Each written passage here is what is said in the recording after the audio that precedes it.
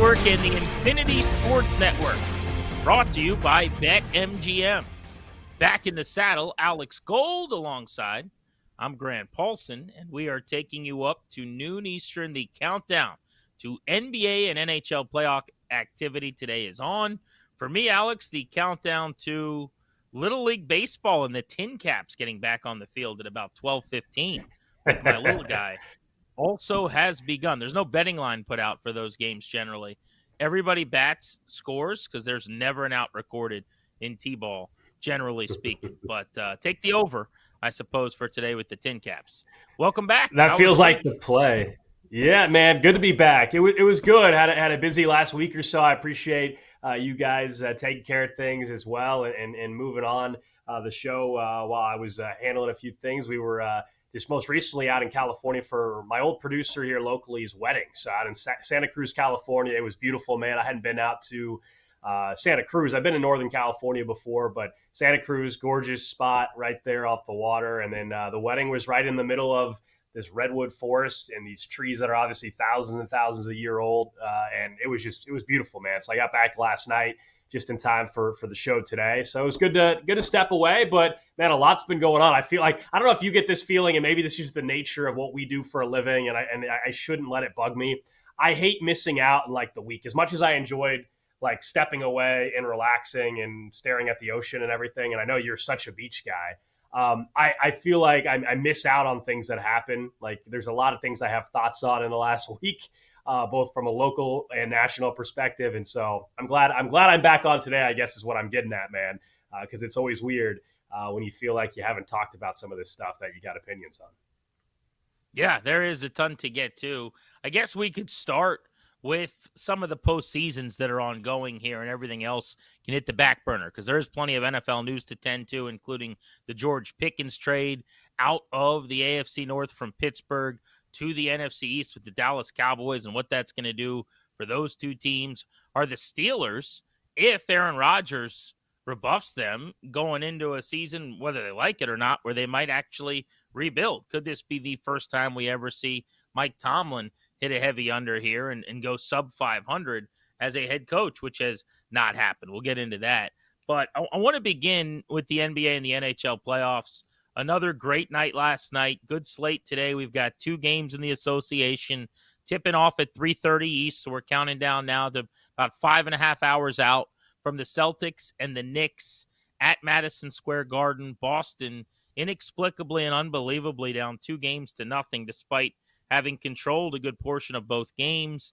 They are 5.5-point favorites on the road today. The expectation is just that there's no way they go down 3-0 to a team that we think is inferior, despite back-to-back wins on the road in the Knicks. And then tonight at 8:30 East time on ABC as well, the Timberwolves, the Warriors. Golden State took game one despite Steph Curry getting hurt essentially a quarter into the game. They handled the rest of the contest. The Timberwolves came back in a big way in game two, and they're favored by 5.5 on the road in this third game at Golden State. That's your NBA slate tonight. In the NHL, there are a pair of games as well. The early game at 6 East, Capitals, Hurricanes. Carolina getting home in front of a raucous crowd. Series tied 1-1 after 2 games in D.C. with a golden opportunity here at home to go up 2-1 behind great energy from their fans tonight. And Golden Knights of Vegas on the road against the Edmonton Oilers in the late game in Edmonton, the favorites. They've come back to win 6 consecutive games in these playoffs. They're up 2-0 in that best-of-7 series. So of those 4 playoff games, what do you have your eye on today first? Yeah, I mean, right at the mecca of it all, which is Madison Square Garden. And of course, I mean, I think that is the headline event of the entire day. Not that I'm not interested in some others, but that's the headliner. Boston and New York, you laid out the surprise 2-0 start to this series in favor of the Knicks. And it's not like the Knicks were the dominant team. I mean, this was multiple blown leads by the Boston Celtics on their home court. And like, this is a public play. Like, from a betting angle, I'm definitely on Boston to cover the 5.5 against the Knicks. I understand this is going to be at an unbelievable, raucous Madison Square Garden today. I cannot wait for that very reason, right? How ridiculously insane the atmosphere likely is going to be. And that's why that first quarter or so is going to be so crucial for the Boston Celtics. But this wasn't like the Knicks have controlled game one and game two. It was Boston. On one hand, you can say they blew two huge leads, but they had two huge leads. And so I like them quite a bit, actually, to cover today. And I know that's where the public is at, which scares people and everything. But this is a pivotal game, no doubt. Obviously, the Celtics have to have this one.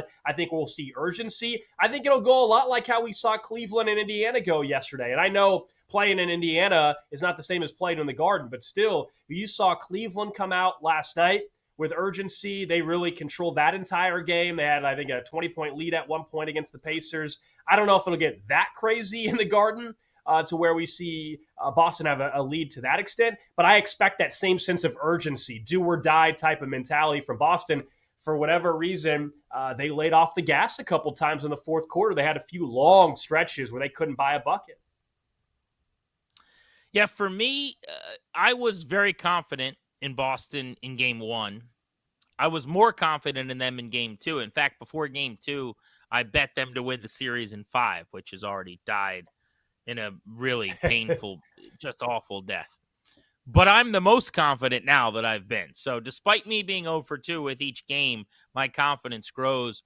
You just can't convince me that the Knicks are good enough to beat this Celtics team in 3 consecutive games. And in what I'm perceiving tonight to be a must-win, throw the kitchen sink, desperation game, because you can't go down 0-3. The series is not over because there's another game, but the series is pretty much over when you go down 0-3. So 85% of the time it's over. That's right. I view this as the Celtics playing for their postseason lives tonight. I'm actually a little bit surprised. I understand they're on the road, that it's only a 5.5 point spread, to be completely honest with you. This is going to be a tight game according to odds makers. And, they've set that line in that way, I guess. But I love the cover for Boston. I think if it was 7.5, I would still like the cover for Boston. I think it could, to your point, be lopsided fairly early. The Knicks are going to punch back. They always do. But to your point, there is an argument to be made in this series where you look at the Celtics and you go, wait a second.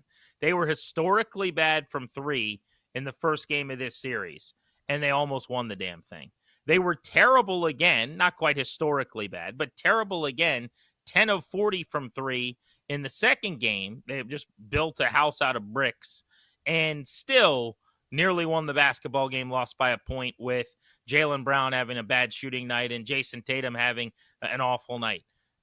They're not going to play that bad every game of this series. And for them to have almost stolen one or both of those games that way, it actually should be somewhat encouraging, even if you're a Knicks fan, you're elated with the fact that you're up 2-0. No doubt. Yeah, nobody could have predicted that they'd have a 2-0 lead, heading back to their home arena. So, yeah, there's no doubt the position they're in. As we're talking about how this game could play out, looking at BetMGM right now, Grant, and yes, the game spread is 5.5, maybe some other opportunities too. I guess on one hand, if you think the crowd will get to Boston early, well, the Knicks are plus 2.5, first quarter spread. Celtics obviously 2.5 point favorites. I'm just all in on the Knicks in this game. So, I'm considering not only my 5.5 bet for the game, but I'm considering, I don't have this one placed, full disclosure, but Knicks to not cover the first quarter. So take Boston minus 2.5. I'm just kind of all in. I just clarify think really we're going quickly. to see. Clarify really quickly, because you said you're all in on the Knicks. You mean you're all in on the Celtics?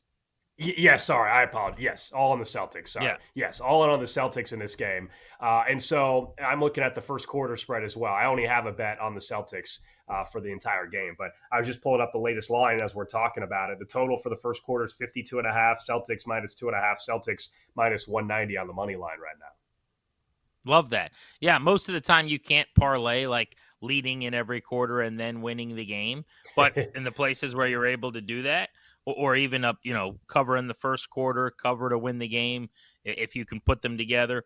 I just think this feels to me like a correction game. I don't think it's going to be a 24-point win, but if you told me that the Celtics are going to win by 2 or win by 15, I would say they'd win by 15. I think that they hit more shots, that they knock down some of the threes that they haven't. There's a statistical correction coming, and their stars are going to be stars. You're not going to go quietly into the night with the quality of the team that they are. I'm here in D.C., and just as an example, we're talking NHL playoffs as well. Game 1 of their second round series the Capitals here, the NHL team, got destroyed by the Carolina Hurricanes in terms of style of play, shot attempts, puck possession. And it was as lopsided as you'll ever see. Now, the game went to overtime. Washington never trailed, and they lost the game. But the tenor in town was the series is over. They can't skate with this team. They can't play with this team. And while it was really ugly, and it's hard to convince anybody anything other than they're in trouble after a game like that, I felt the same way I do about Boston, essentially, which is to say this team's too good to just get worked for a series. Like that's the beauty of these 7 gamers, right? Inevitably, the really good team's going to do really good team things. And tonight's going to be that night for me where you've never been more desperate this season. You've never had more on the line.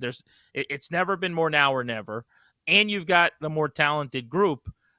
There's just no reason not to back Boston in this game. And look, if the Knicks go up 3-0, then I'm a loser again, and I'm getting my lunch taken from me in this series. And I'll make my apologies and send my notes out. But I don't see it happening. I think the Celtics are too good to just lay down to the Knicks. 3:30 tip-off at Madison Square Garden. By the way, just some of the splits on this one over at BetMGM. 62% of spread bets are on the Celtics -5.5. 38% obviously then on the Knicks. First quarter, the bet we were talking about, 90% of spread bets are on the Celtics -2.5 first quarter, which scares me a little bit, admittedly.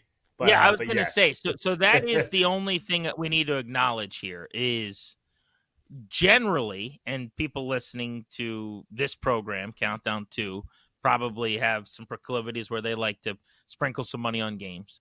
Generally, when you're riding with everybody, you're not doing it correctly, right? The public at a 90% clip is not hitting on bets very often. That's why the buildings in Vegas are big and air-conditioned and nice. Does that make you nervous? Or is this just one of those times where, look, you got to play the odds here, and most of the time, if you look at these series from a 10,000-foot view, you're going to come out right every now and then? For me, the difference is I've seen Boston have big leads in these games. This wasn't like the first 2 games Boston played so bad that the Knicks just controlled the game start to finish. That hasn't been how it's played out. Now, the Knicks won the game, the most important thing here. But it wasn't like I felt like the Celtics just had a terrible matchup against the Knicks and just couldn't figure out the New York Knicks. That's not what has happened in the first 2 games. So that's what gives me some confidence, even though, yes, obviously you don't want to consistently typically be on the side of the public. Money-wise, 84% of the money on the Celtics as well. As far as first quarter for the game, 68% of the money on the Boston Celtics in this one. That's the money split from over at BetMGM right now. Let me ask you this. On an A to F grade scale, like you're a teacher, how do you think Boston has played in this series? C+. Okay. Yeah, so I would probably give them say a C+. D+. I would give Okay. them a D+ based on their ceiling. And the point is, you're saying they've been average, NBA team average, not for themselves. And I'm saying they've been below average, and they've gone to overtime and they've lost by a point. And I think that is also somewhat revealing. If they had lost one of these games by 9 points, or the Knicks, let's say in game 1, because they jumped on the Celtics, and that, again, it was one of the worst statistical performances in terms of misses from 3 that we've seen. The shot chart for a quarter was a make at the basket, and then everything else was a perimeter shot. Not one 2-pointer taken where your hand's not on a rim for a quarter. I've never seen anything quite like it. But in that game, you go to overtime, and it's not like, Karl Anthony Towns has been a monster twice. He's been good, 14 and 13, 21 and 17. It's not like Jalen Brunson's averaging 40 points. He had 29 in game 1, and he was just okay, I thought, in game 2. But they need so much more out of Brown, who was 7 of 20 in game 1 and was not any better in game 2. Jason Tatum was 7 of 23 from the floor and missed 11 threes in game 1. He shot it worse in game 2 overall. So I just think there's so much room for improvement, and the Celtics have not lost a game handily. That tells me that they're you're saying C game, I'm saying D game, is good enough to compete with the Knicks B game or whatever, because maybe they haven't played their best game. But still the defending champs, man. Still the defending champs. That also is what's giving me some confidence here. They've been in spots like this before. yeah, totally true. All right, countdown 2. We'll get into some of the other NBA matchups that are being played today and were fun to watch last night. Next, though, I want to get into a couple of Major League Baseball storylines, including Shohei Ohtani joining the 12 home run party atop the home run board. Who's going to run away with the home run crown this year? We'll look at that future next.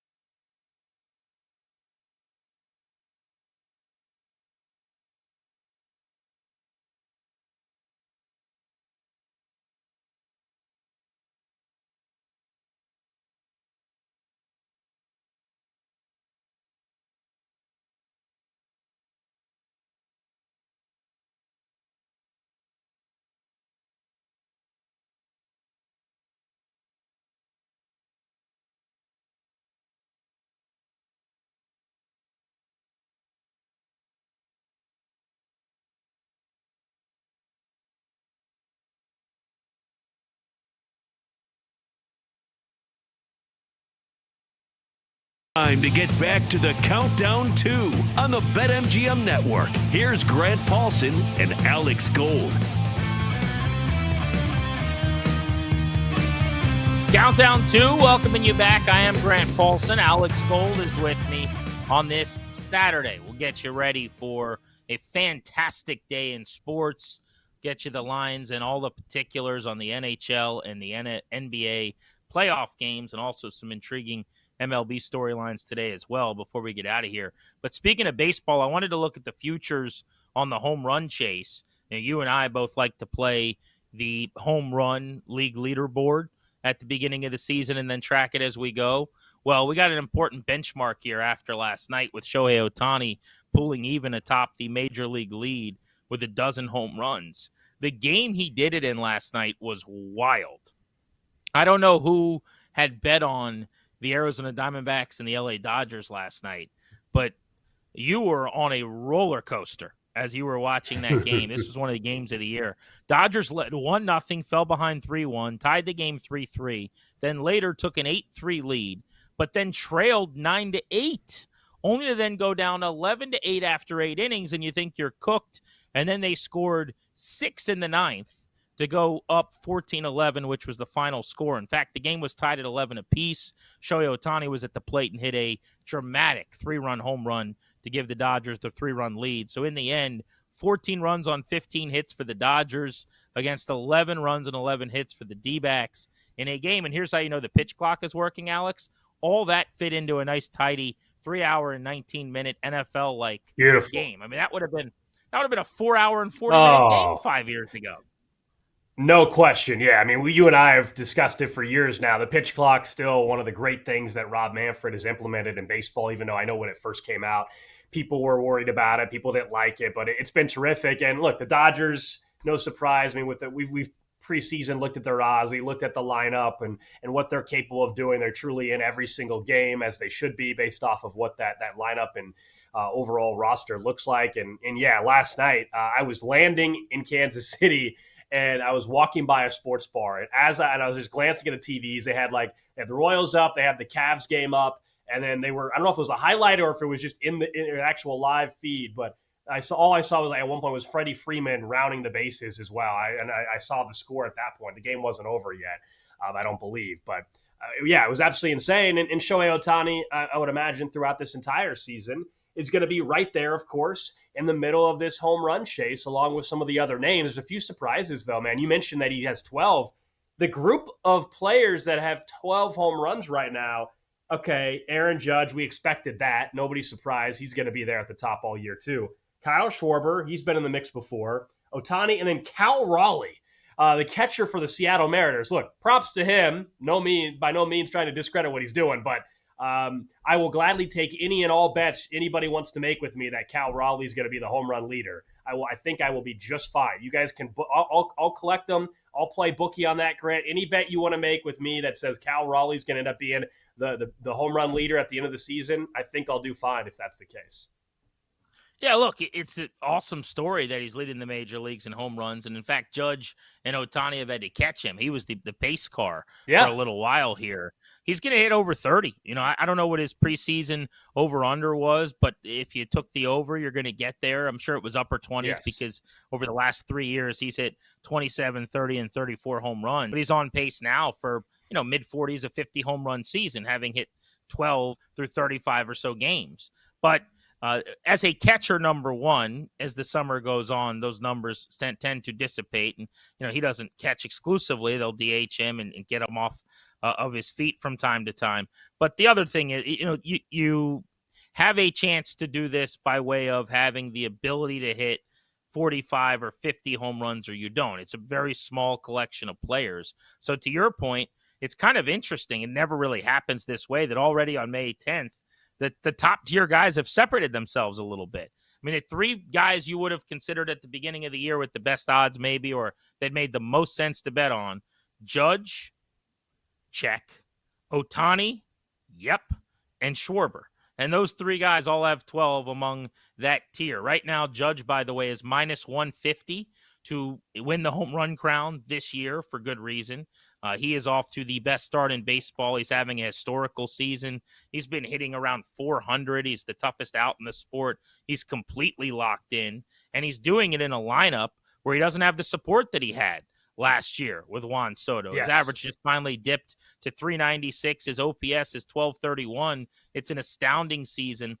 The argument against him maybe as the home run king this year, winning and paying off, with the odds that I just told you, are I think just based on the lineup around him. Like at some point, do teams just say, it's not going to be Aaron Judge beating us today? If he continues to hit like this, inevitably somebody's going to wise up and say, not Judge. It's going to be somebody else. And he's going to get walked more and more, and he's going to get fewer and fewer pitches to hit.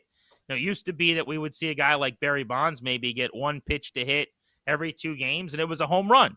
But that's what you have to do to stay on that pace. I also would just tell you that minus 150 for something as complicated and difficult as guessing who's going to win the home run chase is terrible odds generally. Even at this point of the year, you should be getting considerable plus money. The example I'd give you is that Ohtani has the same number of home runs and has a great chance as well to do this, and he's at 8-1. Schwarber is going to hit 44, 46 home runs, something like that. He's at 16-1. So those values I just like a lot more. Minus 150 is not good enough, even though I totally get it. Judge is the odds-on favorite for good reason, but the return's not good enough for me to bet him today. Right. I mean, to your point of kind of what you're saying, let's fast forward to mid-June. Let's say he's in he either has a lead or he's within 1 or 2 at that point. What are the odds on Aaron Judge then? I mean, I guess I'm saying is I don't know how much worse the odds are going to get unless he just runs away with it, which he's not. Like I think if we were in July and let's say he, has a 2 home run lead at that point in time, what's the worst he is then? Minus 220? And if he's anything better than that, minus 300 or minus 400, he'd have to have a bigger lead, and those odds obviously would be unbettable at that point in time. So it's kind of what you're saying.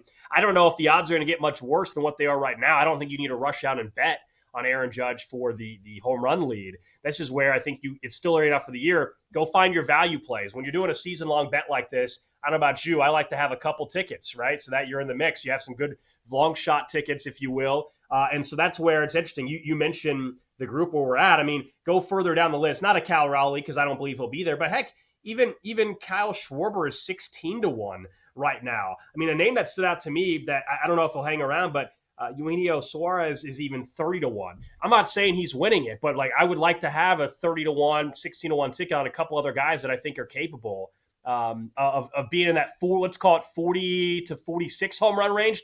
I'm not saying that's what's going to win it, but if you think the guy can be in the 40 to 46 home run range, and right now I'm getting 20 to 30-1, I think it's a bet that's worthwhile right this second, and then see where you're at in a month or so. Yeah, there's a couple of really intriguing young players on this list as well. James Wood, who's in his second big league season with the Washington Nationals, is just 23 years old. He's a 6'7" Judgian type player. He's massive. He's not as thick as Judge, obviously. He's just a kid. He's still filling out and getting stronger, but he has that type of athleticism, speed, size, really fast base runner, beats out infield hits, very much like Judge when he first came up. Plays with the Nationals, is one of the great young stars in baseball. I worry about the longevity of the season, though. He's never played, 162. The Nats have done a pretty good job making sure he gets some DH games early this year because they know it's going to be a grind, and he's already their best player. But you want to talk about not having a whole lot of help in a lineup.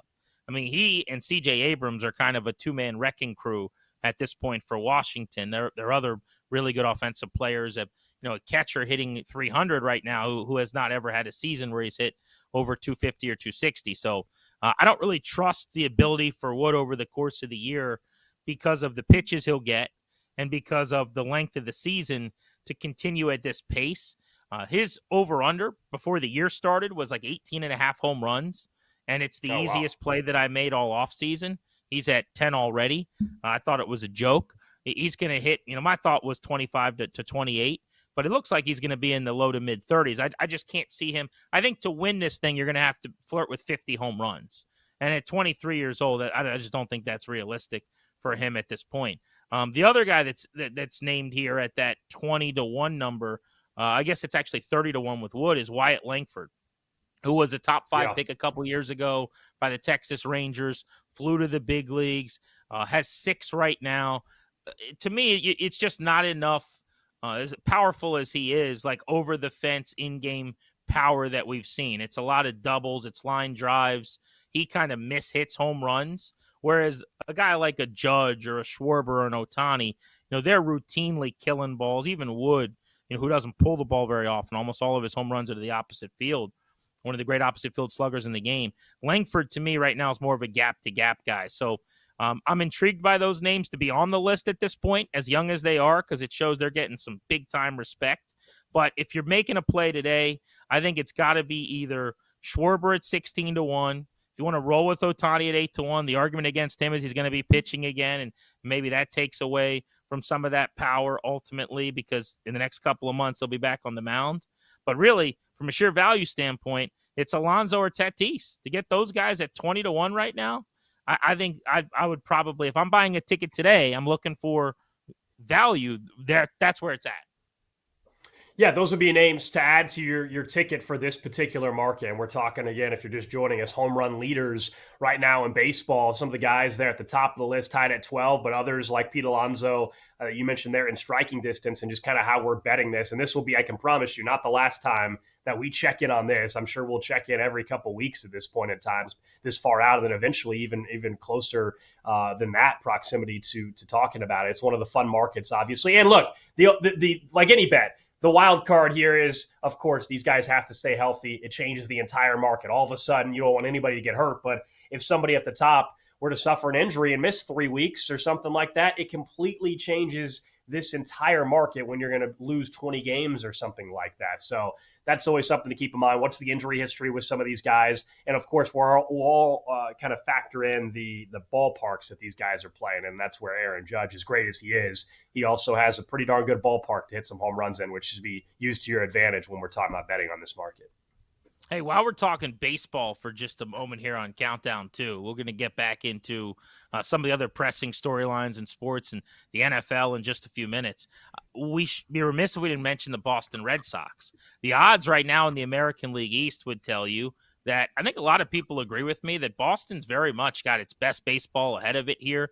The Yankees are the favorites in the division pretty heavily at -185, but the Red Sox at 3-1, you can get pretty decent value on. If you can find them in terms of to make the playoffs as well, or to win a wild card at this point, you're getting them at 2-1. I really like that. They're right there, and they haven't played their best ball yet. But I bring them up because how about the storyline, Alex, of their franchise player, Rafael Devers, who, when they originally acquired Alex Bregman via free agency during spring training, refused to move off third base.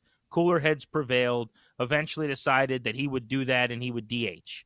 Made him a much better team because while Devers is a electric offensive talent, one of the great sluggers in the game the last few years at his position, he was also the worst defensive player at third in baseball.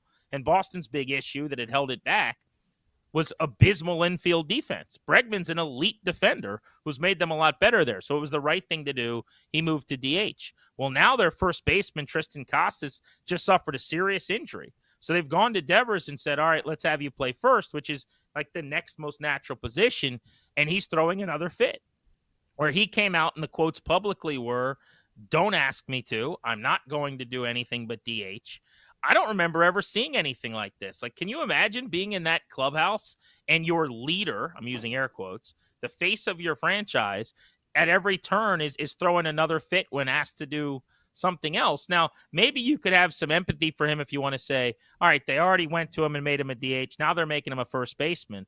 But it's not like they're asking him to pitch. I mean, this is pretty amazing. Look, it's you're facing some adversity, if you will. It probably sucks to be moved around and all that. But also, we're talking about a big league ball player here that has obviously got his big payday already in this league, that's on a team that has a chance to win this division. You and I hate to keep agreeing with you, but you and I preseason, of course, really like the Red Sox to win this division based off the lineup and pitching staff that they got together. But when you have a leader like this, causing some problems at this point in time. It's something that concerns me for even their divisional odds later on in the year if this becomes a bigger problem for them in terms of let's say they go through a slide and all of a sudden he's upset and you start having some issues in the clubhouse. I don't think they're having true clubhouse issues yet, but is that something that comes up a little bit later on? They're in the middle of a series this weekend against Kansas City, and tonight Garrett Crochet and Cole Reagans is a hell of a pitching matchup this evening.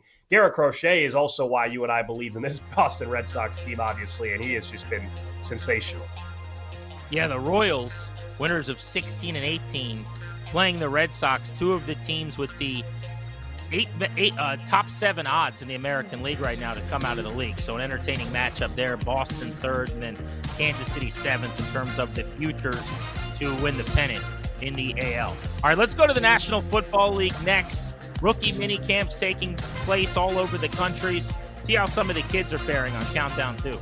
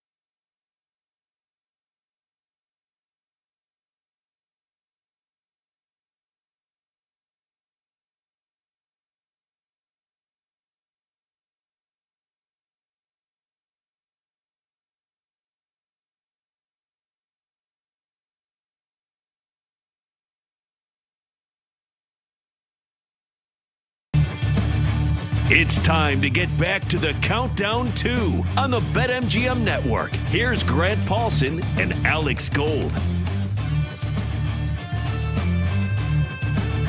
Countdown 2 is on. Alex Gold alongside. I'm Grant Paulson. We've got significant breaking NFL news right now via multiple reports. Derek Carr, the four-time Pro Bowl quarterback of the New Orleans Saints, has decided to retire. Carr has been dealing with a shoulder injury throughout the offseason that has been threatening his ability to start the season on time. And according to at least one outlet here, I'm seeing a report from Nick Underhill, who covers the Saints. Carr has exacerbated everything he could to try to get healthy enough to feel like he could play before the season, and he's not sure that he'll be able to. So he has decided to retire. The Saints will recoup the money from this offseason's restructure, and they'll get significant cap relief. So even though he was at odds with the Saints here, remember, Derek Carr was brought to New Orleans largely because Dennis Allen, who was his coach with the Raiders, wanted him to be QB1. He didn't necessarily see eye to eye with the organization this offseason. Some of the reporting had been that he wanted out and maybe to get a fresh start somewhere else, that the people that wanted him in the building were no longer there.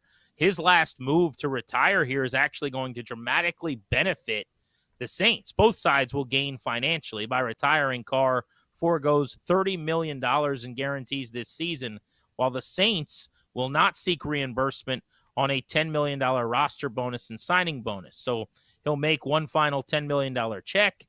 They'll get cap relief upwards of tens of millions of dollars. And Derek Carr, after 4 Pro Bowl appearances in his NFL career, Gold, set to retire. Breaking news today about the 34-year-old quarterback. Huge news this morning. And, we knew about the injury. It was pretty clear it was more serious than people were letting on maybe early on, right before the draft. We were wondering, would this change their entire draft plan? It did not. I know they drafted Tanner Shuck, with the 26-year-old quarterback. But it's him. It is going to be Spencer Rattler. That's going to be the quarterback room unless there's a move. We can get into some of the other scenarios for them. But as far as Derek Carr goes, he's 34 years old, man. Today's day and age, that's not old for a quarterback. Even with quarterbacks that are not at the level of top 5 in the league and Hall of Fame career stuff. But he's had a very, very nice career.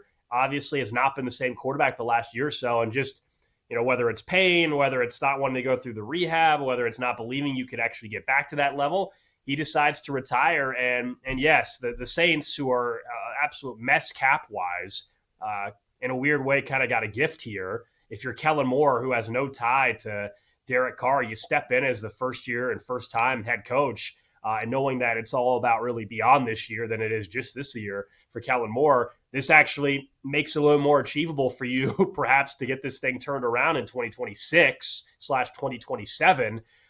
For this year, look, it was never going to be pretty, and I don't know. Spencer Rattler and Shuck can battle this thing out unless you think they're actually going to get an interdivisional trade and trade for Kirk Cousins. But if I'm the Saints, I just roll Rattler or the rookie out there and see if you can get another top 5 pick next year, quite honestly, and see where you're at the quarterback position.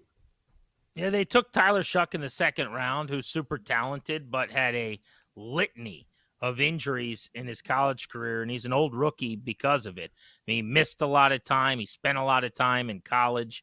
He's actually going to turn 26 years old this football season in week 2 in September. He's 25 already, but he would be the favorite to be the starter right now. He's a big guy. He's listed about 6'5", 220 pounds, actually can scoot. He's an athlete. He can move around a little bit. So you let him and Spencer Rattler compete.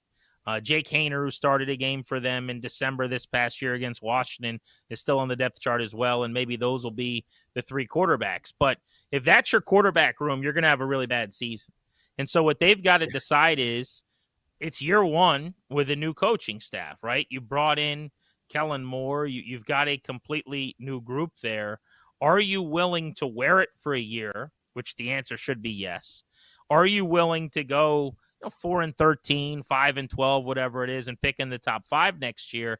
And as you said, really reboot this thing for the future. Or do they do what they've done for years and years and years, which is kick the can down the road and try to play the cap game and finagle some things and squeeze a couple wins out in a bad division. I mean, the fact is, the NFC South's probably won by a 10-win team, not a 12-win team, right? I don't think the Bucks, while they're good, are a great club, lost in the first round this past season. The Falcons have a rookie quarterback for all intents and purposes, and Michael Penix, who played just a couple of times at the very end of last season. So, you might look at this if you're the Saints and go, I got Brandon Cooks, Chris Olave, Rashid Shaheed, Alvin Kamara, Kendry Miller, and Jawan Johnson, who's an athletic tight end, and a do everything guy in Taysom Hill. That's an appetizing enough group of weaponry that maybe I do want to go out and make a trade for a veteran quarterback, and I could be an 8 or 9 win team. And now, I got to steal a football game or two with the takeaway, and I'm playing for a wild card spot or maybe my division. That's been the short-sighted view that they've had for years. It's not how I'd operate, but it is certainly possible based on the MO of, that front office over the last several years. Again, the breaking news, Derek Carr reportedly going to retire from football at the age of 34. Now, these are odds currently. They have not been taken off the board or anything like that from a betting perspective. But at BetMGM, I don't think they'll change too much, but maybe you think there's some value even more than what already existed, Grant. To win the NFC South, the current odds at BetMGM, the Bucks plus 110, Falcons 2-1, Panthers plus 450, Saints sitting at 8-1. I'm sorry, plus 800, 8-1. And then as far as finishing position, to finish fourth in the division, the Saints are minus 145. Maybe you feel even better about that. And you say, even at minus 145, maybe I just jump on that and think that Bryce Young and the Panthers can still finish above the Saints. Might be the play. I mean, I would, you're gambling there literally because you just don't know what they're thinking about quarterback. I think if they go into the season with Chuck, not that I think he's a terrible player, but it's just that you are putting the red flag on a rope and hoisting it as high as you can into the air at that point. And they're very comfortable finishing last. But if you find out in a week that they're, trading for Kirk Cousins and they're going to try to add an edge rusher that gets cut in training camp and, again, squeeze out another win or two, now all of a sudden your bet looks worse. I want to read this statement that Adam Schefter just put out from Derek Carr. He sent this to the Saints, I suppose it sounds like, and Schefter got his hand on it. Yes. The quote is, upon reflection of prayer and in discussion with Heather, I guess his wife, I've decided to retire from the National Football League. For more than 11 years, we have been incredibly blessed, and we are forever grateful and humbled by this experience. It's difficult to find the right words to express our thanks to all the teammates, coaches, management, ownership, team officials, and especially the fans who made this journey so special. Your unwavering support has meant the world to us. That is Derek Carr's statement to the New Orleans Saints. If you're just joining us, he is retiring.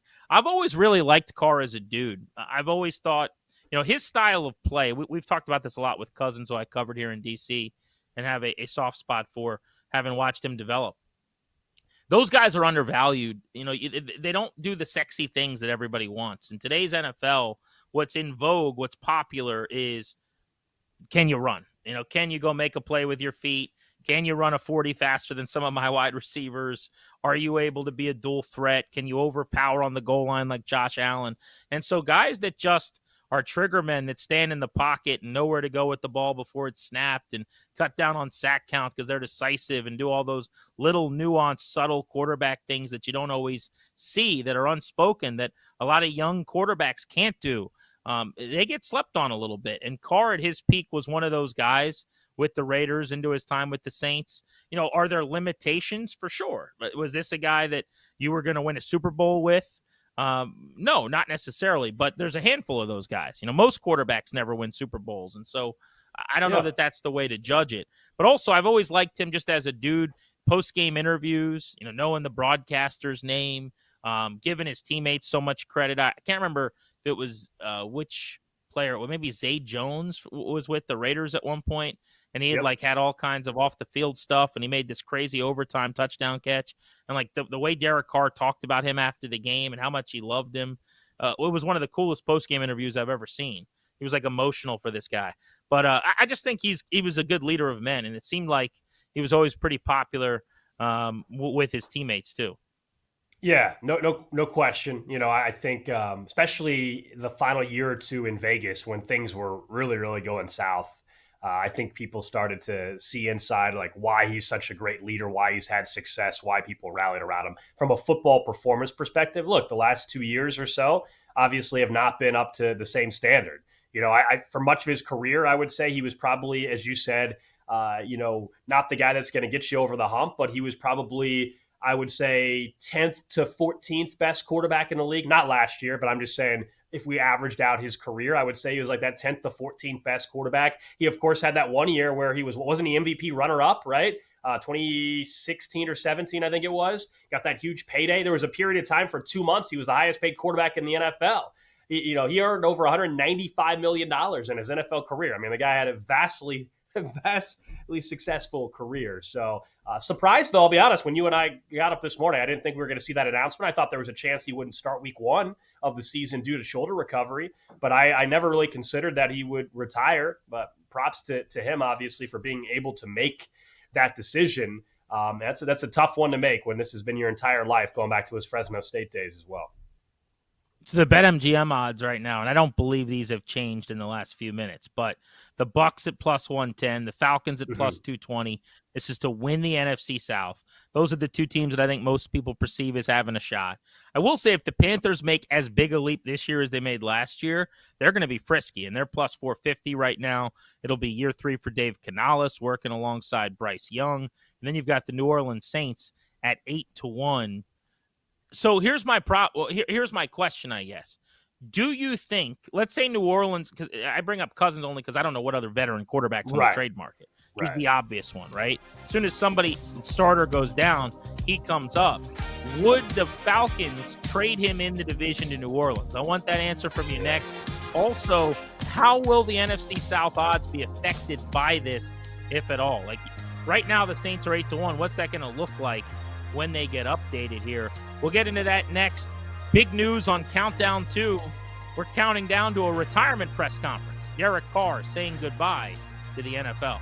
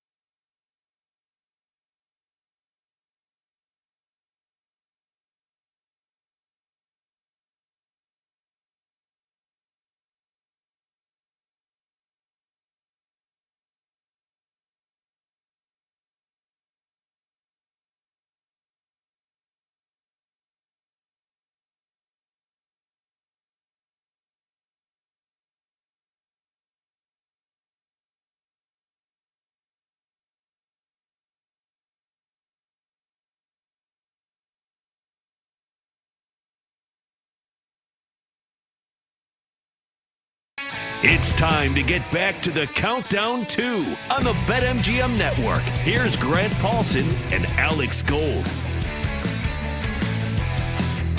Breaking news into Countdown 2 just about 15 minutes ago. We found out that Derek Carr, Saints quarterback, is retiring. Carr, in his mid-30s, a four-time Pro Bowler, had a pretty serious shoulder injury, and in fact, Alex, the Saints just put out some details on the injury and the attempted recovery thereafter, and it sounds like his rotator cuff just was not allowing him to throw the football the way he needs to play in NFL games. And we got a little more of a timeline. Everybody's trying to figure out when did this occur. We got a little bit of a timeline to that statement from the Saints. It mentions that in late March, while Derek Carr was ramping up for the start of this season, or at least preparation for the season, he experienced some pain in his right shoulder. It goes on to say in the statement, it was his first time throwing a football at a significant volume since recovering from the other injuries he had, which was, of course, a concussion, a left hand injury that happened during a play on December the 8th. He then contacted the Saints medical team, this is in March, and they went through medical scans, and it determined that he sustained a tear and also a labral tear and also significant degenerative changes to his rotator cuff. And at that time, he went out and got outside medical advice as well, separate from the team, and surgery reportedly was an option that would jeopardize this entire season, which is kind of what we had heard right before the draft, that maybe his season was in question because of a shoulder, yet there was still no guarantee that he would ever return to the same level of strength and function. And so that's what, based on this statement, prompted Derek Carr to sit down and obviously really reflect and talk with his family about what the best path is. It sounds as if that shoulder was in such, bad shape that he maybe was never going to get back to being the same quarterback. And, do you want to go through that long road of recovery? And it sounds like that ultimately was a big part of the reason why Derek Carr decided to hang it up here today.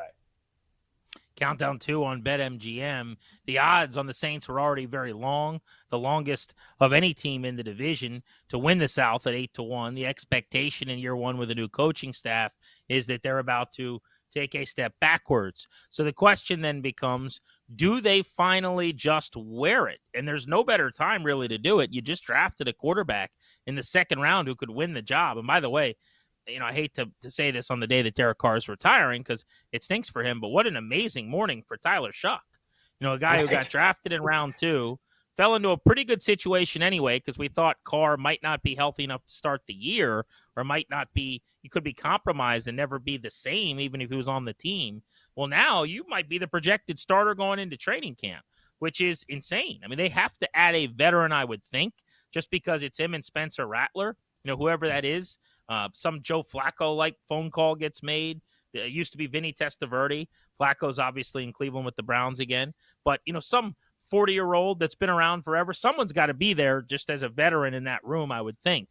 But I brought up the name Kirk Cousins because he's the number one, trade target quarterback that you hear about the most in Atlanta, having been supplanted by Michael Penix.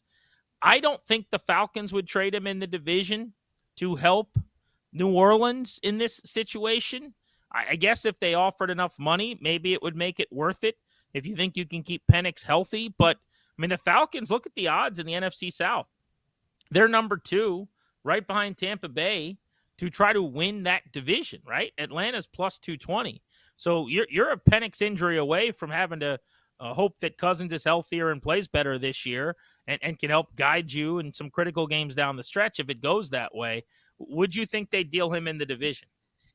No, I don't. I don't think Atlanta will be willing to do that. I also, if I'm the Saints, Grant, I'm not making that trade to begin with. So on both hands, I just don't think it actually is realistic. I wouldn't want to do it if I'm Kellen Moore and the Saints. And then the Falcons, I just think eventually Kirk Cousins will not be sitting there as the backup. I just don't believe New Orleans is going to be that destination. The reason why I think I could feel confident in saying the Saints would not be interested in trading for Cousins is how they approached the draft. Now, maybe they didn't like any of the other quarterbacks in the draft class. It was not a great draft class. We all know that, at least on paper heading in to this season and heading into the draft. And we all know the expectation is next year's draft class is going to be much better.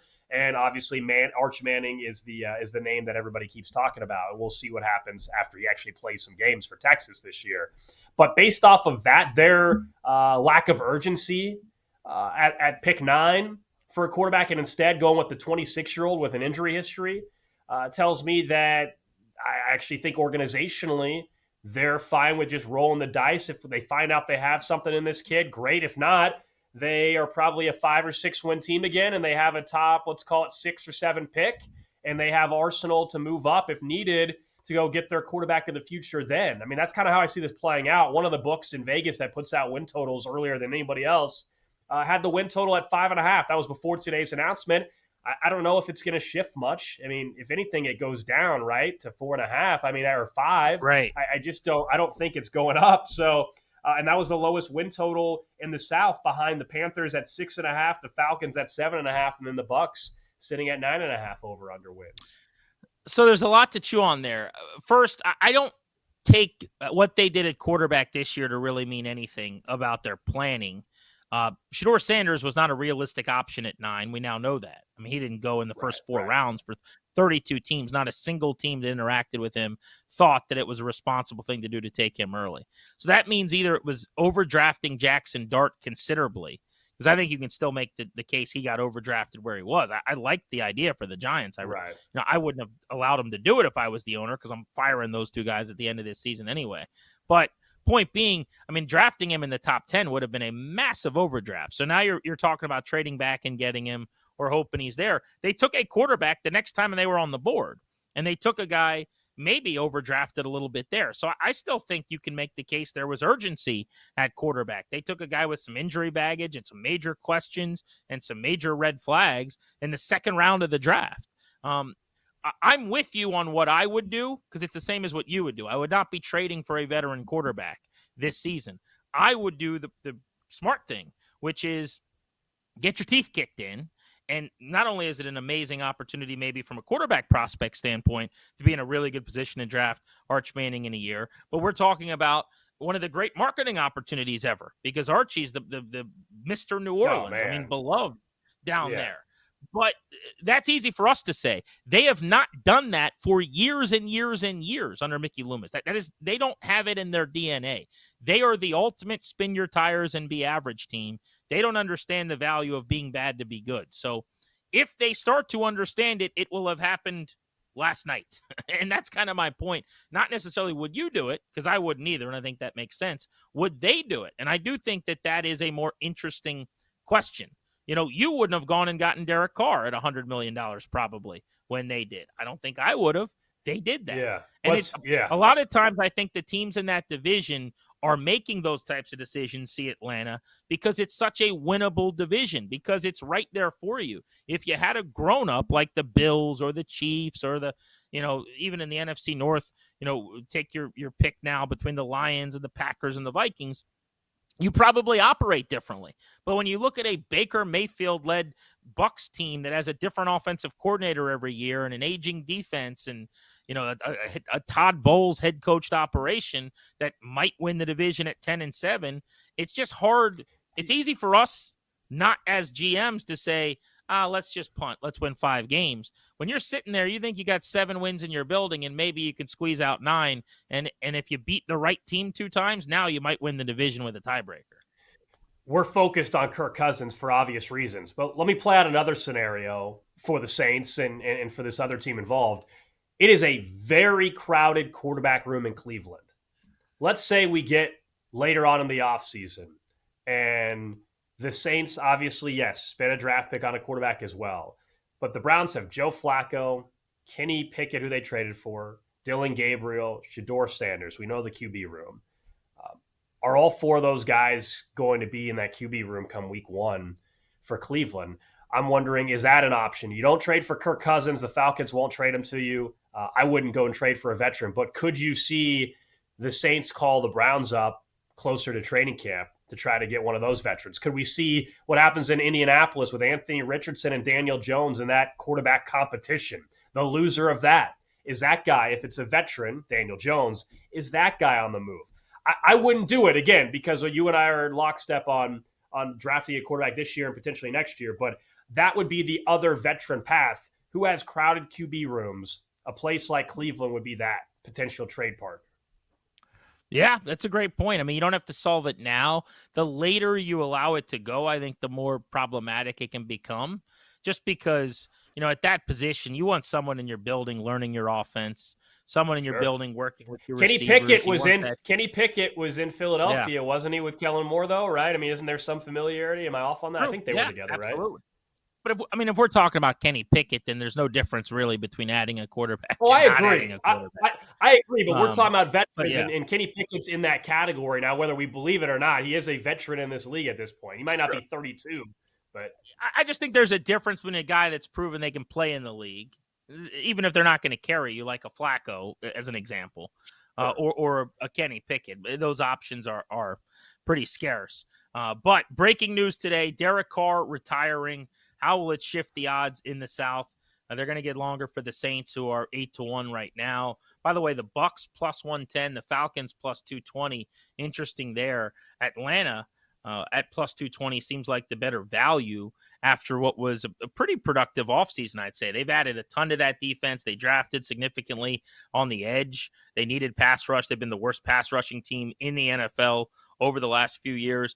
Basically, if you're betting on the Falcons, you're betting on Michael Penix. If you saw enough from him, he had some really good moments. I saw his first start in person, and he led them back and had some really impressive drives against Washington. But as you watched him, he made, I would say, more in a very small sample. He made more mistake throws and kind of got fooled a little more often than I would have thought than the guys like Jaden Daniels or maybe Bo Nix did for much of the season. I was a little surprised by that. But it was very early. It was a couple of games, and we're comparing him at the end of the year to those guys in their 13th and 14th weeks maybe. So what does that look like over a full season? How quickly is the learning curve for him? I think that's a reasonable question, but he can sure throw the football. I mean, he's got plenty of arm strength. He can zip it in. He can make the big-time throws down the field, and he's got the weapons in the passing game there, led by Drake London, to make some plays. I know this won't be popular, maybe with those that are looking to bet this division, but I think a team to keep an eye on still is Carolina heading into this year. I don't have any team running away with this division. And Carolina, do you believe in the next leap? Is there a next leap for Bryce Young? We obviously saw some real positive things down the stretch. It's his third year in the league, right?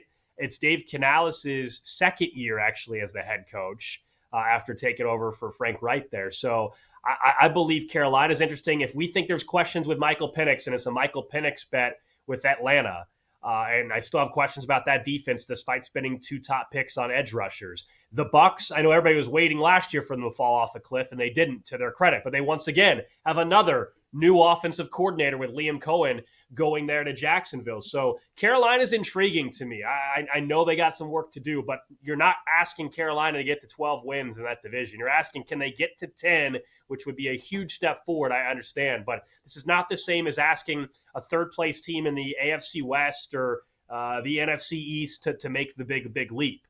We're talking a much smaller leap that's necessary. So Carolina is a little intriguing to me.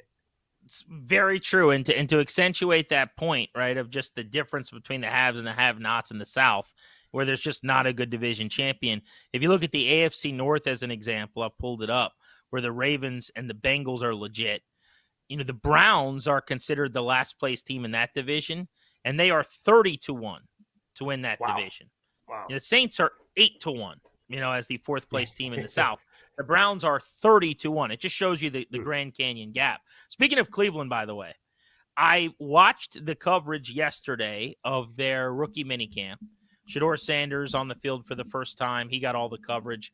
I mean, Dylan Gabriel, I guess, has just never been less significant at any practice than he was for this particular setting. But the question that was asked of Kevin Stefanski that just absolutely blew my mind. At his press conference, he was asked why Dylan Gabriel got reps over Shedeur Sanders. And for some reason, I'll never understand, Kevin Stefanski basically was like, oh, well, don't look into the reps. The reps don't really matter. I wouldn't look into those. What he should have said was, what do you think was going to happen, stupid? We drafted Dylan Gabriel in the 3rd round with pick 94, deciding to take him over Shedeur Sanders. That's not because we think Shedeur Sanders is better. We then picked in the 4th round and still didn't take Shedeur Sanders. And then at pick 144, 150 picks after we took or I guess right at 50 picks, whatever it is. 50 picks after we took Dylan Gabriel, and a full round later, we took Shedeur Sanders because he was still there. So the reason that Dylan Gabriel got reps over Shedeur Sanders is he's higher than him on our depth chart, because one was drafted in the 3rd round, that's better, and one was drafted in the 5th round, that's worse, you idiot. Why didn't he answer the question like that? That would have been amazing. That would have been amazing. Look, Dylan Gabriel, great spot for him right now. Nobody's talking about him. No expectation or pressure. I actually love this spot for Dylan Gabriel. Yeah, makes life a little bit easier. He's getting less attention and less scrutiny probably than most of the other kids in the NFL right now. It's countdown to Gold and Paulson. Let's look at the Rookie of the Year market in Major League Baseball next.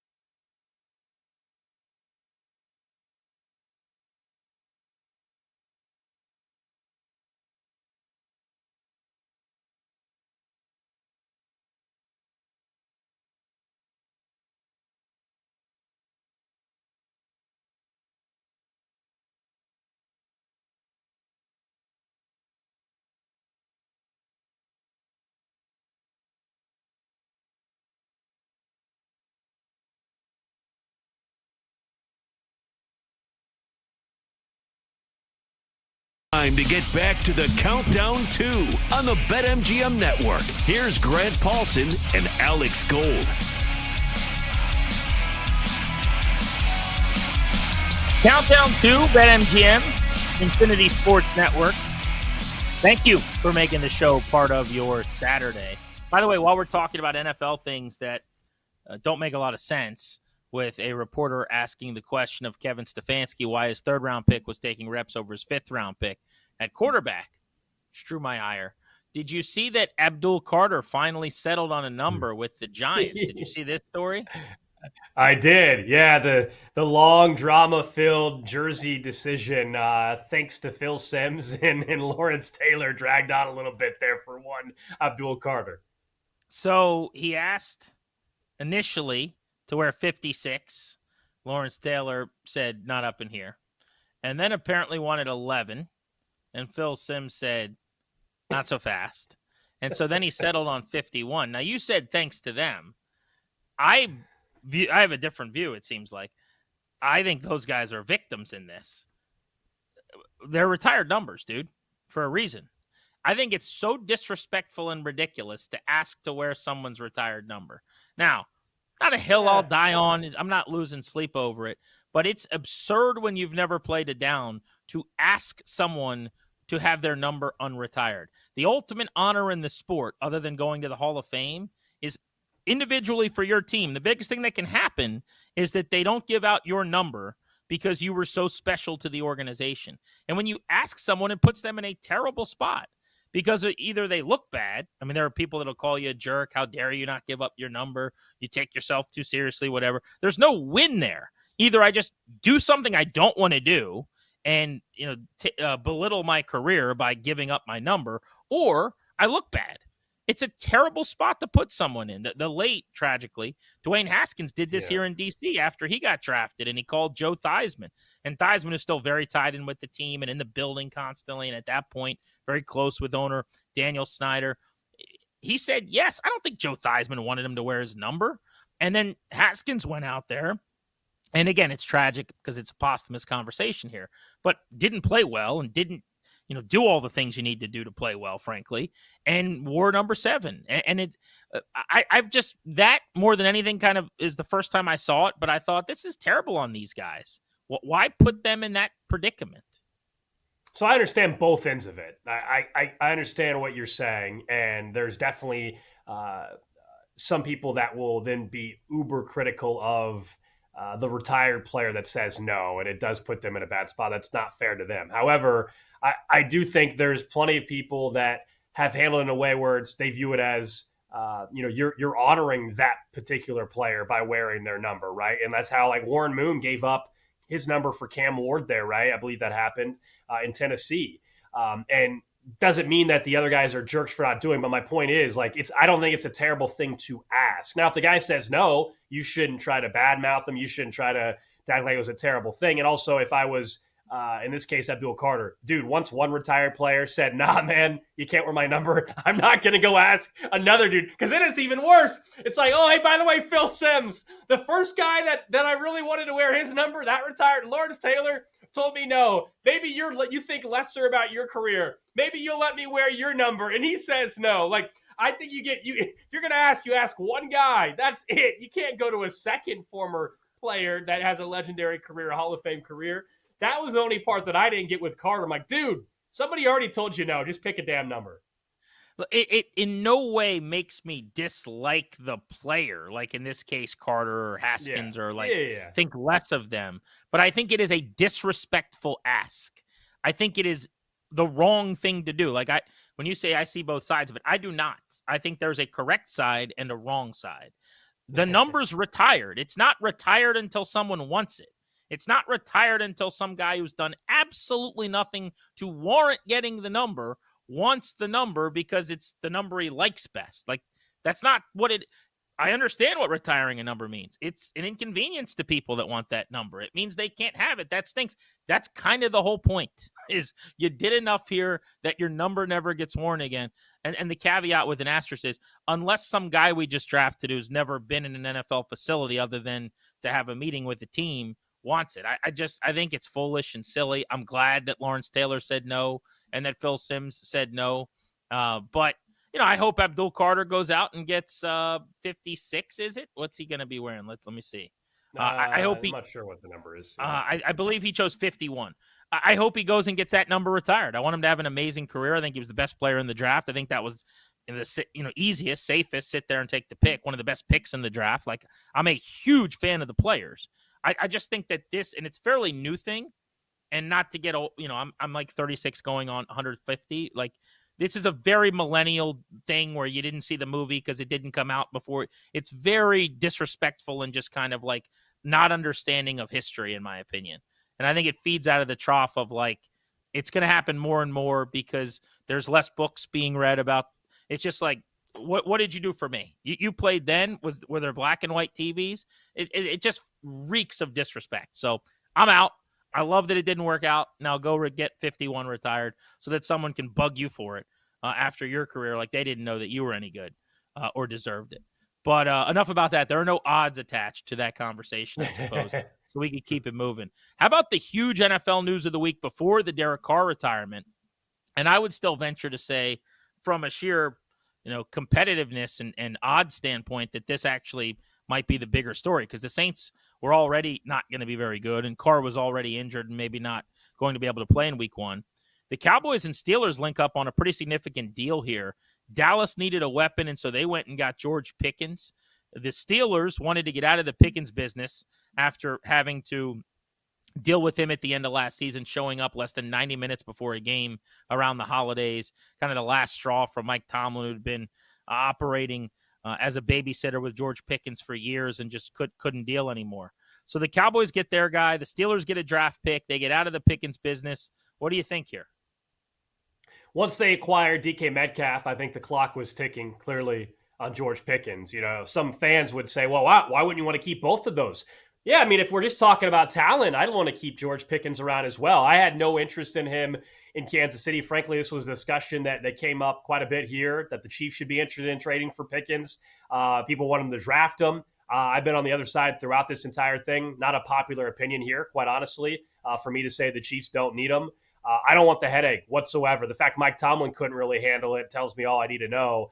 The pouting in the middle of the game, I saw him play. The Chiefs and Steelers played on Christmas Day last year, and him just basically walking on one side of the field and not being a participant in particular plays. I have zero interest whatsoever. I'll say, though, the marriage in Dallas, just because of the drama and everything, it's perfect. I mean, it's perfect. So for them, I'm happy. Let us continue to have fun during the season with that. I can't wait to talk about it in week 7 or 8 when he's not getting the football and he's mad at Dak Prescott or something like that, or an inexperienced head coach, first-time head coach. That'll go over really, really well, I'm sure.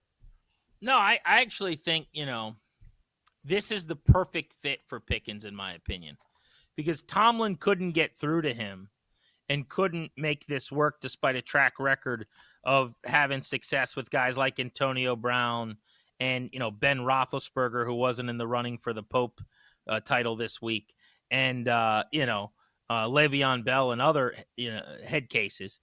But Brian Schottenheimer is definitely going to make this work, in my opinion. I think he's the perfect guy for the job. When I think of, leader of men, get through to problem children, I think of Brian Schottenheimer. And I think this is going to go beautiful. And Grant, and the good news is, it's not like the owner will answer questions about that player every week as well and continue to fuel the flames. So they don't have to worry about that happening in Dallas either. So it's perfect. Yeah, in a situation like the owner did a press conference after every game and had his own opinions, did his own radio show, that could be a distraction when he's got his own takes on the player, but you don't have to worry about that in Dallas, obviously. So for all these reasons, I think this is going to go really well.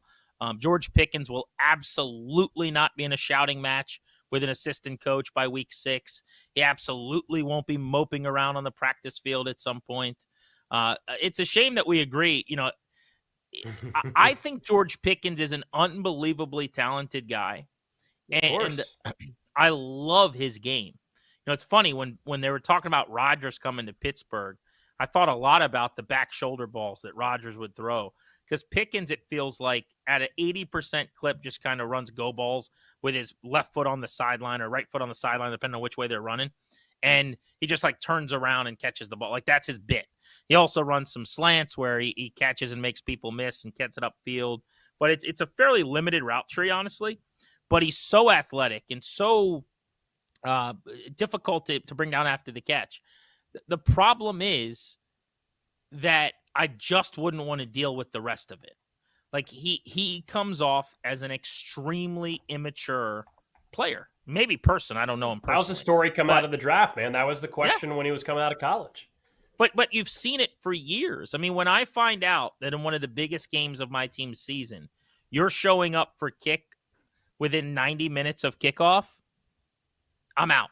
I'm out of that business. Like, that's all I need to know. Barring you had a flat tire, there was some type of disaster with the family, or something terrible happened, I'm a reasonable person. But if you just roll up like you're ready to go play football and you're running a little late because the dog ate your homework, done. And clearly Mike Tomlin was as well. You mentioned the Chiefs game, the body language, the ripping people's face masks off as you go to the sideline, just the little selfish stuff adding up over and over. It's not for me. It's for somebody, in that, like, there are teams that need a good football player, and Dallas is one of them, and they need a weapon, and he's that. So I'll let it be for them, but it's not going to be on my team. There's too many options. There's too many guys that do it the right way. You and I are in lockstep here, but let's talk on the football talent, and let's say things go well for a period of time. Looking at the weapons there in Dallas now, you obviously CeeDee Lamb to go with George Pickens. You've got slot, you've got a guy that can stretch the field. You got a guy that can run out of the slot with some slants as well, as you mentioned. Running back wise, I actually think they have a good in terms of one power back, a guy a little more speed in the backfield there as well. You actually have some versatility. To remind people, because Javonte Williams came in there from Denver. Now, you got to keep him healthy, obviously, but he's not quite the same player he was pre-injury. But between him and then Jaden Blue at one point in time was, a decent little football, a decent little prospect Miles Sanders coming out. Is there. Yeah. Miles Sanders, the former Panther and Eagle as well. So I think they have three backs that you could make the case are as intriguing as anyone they had on their roster last year. So they've rebuilt that part of it, got a decent fullback in Hunter Lupke still, who's a good lead blocker. So I think they're going to be able to run the ball a little better. O-line's a question, but they did draft a right guard in the first round. So you've replaced, a really good right guard with someone that they hope can help them right away. And now you're better at wide receivers. So their offense looking up, Gold. It is, and I like the tight end and Jake Ferguson as well. So I actually think if we're just going position group by position group offensively, they're better positioned. And remember, though, the question I have about where Dallas is at with hiring Schottenheimer is typically it's going to be more of a run-heavy offense. We'll see if that's the case. You just went out and traded for George Pickens, though, to go with CeeDee Lamb, and you still have Dak Prescott as your quarterback. But what does that look like for a Dallas team that, of course, struggled immensely to run the football? I mean, it was a disaster last year with what they were trying to accomplish. And we know they're in a division that only got tougher. You got the defending champs. You got the Commanders, who, of course, came on the scene and now look like they're going to be a problem for a long time with Jaden Daniels.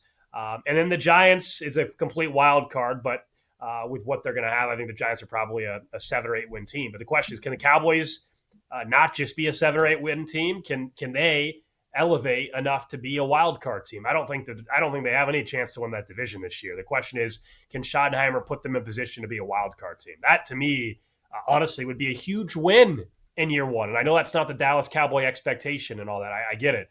But if we're being realistic, it's a wild card team at best this upcoming season. Yeah, that's certainly the case. I mean, the NFC East is pretty loaded, right? The Eagles are going to be very good. And I think the Commanders, even though they have the biggest leap in terms of strength of schedule this year from last year and could be in for a bit of a rude awakening, are still more talented than Dallas when you take into account Jaden Daniels at quarterback. And you see that in the odds. I mean, the Eagles are minus 165 for a reason. The Commanders are plus 225, and the Cowboys are plus 750 in the NFC East. So they got their work cut out for them. But I think a realistic goal is less the division, to your point, and more one of those wild card spots. And it's definitely possible. You need to get 16, 17 games out of Dak Prescott. You need him to not only play, but we've seen a couple versions of him, right? More of the kind of game managing, just kind of out there protecting the football, Dak. And then the guy that's leading the league in passing yards and touchdowns on heaters with CeeDee Lamb going for a bill every week. I mean, they need to get him going and putting up some dynamite numbers to help that running game. But yeah, I think they could sneak in as the last wild card as a 9-8, 10-7 team, something like that. That would not shock me. But it's hard for me to see a ceiling much higher than that in year one with Brian Schottenheimer. Brian Schottenheimer as their head coach. Brian Schottenheimer is their head coach in the National Football League. Brian Schottenheimer. Countdown 2, Golden Pulse.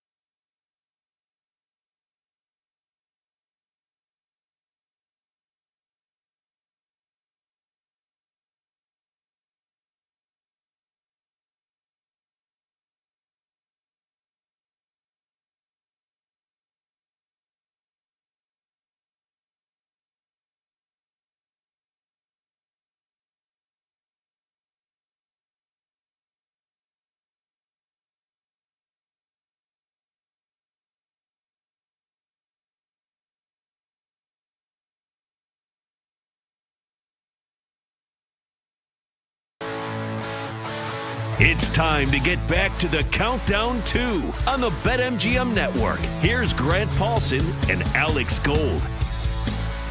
BetMGM Network, Infinity Sports Network. It's Countdown 2. I'm Grant Paulson. He's Alex Gold. So, Gold, you were out last week at a wedding, but it was funny. John was filling in for you, and he had, we had brought up and we were talking about you with your big card hit that you had gotten a one-of-one Caitlin Clark card. And I just don't know enough about card collecting to know how it all works, but I know that card you got is very expensive.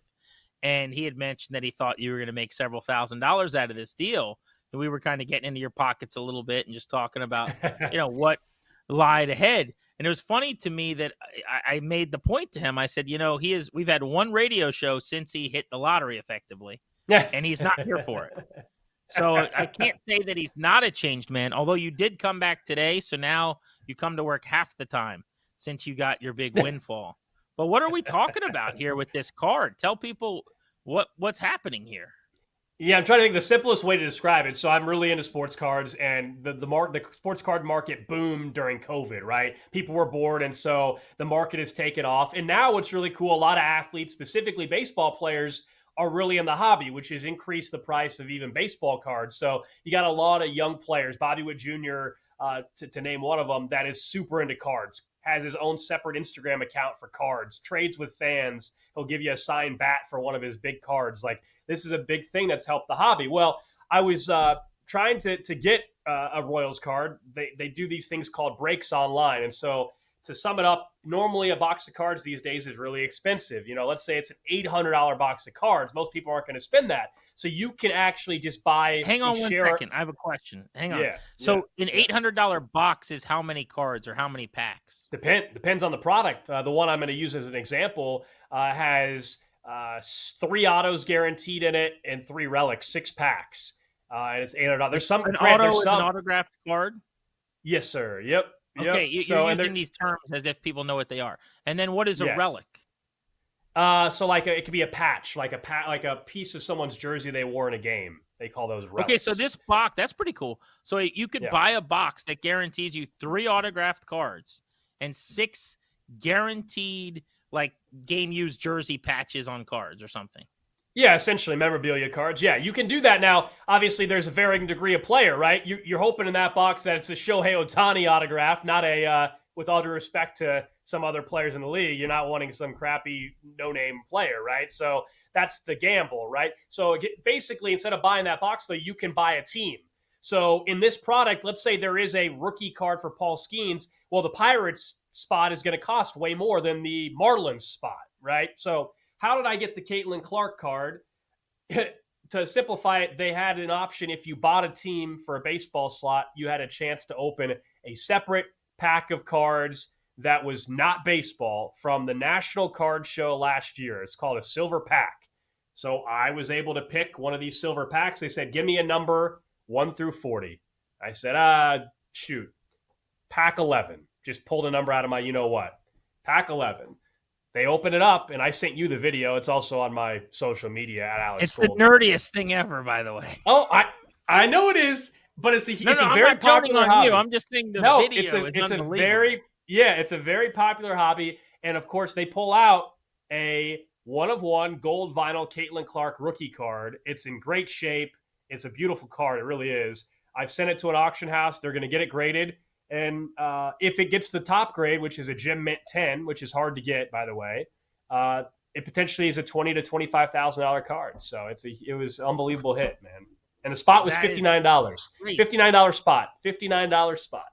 For the pack of Royals plus the silver pack? Correct. Well, yeah, I ended up getting the freaking Marlins spot, but yes, yeah. Oh, that's terrible. Why'd you choose the Marlins? I didn't choose. They spin a wheel. It's gambling. It's random. They spin a wheel. I see that. Well, that's you can.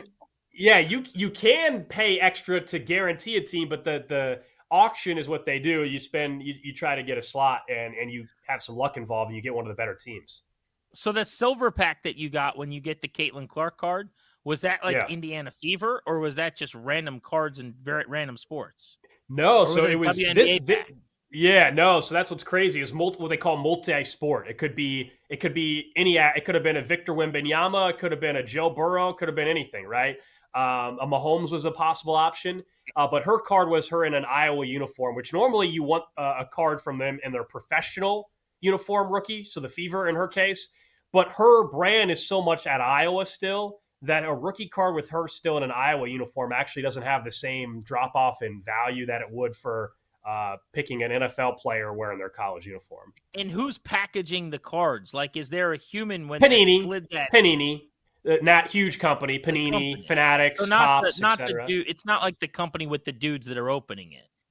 No, that's not what this was. Not to get too confusing, there are some that do what they call repacks, but I don't want to confuse people. I already probably have. But no, Panini, Okay. Topps, Fanatics are major card manufacturers. Athletes have deals with these companies. See, this is fascinating to me. Was a human being ever like holding that Caitlin Clark and put it into that pack, or is that like at a machine somewhere did that? It comes. Like, I mean, the did card someone eventually. go, "Ooh, this is a sick card someone's gonna get," and then package it? Yeah. Well, so it comes off a printing press at a factory, and it's a secure thing. And like, does someone actually somebody it was put there by a man? Does somebody? Is there quality control involved? Sure. I guess to answer your question, when you see autographs from a pack, like let's say, Jaden Daniels' signed card comes out of a pack. He at one point, if it was an on card, he was sent those cards by his agent or whoever, sometimes 50 of them, and he hand signs them and then he mails them back to, let's say, Topps or Panini, and then they put them in a pack. So okay, so how are they staying in this $20,000 mint condition if we're mailing them all over the country and people are handling? Well, they're not. Well, that's why my card may not be a Gym Mint 10. I hope it is, but just because it comes out of a pack does not guarantee a card's a 10. The corners could be banged up. The off the printing press, there could have been a crease. There could have been, the card could be what they call off center. Very nerdy stuff, but like, yeah, there's not, just because it's out of a pack doesn't mean it's a perfect card. It should be in very good condition, but it's not. And when will you find out what about you're the condition? Back? Yeah. The condition, I'm expediting it. It costs quite a bit of money, actually. PSA is a company that does card grading, and they charge based off the value of the card and the expedited process. So it might end up costing me $700 to $1,000 to grade this thing, but I don't care because the card is worth what it is worth. But I'll find out hopefully in another 10 to 14 days. Wow. And so how rare is this? What just happened? Like how? Oh, I'll never pull anything like this the rest of my life. Yeah. And there's people that do breaks that'll never pull anything like that. I mean, I was extremely lucky, Grant, extremely lucky. And then my last question, and I've asked you a lot of questions, but my last question is, you'd mentioned, and I don't understand this, you said we'll all split the card, but we didn't do anything on the show for the card. So, like, why are me and Amir and, like, Grant and all the other guys, I don't understand why you're doing that. What was your logic there? It's funny, my local co-host said the same thing. Everybody thinks that we're splitting this, yeah. It's very, very weird. Yeah, I'm just curious.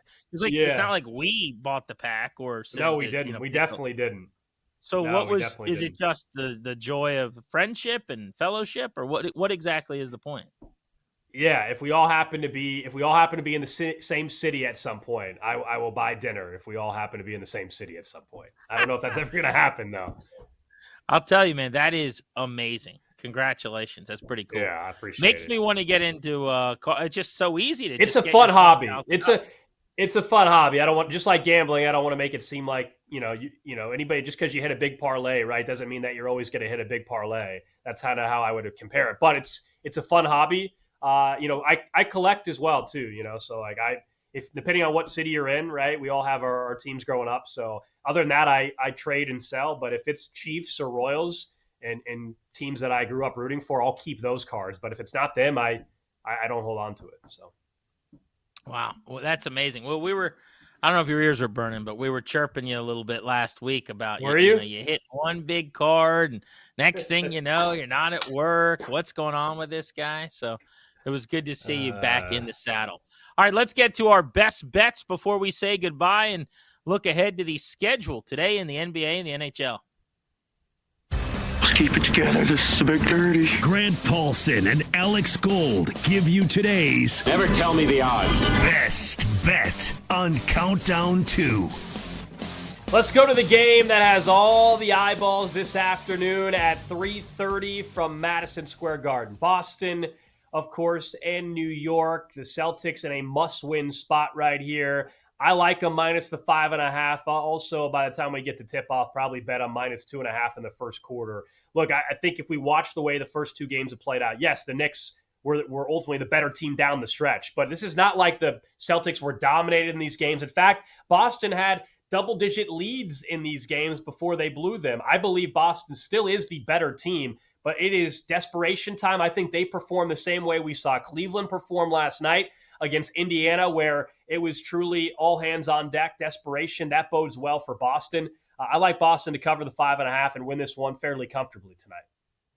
Yeah, I hate that we were on the same best bet when we turned it in, but I'm very heavy on the Celtics today as well. Told you, I don't see a path for the Knicks going up 3-0. Even when you're better than the opponent considerably, it's hard to do that when the series shifts. But they've already gotten the 2. Now they get back home, which is the benefit. But Boston's going to throw everything they got. They're going to win that game. I'll give you a different bet that I also like today, and it's one against my own heart here. I'm a Caps fan. NHL playoffs ongoing. They're in Carolina and Raleigh today to take on the Hurricanes.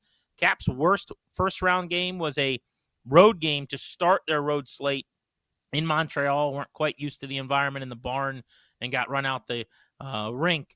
I don't love the spot today against Carolina. 6 p.m. start. Tough place to go play. I think it'll be a tight game, but I think Carolina wins. Money line doesn't do you very good. Minus 235 when you bet on a hockey winner. You normally go with the goal and a half. Puck line or spread anyway. So that gets you plus 110, a little better than even money. You're banking on maybe an empty net goal at the end of the game if you're up 1. But I think it's very possible for Washington to split. I think it's easier to do that the second time you're playing in a road building than the first. So I like Carolina to get a win today. Unfortunately, and I hope I am wrong as a DT resident. Alex, go count your chickens, man. Good for you. Nobody's jealous. Nope. Nobody's angry at you. I don't care what Amir said. We weren't talking trash about you. That's not what we were doing. BetMGM Network. Yeah, exactly. Infinity Sports Network saying so long. We'll be counting down to more playoff action next week. Until then, punch those tickets.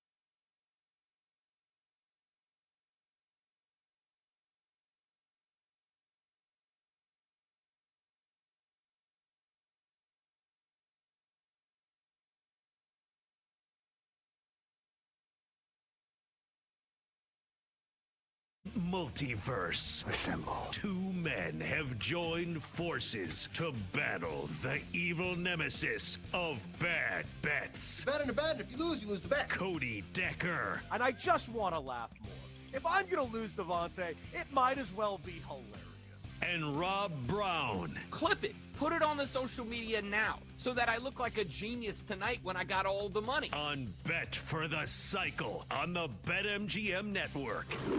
Sponsored by BetMGM, the sportsbook born in Vegas. Let chaos reign! Yep, welcome. We've made it to yet another Saturday. I don't know how you made it. I don't know how I made it through another week, but somehow we have made it survival-wise. Another week here in the world. And yes, it is weekend show time. It is 4 hours of Rob Brown and myself yelling at each other for how much money we lost this week in the sports gambling landscape. Because let's be real clear, I know for a fact Rob Brown did not make money this week. I know for a fact I did not make money this week. Underdogs were abound all week long. And if you had it on your bingo card that the Knicks were going to go up 2-0 in Boston, then you are either a wizard, you have the Gray's Almanac from Back to the Future 2, or you're just a liar. Rob Brown, how you doing, my guy? It's the liar one, Cody Decker, because I don't even think Jalen Brunson would have had the Knicks going up 2 on the road at Boston. I think if you would have told Tom Thibodeau and the Knicks that they were going to come back to MSG with a 1-1 split at Boston, they'd have probably thrown a gosh darned party about it. But I will tell you, Cody Decker, I despise with every fiber of my being the Kentucky Derby. I can't stand it. However, last Saturday, after we finished the show, your buddy went to a Derby party, not because I care about the Derby, Cody, but because I'll use any excuse to go stand out in the sun and drink mint juleps in a suit, okay? Judge away. And a very dear friend of mine said, I am telling you, put your money on sovereignty or sovereign or sophisticated or whatever the horse that one's name was. And I had just enough mint juleps to throw a little wager at who ended up being the Kentucky Derby winning. So I did make money, Deck, but only because that one bailed me out of the rest of everything this week, bud. And the Dodgers. I did go Dodgers on the team over and to cover last night, and they decided, let's pucker those things up real tight into the 8th and 9th inning. What do you say? So we're doing okay, buddy. How are you? You know, I'm okay. I've had an interesting week, ups and downs, ebbs and flows. Obviously, we're going to get into all of that Knicks Celtics action. Yes, we're going to have heavy discussions on exactly tonight. Tonight, who am I kidding? 3:30 today Eastern time. And I'm not kidding. Just a easy 12-city block away from me is Madison Square Garden, where people are just rocking a ton of blue and orange right now. This city's absolutely electric right now. But I also took a lot of callers, and here's just the truth, man. I look forward to talking to you about this throughout the show. Today's a must-win game. A must-win game for the Knicks. Ooh, I'm listening. The Celtics are not giving up a 20-point lead in 3 games in a row. Let's be real clear here. The Celtics gave up a 20-point lead in 2 games in a row because they're arrogant. No other word to describe it. Arrogant basketball play. Stupid, arrogant basketball play. Well, we were just going to run the exact same play that we ran 10 seconds earlier. They just made an adjustment. I don't know how they did that. Maybe because you ran the exact same basketball play 10 seconds earlier? I am not going to pretend that I know more basketball than Joe Mazzulla. No human being currently living should probably pretend that they know more basketball than Joe Mazzulla. Joe Mazzulla is clearly a basketball savant out there, but I want to make it abundantly clear. I know you got to call a timeout then. I have been frustrated with this team because this team is better. And I don't know, Deck, that I have yet fully bought into the, they came into this cocky and arrogant, so much as I'm wondering if what I think happened, the strategy backfired. Because we talked through the season about it never really felt to me like Boston went full throttle, right? Like it never really felt to me like Boston was giving you everything they had. It kind of felt like Boston knew, all right, we're a playoff team. We're going to be locked in. We're going to be somewhere in the top half of the bracket. Let's be the healthiest and the most well-rested team when we get there, and they were. And then they got a cakewalk in round 1. And by the time they got to round 2, up against the Knicks team that, again, like they had a little bit more difficult time in the first round, but they were also fighting down the stretch for seeding and all that. I think the Knicks came into this with the momentum, and I think Boston's had a harder time. They thought that they thought they would flip in the switch. The other element to this is I think these NBA playoffs, Deck, have proved to me that even in today's NBA, you got to have a big man. What happened to the Lakers? No big man, and suddenly Rudy Gobert looks like prime Kareem Abdul-Jabbar. Well, Kristaps Porzingis still battling that respiratory issue, giving you 14 minutes a game. And what's happening when he's not in there? They're just playing through the middle of the paint, and Boston can't do anything. And if they're not going to shoot 60% from the field, if they're not going to do better than 24% from 3, they're just going to get clogged down. And that's what happened. All of that on top of, I love Jason Tatum, Cody Decker. I love his game. I love him as a dude. My man better find the clutch gene, because this dribbling down into the corner, into the face of 3 with no time on the clock ain't it, bro. Dude, can we actually talk about this? Because both Michelle Beadle and I this week just finally tapped out. We finally just put our hands up, because this is the truth. This is what, honest to God, my take on Jason Tatum. You have all yelled at me over and over and over again. Callers have called in and yelled at me, because when I look at the Celtics, I think the dog is Jaylen Brown, not Tatum. That being said, if I had my choice of the 2 players to go eventually join my Lakers, I want Brown, not Tatum. I've made that abundantly clear. In my opinion, he is the better of the 2. But the amount of people that called in and yelled at me constantly saying, he's a superstar, he's that good, how dare you, you don't know ball. I finally, and not only just me, Michelle Beadle finally just said, you know what, fine, F it. I don't care anymore. He's great. He's the greatest thing ever. I'm not even going to make a comment on him anymore. It's not even worth it, because the guy's got so many people just riding on him for no reason whatsoever. It's nauseating. So finally, my question is this. Why is Jason Tatum so great? Explain to me. I've watched these playoffs. What is so damn great about this cat? Because right now, I think America owes Steve Kerr an absolute forgiveness and a thank you letter. Because quite frankly, if Jason Tatum played like this in the Olympics, then guess what? We don't have gold, son. Okay. Jason Tatum in the regular season, there's not much to me, there's not much to his game that's lacking. And Jason Tatum did, and you can give the credit to Porzingis, you can give the credit to Brown. Honestly, I think you and I have agreed in the past that last year's credit deserves to go to Derek bleeping White and what he did for this team last year. But whether you give it to them or somebody else, Jason Tatum won an NBA championship last year. And at the end of the day, as dumb as I think this is, there is this fascination in America with rings, right? Like people want to disparage Marino because he doesn't have a ring, but none of them will say, well, then Brad Johnson is better than Dan Marino. There is this fascination in American culture where rings are the only indicator. Well, Jason Tatum got a ring last year, and in getting a ring last year, elevated himself up towards the top of the NBA. And then in the regular season, Jason Tatum plays damn good basketball. I don't know what is happening in these playoffs that he looks like a different guy. I don't know if it's the pressure. I don't know if it's the pressure to repeat. I don't know if your theory holds water that they're just cocky and arrogant and now they're in a 2-game hole to the Knicks because of it. But this dude in the playoffs is not the Jason Tatum that I was turning my TV on at 9:30 at night because I had to watch the Celtics play because the guy's a stud. He was a stud all season long. And it's just gone away in this series. And I bet Joe Mazzulla is saying the same thing. I wish I could tell you what the hell happened that caused this. I don't know, but it has happened. He's a different dude now than he was in the regular season. And maybe that's just who he is, Deck. The guy can ball, but this stuff he's doing in the fourth quarter of these last 2 games is it's embarrassing, to be honest with you. What's more embarrassing, his play these last 2 games in the fourth quarter, or the NBA embarrassing themselves by picking him to be Superman in these Superman commercials? Oh, what a swing and a miss, NBA. Big old swing and a miss. As soon as I saw that commercial during game one, and then the Mikal Bridges moment at the end, and then they played that commercial again 5 minutes after that, I went, Cody Decker is going to lose his effing mind if he is watching this right now. Oh, I was.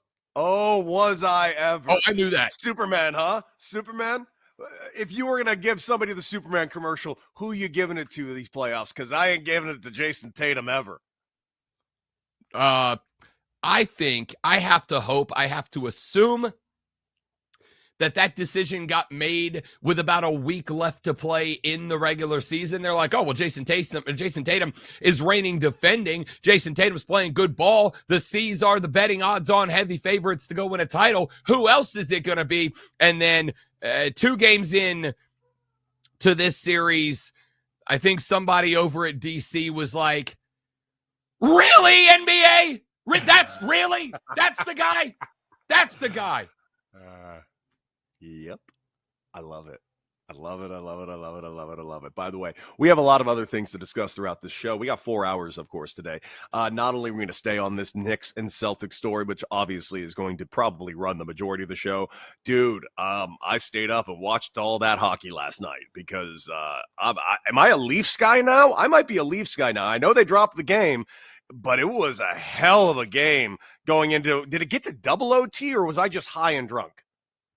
No, I'm not gonna lie to you, Deck. I was sitting in on BetMGM tonight last night and doing my damnedest to win the fellas over. And by the end of it, they were all in. It was single overtime. Florida got the 5-4 win, dude. That game was like half hockey, half MMA main event. Like Brad Marchand, but like the bad Brad from Boston was back for Florida last night. If you don't like hockey, please go watch a replay of that game because that game was just Stanley Cup playoff hockey at its peak. It was incredible. Toronto up 2-1. I took a plus 120 bet on Florida money line down a goal. Toronto ends up 2. They go to plus 225. Florida fires back with 2 goals in a minute to level it. Like that game was, if that game didn't entertain you, Deck, I like see a doctor because something's wrong with the ticker, man. That was fantastic. Absolutely fantastic. And by the way, yes, I have decided that the Leafs are my team. I decided to go old-fashioned hockey, all that hockey. And yes, this is a Leafs show, damn it. And I cannot wait to talk and battle along as the season goes forward because I hate Florida so much. I by the way, I'm not talking about the team. Florida, I hate you so much. Oh yeah, no, it's that's not a secret on this show. It's been made evident. It's just the state that I was raised in, that I became Rob Brown in, that I got my career started in. I do want to point out, Deck, and I've made this argument too before. I'm going to get you to buy it one day. I feel like about 10 miles to the west of Tallahassee, we should draw a line, and everything west of that line just gets like it's its own state. Like I don't claim anything from I-4 south. You shouldn't claim anything, to be fair, in that entire peninsula. I honestly think you should just let it. I honestly think we should get like a hacksaw and just let it float out into the ocean. Anyways, we got 4 hours to talk, and you know what I'm most excited to talk about because we got some serious breaking news this morning, and it definitely involves our boy Rob Brown because Rob Brown seems to have been finding himself in a position where he doesn't officially have a QB1 anymore. Or do they have a QB1? And is it his boy Spencer Rattler? I just went on VSiN just about 20 minutes ago real quick. Yeah, I said it because I just made fun of you on VSiN yelling about how my co-host Rob Brown always brings up future Hall of Famer Spencer Rattler. This guy loves him. Spencer, you are an insane person. An insane person. My question is this. Are you happy about Spencer Rattler taking the job or Tyler Shue? I am happy, Cody Decker, as a fan of, I guess the Saints. But more importantly, as a fan of competition, you know what I'm happy about? I'm happy that we have a quarterback competition. I'm happy that there is no entitled heir to the throne here. I'm happy that this isn't, well, let's just go get an old quarterback who ain't it anymore and really? throw him in there and see if it works out. You have got, honestly, on this roster, you got two guys.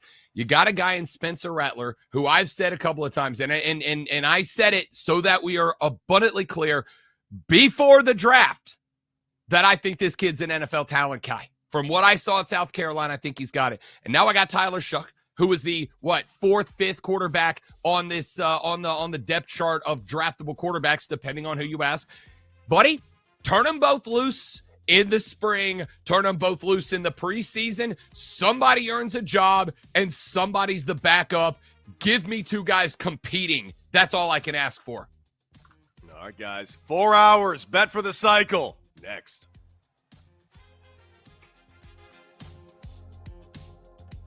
Bet for the Cycle will be right back on the BetMGM Network, sponsored by BetMGM.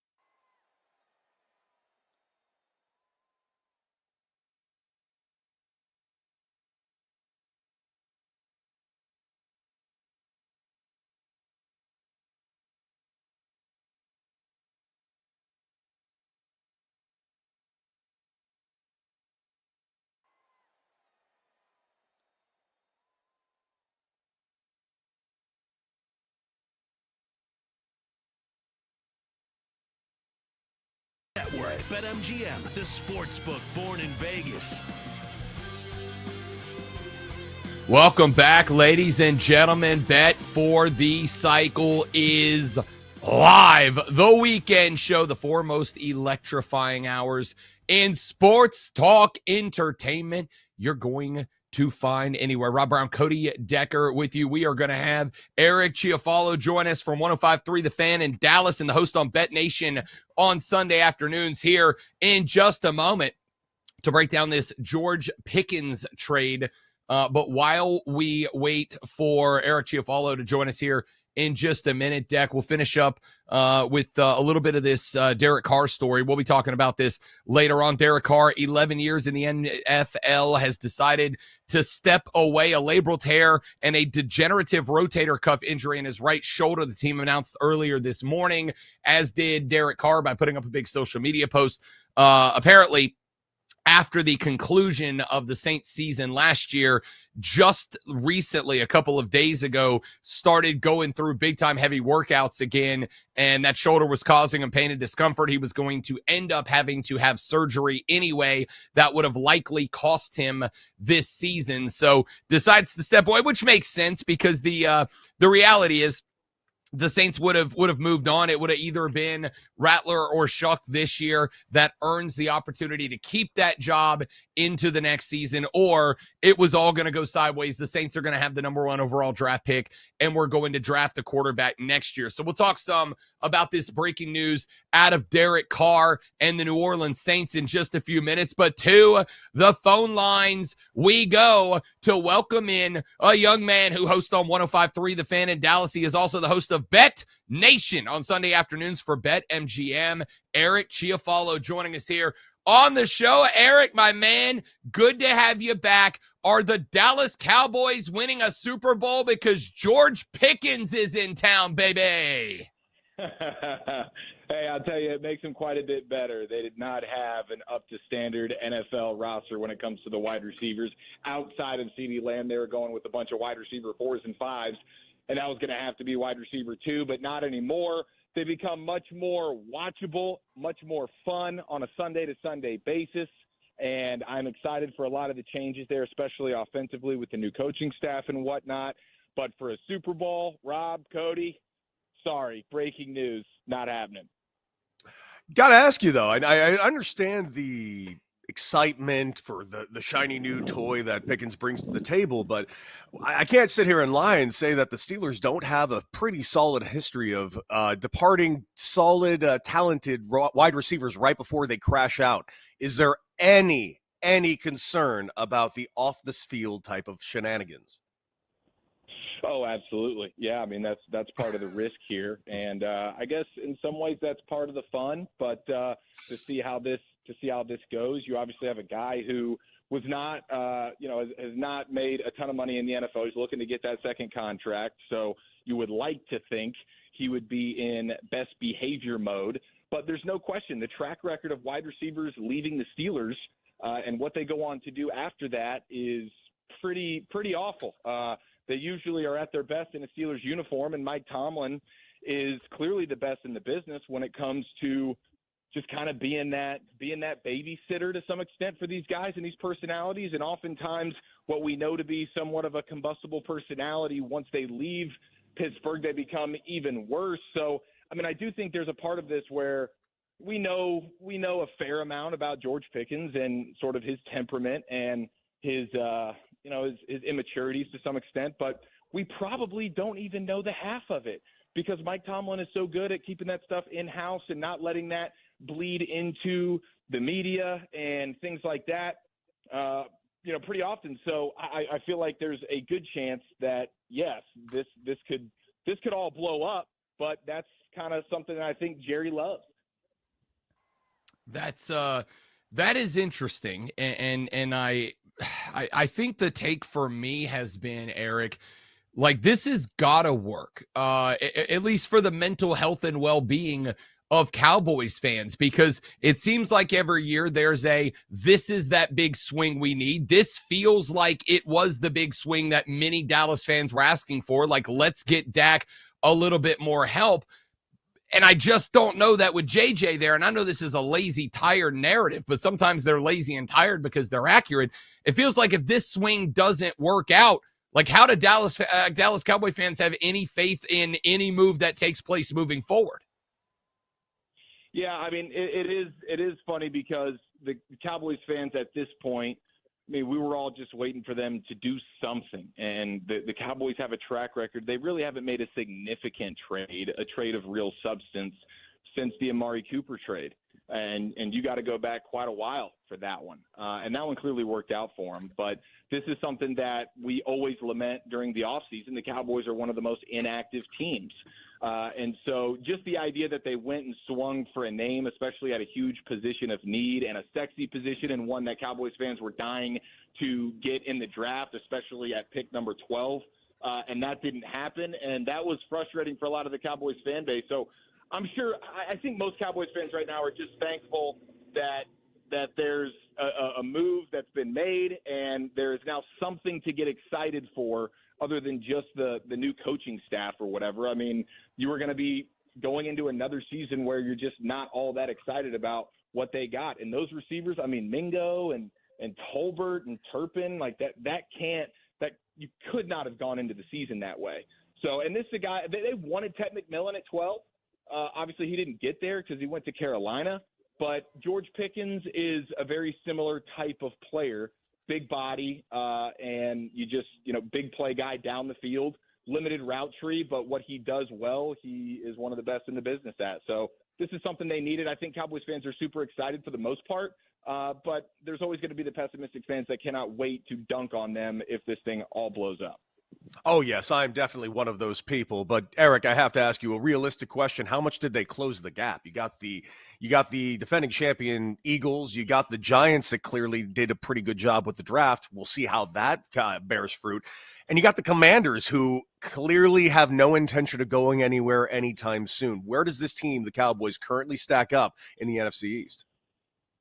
I think they're still pretty clearly third.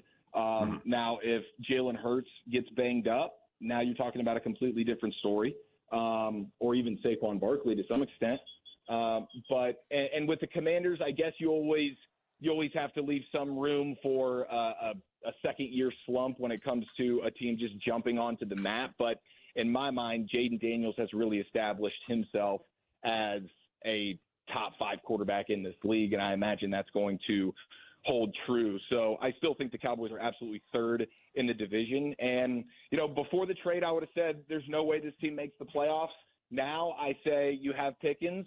Now I say there's a chance at the playoffs. And if something crazy happens with the Commanders and the Eagles from like an injury standpoint or something that we can't foresee, then the Cowboys have a chance to maybe go get a wild card spot. But otherwise, I don't see them winning this division, and they certainly cannot contend for a Super Bowl. They have too many holes, and they've changed offense, changed the defense. Last year, you saw how long it took before the Mike Zimmer defense started to really get going a little bit.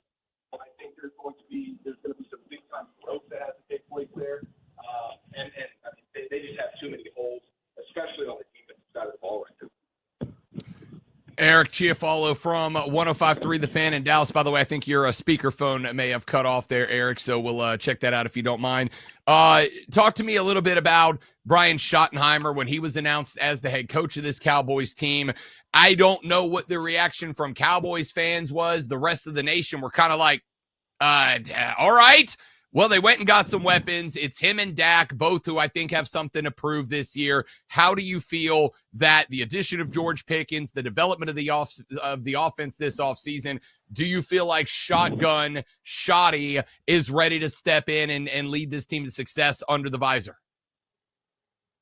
I am looking forward to it. I think when the move got made and they go the Schottenheimer route, it was not met with a bunch of excitement. But he's a guy that is, from a personality standpoint, you get him at the microphone, he starts talking about what his vision is, and you can understand why players buy into it. And he laid out a game plan, and I will say for the offseason when it comes to the coaching staff that he built out, he really hit it out of the park. I'm very optimistic about the coaches that he brought in, especially the offensive coordinator, Clayton Adams, who comes from the Drew Petzing offense in Arizona, which has done some really impressive things, especially from a run game standpoint, which the Cowboys have lacked for way too long now.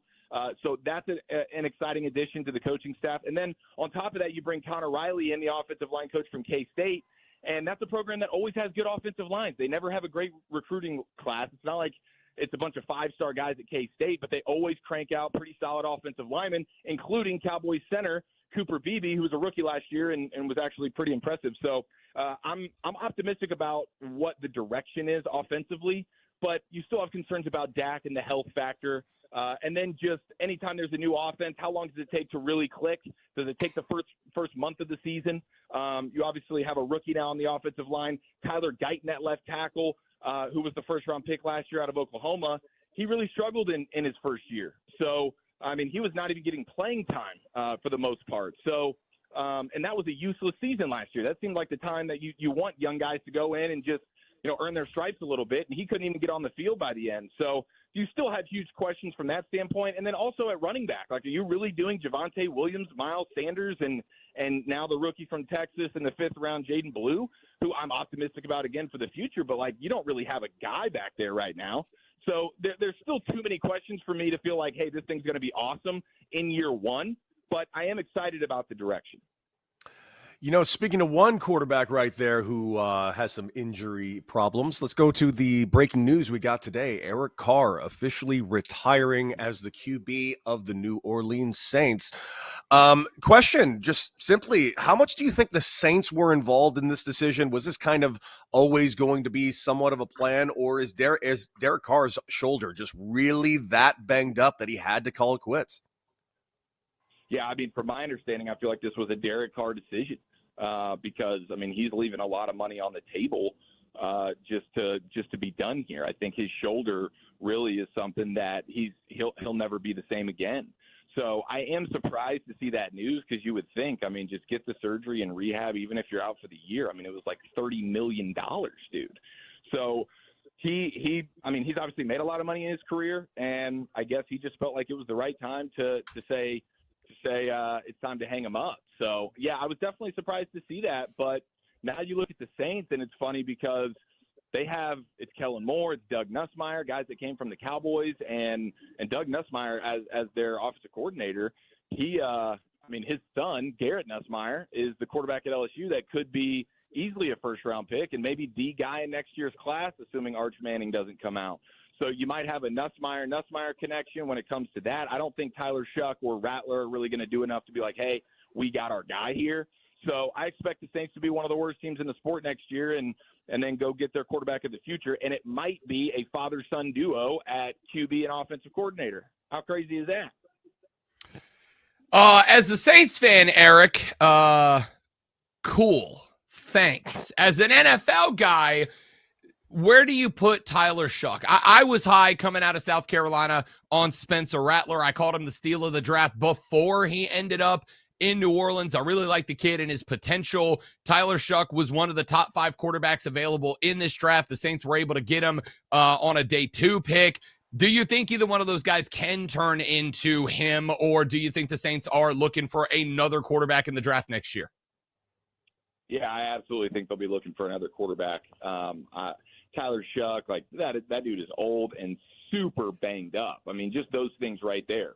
He's not a spring chicken, and he has had some serious injuries all throughout his career. And then when you look at the production, I mean, he was like his accuracy was awful. Like when you compared him to some of the other quarterbacks in the class that we just had. I mean, his completion rate when he was pressured was awful. I mean, when he's blitzed, he's not good. Yet he had one of the most bonehead, like full Will Levis kind of plays where he's rolling right and underhanding it into the middle of a group of defenders. Like I don't see it with him really at all. And I don't see him being the guy in New Orleans. Eric Chiafalo, host on 105.3 The Fan in Dallas and the host of Bet Nation on Sunday afternoons for BetMGM. Eric, my man, great to have you back, big dog. Good luck to you and George Pickens this year. Hey, cheers. Thanks, boys. We're gonna need all the luck we can get here in Dallas. Y'all are the best. Y'all have a great Saturday. Anytime, big dog. Eric Chiafalo, again, 105.3 The Fan in Dallas and the host on Bet Nation on Sunday afternoons for BetMGM. You can follow him on X at Eric Chiafalo. Anything jump out about that to you, Cody Decker? Anything Eric brought to the table that resonated? No, just a Cowboy fan trying desperately to convince himself that every move that Jerry made this offseason was good and brilliant. And I just sat here kind of smiling the whole time like, I love you, Eric, but you don't believe a damn word that's coming out of your mouth, my man. All right, let's do this. When we come back, we've got some NFL news over the past couple of days we need to talk about, break down, see if it might impact your NFL futures bets at all, maybe going over on the Cowboys win total, under on the Saints. We'll get into that, plus Major League Baseball, as Cody Decker pointed out in the last break. The Rockies are bad, and the Dodgers refuse to die in games. So we'll talk about that and a whole lot more. He is Cody Decker. I am Rob Brown. We are glad to have you for the weekend show. Bet for the Cycle is live on the BetMGM network. Bet for the Cycle will be right back on the BetMGM network, sponsored by BetMGM.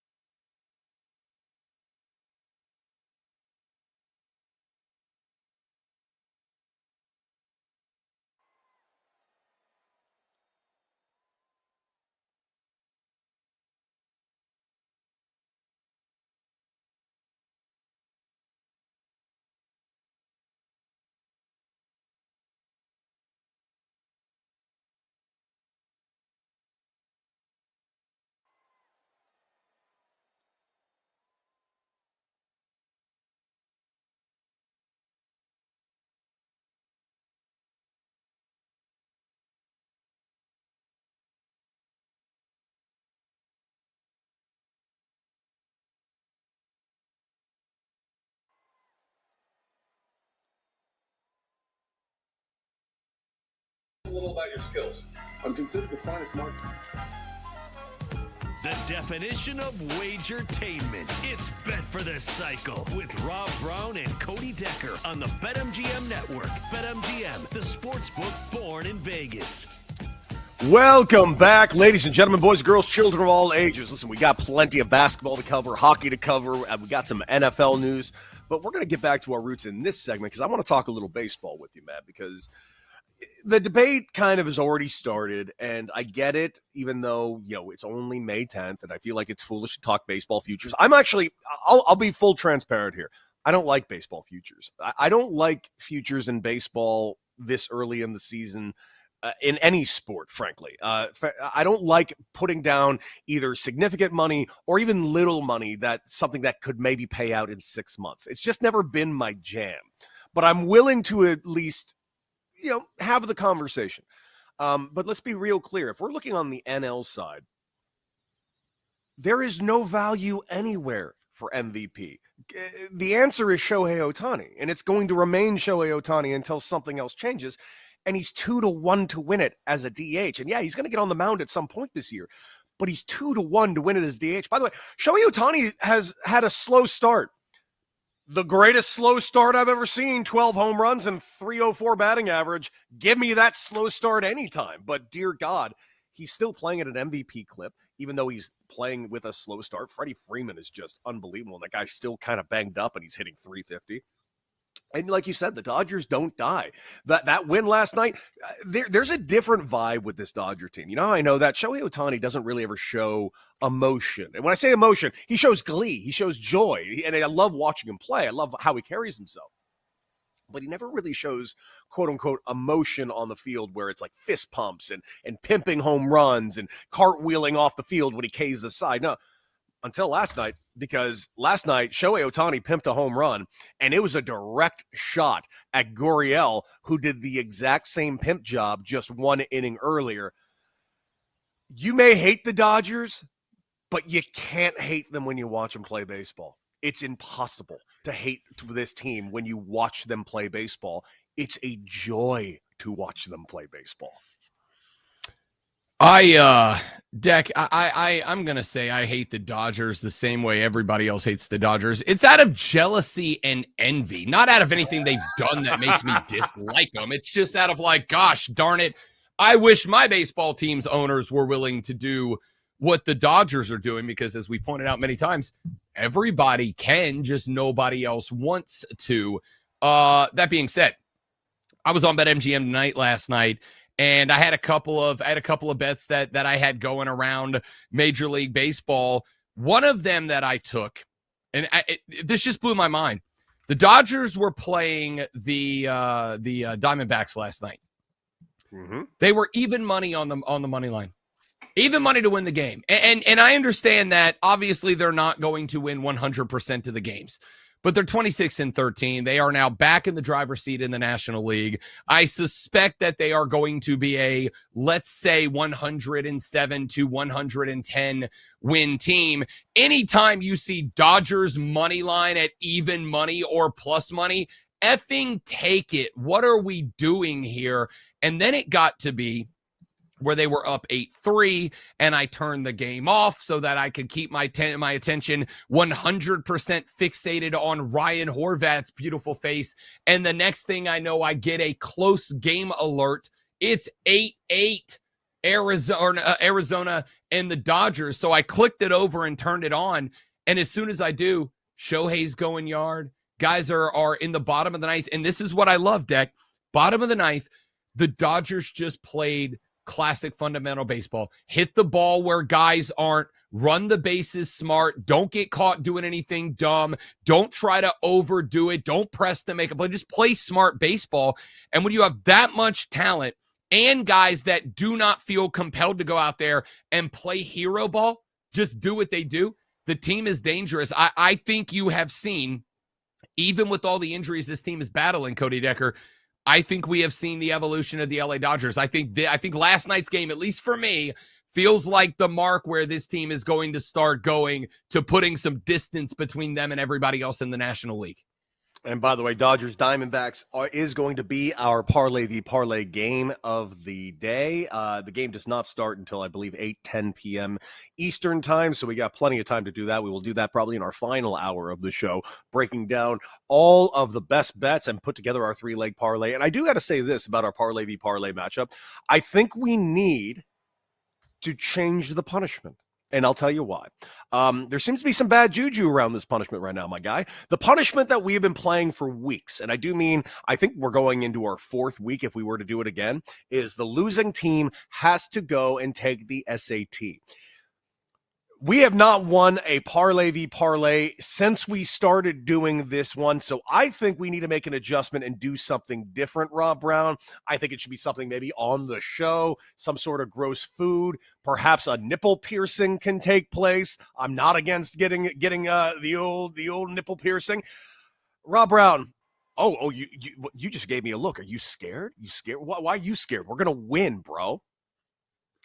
Decker, let me tell you why it is, because remember that conversation we had about being from Florida earlier? If Rob Brown, aka the Florida man of South Carolina, gets a nipple ring, the stereotypes will just be going through the roof. Also, I'm relatively sure I have very sensitive nipples, and my wife already likes to come up from behind me and flip them around because she thinks it's the funniest thing in the world how much I hate it. And if I attach a doorbell knocker to that thing, she is going to be relentless about it.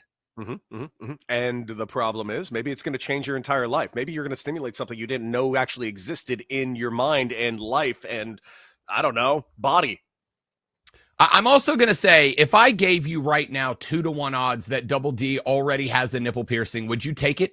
Damn it, you're actually kind of right. I didn't actually consider that. He probably does have a nipple piercing. Yeah. Damn it. Okay. I'm not putting it above that Double D, the punk rock machine of the BetMGM network, is already got the trailer hitches installed. All right, I got a question for you because I've never done it, and I'd be willing to. Ears pierced on the air. I'm willing to consider it. I am willing to consider. Now, I will say, I don't know any ear piercing people that I could get to them to the house. This may be something that I have to like go out to a place, get it done, film it, and send the video to Double D to have it played on the show when it happens. I'm not necessarily totally against that. My mother's watching right now and is probably having a stroke. But I'm not because of a piercing. Wait a second. I'm just saying, if we did do the nipple piercing, I'm all for it leading into the sexual awakening of Rob Brown going into the future. But somehow that didn't cause anything in your mind being like, my mother's listening. It was the no. Let me be clear. You went like, no, Mama the Brown nipple might piercing. see some ear piercings. The nipple piercing's about me. That is 100% a me hold up. By the way, I can't scared that you're going to find out you like it. Is that what it is? Because I'm on No. I can confirm with the sensitive nipples. I can confirm I hate it. I hate it. I hate it so much. It is her favorite thing. She knows it aggravates me, so she leans into it. But I feel like we haven't done what needs to be done. Double D. Are the man boobs already hold up, or would this be a thing for you? They used to be. They are no longer. I knew it, but they used to. Okay, be. so they used to be. Question: is there still a semblance of a hole there that maybe it could be an easy piercing for you, or is it closed back up, then scar tissued over that this might not be as pleasant as the previous time? Oh, it would not be a pleasant situation. No. Now we gotta do it. And just since we're having the nipple talk, they are permanently hard because of. Interesting. Now, you know what? You say that like that's a bad thing, but whenever once in a while these things get a little flimsy on me, I don't like that. So maybe this is an investment into my future, making the pecs look good at all times. You know what I'm saying? Like, look at The Rock. You see The Rock after he had that surgery back in the day? Look at that guy's pecs. They're just constantly just always flexed because of that thing. I'm going to keep it a buck. I don't know that I have any input on the etiquette. I will say this. I feel like if you're going to go nip piercing, If you're gonna go nip piercing, I'm gonna say, Deck, I would need to just go ahead, come up there for like 9 months and live with you on the bench press machine, because like I feel like the ability to pull off the nip bar is 100% dedicated with, do you have pecs or do you have man boobs? And I'm gonna tell you, since the wedding, I've dropped back down to 210. It is literally the lightest I have been since I was a high school football player. And they still jiggle a little when I move. So I don't know that I need to draw attention. Okay. Okay. I'm just saying it's a solid option. I don't know what. Listen, do we need to go tattoo again? Listen, I have areas on my chest that are available. I got areas on my back that are available. I have been thinking about it since you brought it up. I will, if everybody else in the 3 minutes that we have remaining in this segment, I will commit to the earpiecing payoff right now. One or two, both of them, because you can't get just one, right? You're not gonna be I don't know what the rules are. I know. I remember there was the old rules about like different things meant different things, and I don't know what they are. I don't know. I don't care about any of that. Yeah. I'm going cool with going one like Barry Bonds, the one dangly. I think one is the start if you want to go ahead and get the other one while you're there. But I will commit to right now, if we do this in the next 90 seconds and everybody's on board, I will commit to one ear being pierced as a parlay v parlay loss punishment. Double D, talk to us. Nah, too easy. Too easy. Too easy. You have to keep wearing them. It's too easy. Might end up in my benefit. I might get like sweet diamonds. I think I was gonna say I might look cool. Honestly, I got the hair coming back out. I might look cool. But bro, I'm rocking the Mr. Clean thing, and he does have one solid earring. Now that I think about it, I like Cody's tattoo idea, and I think we should revisit the oyster catcher's tattoo. That is. I'm not gonna lie to you. Put it up on the screen, of course. Of course, that's the important thing. People need to know what that. Yes, this is a real baseball logo that exists, people. And by the way, they were shamed into bringing it back. Thank you, everyone. I don't want to say, Cody Decker, they've been outdone, but the Morehead City Marlins will be rebranding as the Booty Divers this year. We're talking about that. I will be Googling that logo now. Bet for the Cycle, Hour 2. The entire show is about this now. Booty Divers.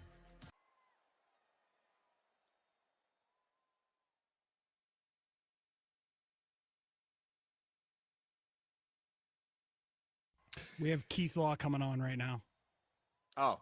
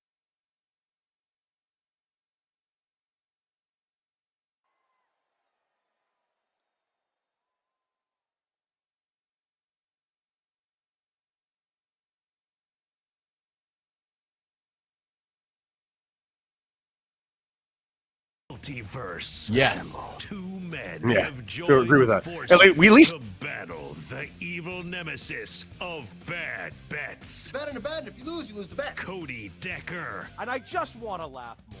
If I'm going to lose Devontae, it might as well be hilarious. And Rob Brown. Clip it. Put it on the social media now so that I look like a genius tonight when I got all the money. On Bet for the Cycle on the BetMGM network. Sponsored by BetMGM, the sportsbook born in Vegas. The chaos reigns. And off we go, ladies and gentlemen, into our numero dos. It is Bet for the Cycle presented by BetMGM here on the BetMGM network. Rob Brown, Cody Decker, and you, and are now thrilled to be welcoming to the show, making his debut here on the broadcast. He is a senior baseball writer at The Athletic. Mr. Keith Law joins us here on the show. Keith, my man, great to have you, buddy. Thanks for taking a second. I'll start with two questions. Number one, how do I convince everybody to add the title senior out front of my job description? And number two, are the Colorado Rockies the worst team in the history of baseball? Because yes. I guess you can't see, but that's not a lack of hair. That's white. That is okay. I've gone full salt and pepper at this point. This is my 19th year as a writer. So I'm senior just because I work with all of these children. I don't understand. Decky sounds like us. No, it's they true. Be in like middle school or something? They look so young. No, I agree. I love Russ Dorsey, but every time I'm around Russ, I'm like, dude, go back to class. Stop it. You're taking all of our jobs, bro. I had a manager, I won't say the team, but a manager in an amateur scouting department for a major league team say, oh man, I've been reading you since I was a little kid. It's like, go to hell. I hate that. So, Keith, looking up and down baseball, the landscape right now, and you know what team I want to bring up first, honestly, because I do think that they are criminally under-discussed. This Detroit Tigers team is so much fun to watch right now, and they seemingly got it running on all cylinders, and they were relatively quiet during the offseason when it came to all the moves and players moving around. Is this a team that you think is likely going to be active at the trade deadline just to bolster whatever they need to bolster, or do we have a problem of 28 buyers and 2 sellers? I think we're going to have a couple more sellers than that because, like somebody asked, I did Q&A. I think it was in Q&A I did yesterday. Sort of, what would you do if you were running the Cardinals? I'm like, they need to sell, right? There isn't enough of a core to say we're going to win a championship. Farm system's not in bad shape. They got some help coming, but they need to trade away the Eric Fetties, right? The Sonny Grays, anybody who's I think anybody who's older than about 28, they should be looking to trade those guys at this point because they need to just keep turning the roster over. So I think teams like that are going to end up sellers. Whoever's in 4th place in the NL West might just decide, you know what, we're going to sell because it's too big of a mountain to climb. As we, looking at 2 months left in the season, you look at where you are in the standings. And to the question about Detroit, yeah, I do. They still have holes they need to fill. I think there's plenty of opportunity for them to get better at a couple of different spots. They've gotten basically nothing out of third base this year. They're getting pretty much only defense out of short. Obviously, they've had some injuries too, and you could always, something's going to happen somewhere where they need to pick up a bat or pick up another starter because just somebody can't go. Like, I think they're going to end up patching around the edges at least. It may not be a huge acquisition, but they have the prospects to make a huge acquisition if they think they're in position to make a deep run in October again.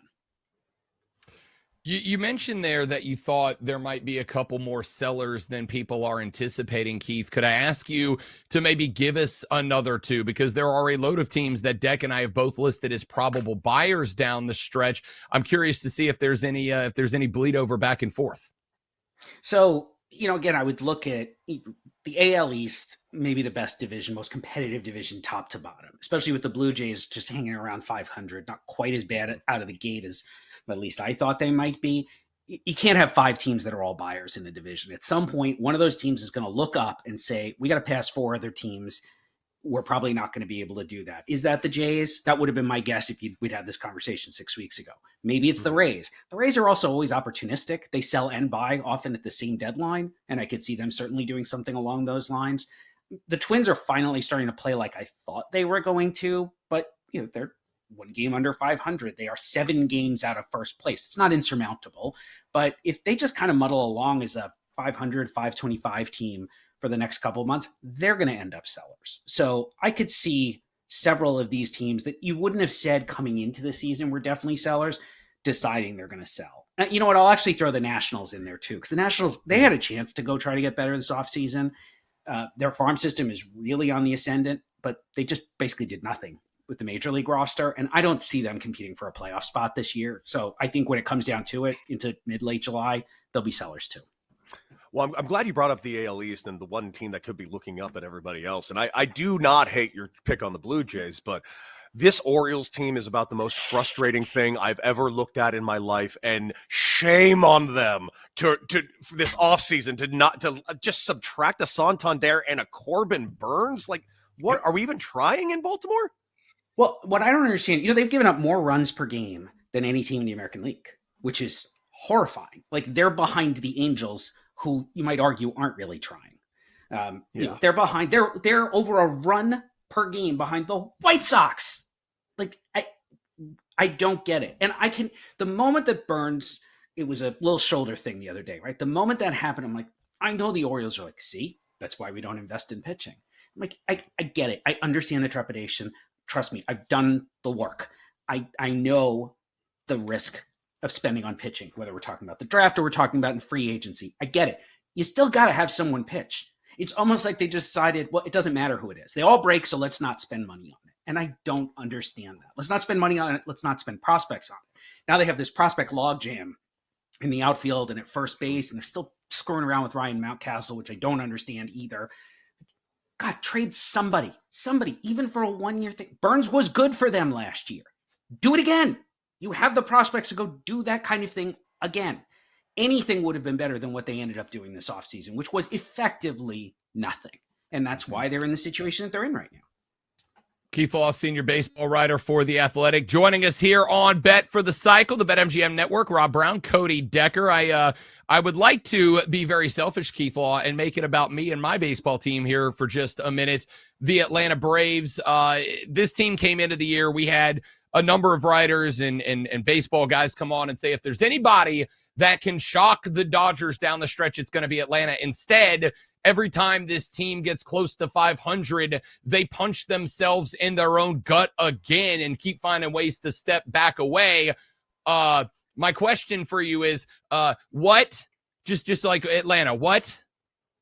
I didn't think you were going to say gut. Punch themselves in the... I was going to say something else, Keith, but the FCC is probably listening, so you get it. Yeah, that's fair. That's fair. No, they're not. I picked them to win the World Series, and then I think 3 days later they lost Profar to the suspension and Ronaldo Lopez to an injury that, who knows what they're going to get out of him this year. So they're clearly not as good on paper as they looked on about March 15th. That said, I think they're better than this. They lost 8 in a row to start the season, and since then I guess they'd be 18-12. That's kind of what I think they are. 18-12 sounds pretty much like what I expect this team to be. They could use another bat. And I understand that they, last minute acquisitions, Alex is always trying stuff. He's always scrambling to fill around the edges. He's got a pretty good history of doing that. They're going to have to do more. My hope for them is that they stay close enough into, let's even say into June, because obviously you do get, like last year, Luis Arias was traded in May. Trades do happen sooner. Alex is definitely the kind of guy, kind of GM, I think would go out and make an acquisition sooner. They need to do that. They're going to need to go fill at one. I mean, they got multiple spots where they're basically getting no offense right now. You're not going to replace a Matt Olson. You're not going to replace a Michael Harris, but maybe somewhere else, maybe another corner outfielder would help. Alex Verdugo hasn't been much of a solution. Not that we thought he was going to be, but that's another spot where they could do something. They have a lot of ways to improve. I think it would be better if they did it sooner rather than later. That's not a team I think can wait until the trade deadline to try to make one of these acquisitions. They may just have dug themselves too much of a hole at that point. With the news of the Pirates dismissing their manager, finally this team can win now because the problem is finally left. Bob Nutting's gone? Oh, I'm no, he's sorry, I not. Oh, misunderstood. we're still in Oh, this no. nightmare forever. Is Major League Baseball eventually going to have to step in at some point? I know that we're going to eventually get to this. I'm dreading the next CBA because if the moment they start yelling salary cap, the Players Association is going to yell salary floor, and then we're just going to be fighting each other to a stalemate until our nightmare really kind of commences. But shouldn't Major League Baseball step in with something with the Pirates, considering the fact that up until a year ago, Jason Kendall was the highest paid Pirate of all time? They're not going to step in directly with the Pirates. I mean, the only times they've really ever done that was when a team ran out of money. Mm-hmm. What they need to do, and what the Players Union needs to make them do, is put more requirements. If you're getting revenue sharing money, you need to spend revenue sharing money. You cannot take revenue sharing money and just pocket it. But several teams are doing that. I mean, I would argue the Rockies are basically in the same situation. They're one of the worst teams we've seen in the last 20 years, and they just take their money and go home, right? And the one time they spent was Chris Bryant, so maybe we shouldn't encourage them to spend too much. But yeah, the point is, right, that it is profitable to be non-competitive. That's the problem. That's why shouldn't Ben Cherington be fired in Pittsburgh? No, I don't think he's the problem. I think the problem is ownership. Ownership won't spend. I don't agree with everything Cherington has done. I didn't agree with everything Neil Huntington had done. I don't think that the problem rests at the manager's seat or in the front office. Ultimately, it comes down to ownership not being willing to commit money to the major league roster. And again, because it's just too profitable to lose. It shouldn't be profitable to lose. That was never the history of Major League Baseball. But because of revenue sharing, we've got these perverse incentives where, hey, you just field a team, and as long as you're not White Sox bad, you're probably going to walk away with a profit. I mean, it's frustrating, Keith, because it's literally the plot of The Producers. It's just what it is. It's more profitable to fail. Is anybody laughing? That's the right. If we're going to the Pirates and laughing at them, then you've got The Producers. Oh, well, I am definitely not laughing. I'm crying daily, and I'm just dreading the day that we're going to see skins and pinstripes. I'm looking at their roster right now. A tiny sample, right? Everybody's got 110, 120 plate appearances so far. But this is atrocious. I know Spencer Horwitz is hurt, but Emmanuel Valdez is your first baseman with a 294 on base. Adam Frazier, that was stupid. They never should have signed Adam Frazier. They trade for Nick York. He goes off for them after the trade, gets to the big leagues. They go out and sign Adam Frazier, who hasn't been good in 3 years. You know, that's the kind of thing you point to the front office, right? That has nothing to do with not being willing to spend money. That was acquiring a player at cost who blocked a prospect and isn't better. And in fact, I think is pretty clearly worse than two guys they already had on the roster, Nick York and Nick Gonzalez, who's hurt now.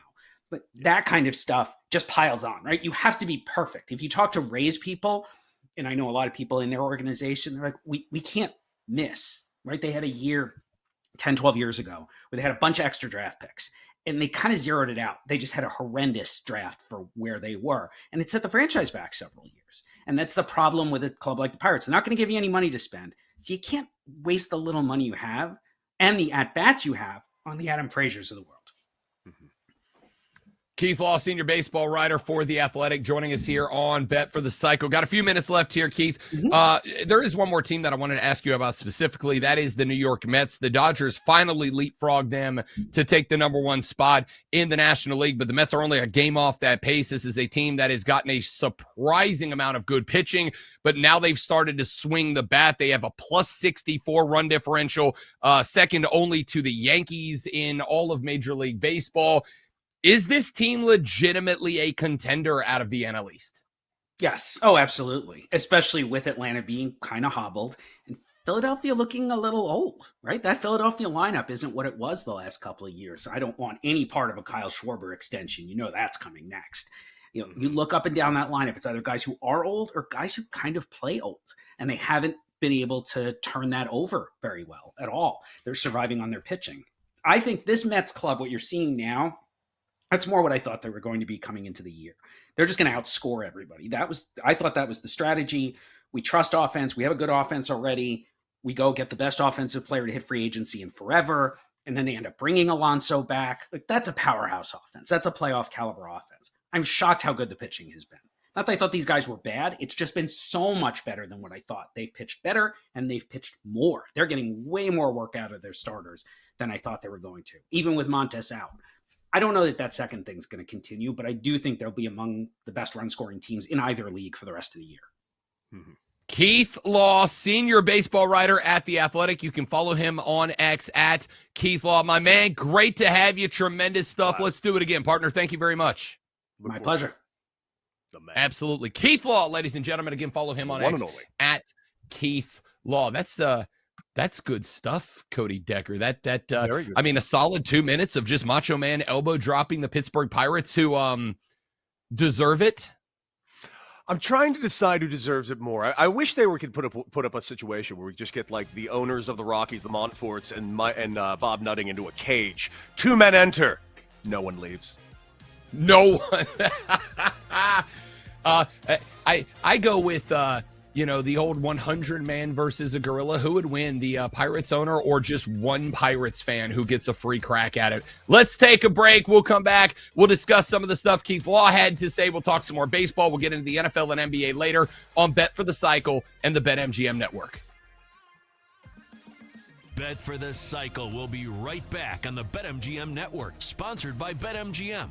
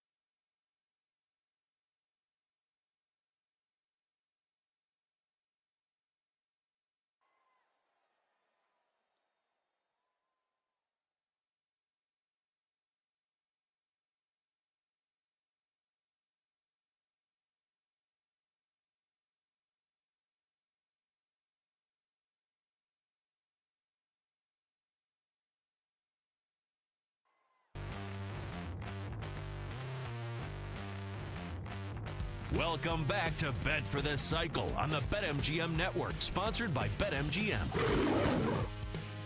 Welcome back. We are here just halfway through our second hour of our 4-hour extravaganza that we do every single Saturday here on the weekend show. Bet for the Cycle here, noon to 4, every single Saturday, right here on the BetMGM Network. Rob Brown, Cody Decker, and a cast and crew of billions making us look and sound amazing. I currently, Rob Brown, am running the sports gamut right now. I got over here, I got MLB Network's Quick Pitch, catching up on all the wonderful highlights that I missed on yesterday's matchups. To my left, I'm watching a little bit of college softball. The number 2 Arizona Wildcats taking on Texas Tech right now.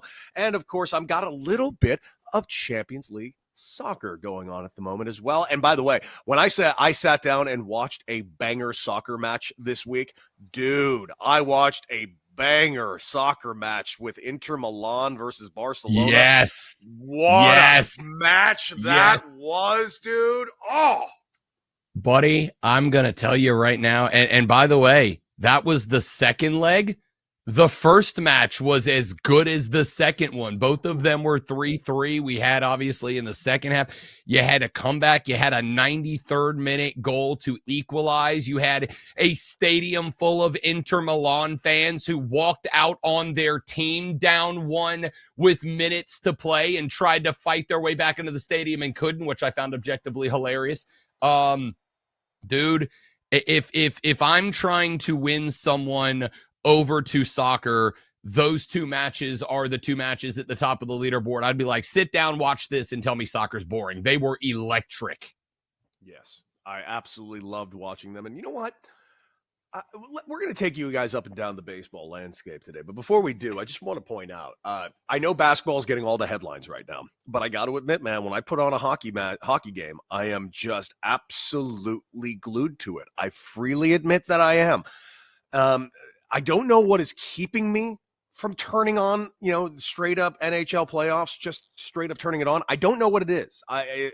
I think it has to do with it's just out of sight, out of mind. The NBA playoffs is kind of just right in my face. If you turn on any one of the major networks, they are talking about the NBA playoffs. They're barely mentioning the NHL playoffs. And I would like to point at ESPN real quick, those colossal morons who simply play every hockey game but don't want to talk about it. I'm very confused at their full-on desire to not even serve themselves in the product that they put out. That, Cody Decker, is a hockey guy, and I will acknowledge that I am not a lifelong hockey fan. I didn't get into it really like, oh gosh, the Stanley Cup playoffs are amazing until probably 10, 12 years ago. But that is a question that hockey bros have been asking for a very, very long time. Why can we get no love? It kind of feels like a self-fulfilling prophecy. We don't want to talk about it because nobody cares, but guys, nobody's going to care if you don't talk about it. I know we had an absolute, you know what?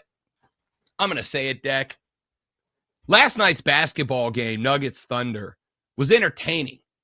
Yes. But let's not pretend like it was like an all-time classic basketball game. The only reason it was entertaining because most people on both sides sucked last night. And again, that's not like Nikola Jokic is bad. No, he's not. He had a bad night last night. SGA had a bad night last night. Like there was just, not bad, 18 points and a few down the clutch. But the point is, if you ask me which of the 2 games last night were better, Tampa Bay versus Florida or Denver versus Oklahoma City, Florida was a better, Florida v. Toronto was a better game than Denver v. OKC was. It was violent. It was fast. There was loads of offense. There were a lot of collisions. Like I'm almost winded trying to convince people to watch Stanley, even if you don't watch the regular season because it's long, even if you only watch the Stanley Cup playoffs, there is a reason I have been saying the Stanley Cup playoffs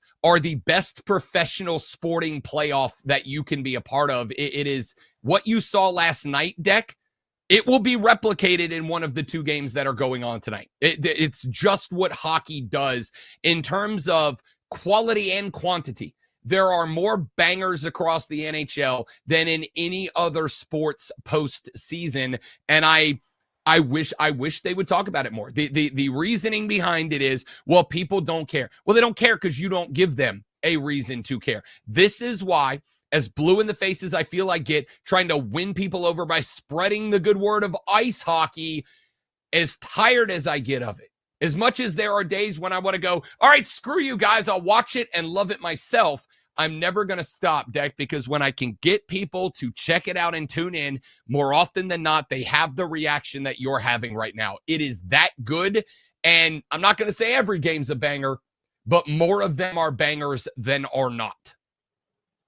Yes, indeed. Yes, indeed. And you know what? Let's look at the baseball slate today and see if we're going to get some bangers today. We do have some decent matchups, but let's go ahead and start with the matchup that I would honestly argue means nothing. It's the who gives a bleep bowl game of the Major League Baseball standout today. And of course, I'm talking about the two teams that we discussed were slightly irrelevant with Keith Law, and that would be the Angels taking on the Baltimore Orioles. Now, I would never, with a straight face, tell anybody to put money on the Angels. But Kyle Gibson on the mound today, there are multiple Angels with very, very, very good numbers against them. Travis d'Arnaud is hitting .333 and 21 at-bats. Tim Anderson, who is not available right now, but he does have some pretty good numbers as well. Yohan Moncada's got good numbers against him. Taylor Ward, in only 4 at-bats, has 3 hits. So I'm not saying put money on the Angels, but I wouldn't be against taking a Taylor Ward prop, maybe a Travis d'Arnaud prop somewhere in there. Baltimore at LA. Baltimore minus 145 on the money line. Total in that game set at 10.5, which is an interesting number on the game total there. And I would also like to say thank you very much to the Baltimore Orioles because they are making although it's not going to cash, they are making my Red Sox to win the AL East at 3-1 bet from the preseason feel better and better by continuing to be, I don't know, Seattle of the American League East. Mm-hmm. Well, let's stay with that because Seattle is taking on an American League East team today in the Toronto Blue Jays. Currently, you got Seattle on the favorite side. They're minus 135 on the money line. You can go run line at plus 170. Evans on the mound versus Francis. I know they're in first place. I know they have 22 wins. I'm still not willing to jump on the Mariners pretty much anywhere. I really am not. The Mariners are going to continue to be a wait and see team for me, and I mean that all the way to the trade deadline. I'm good with that.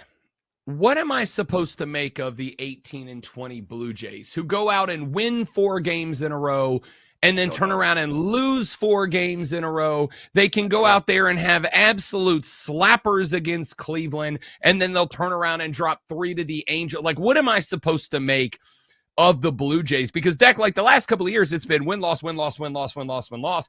And now they go on these 4 or 5 game win streaks where it's like, damn, that's a good baseball team.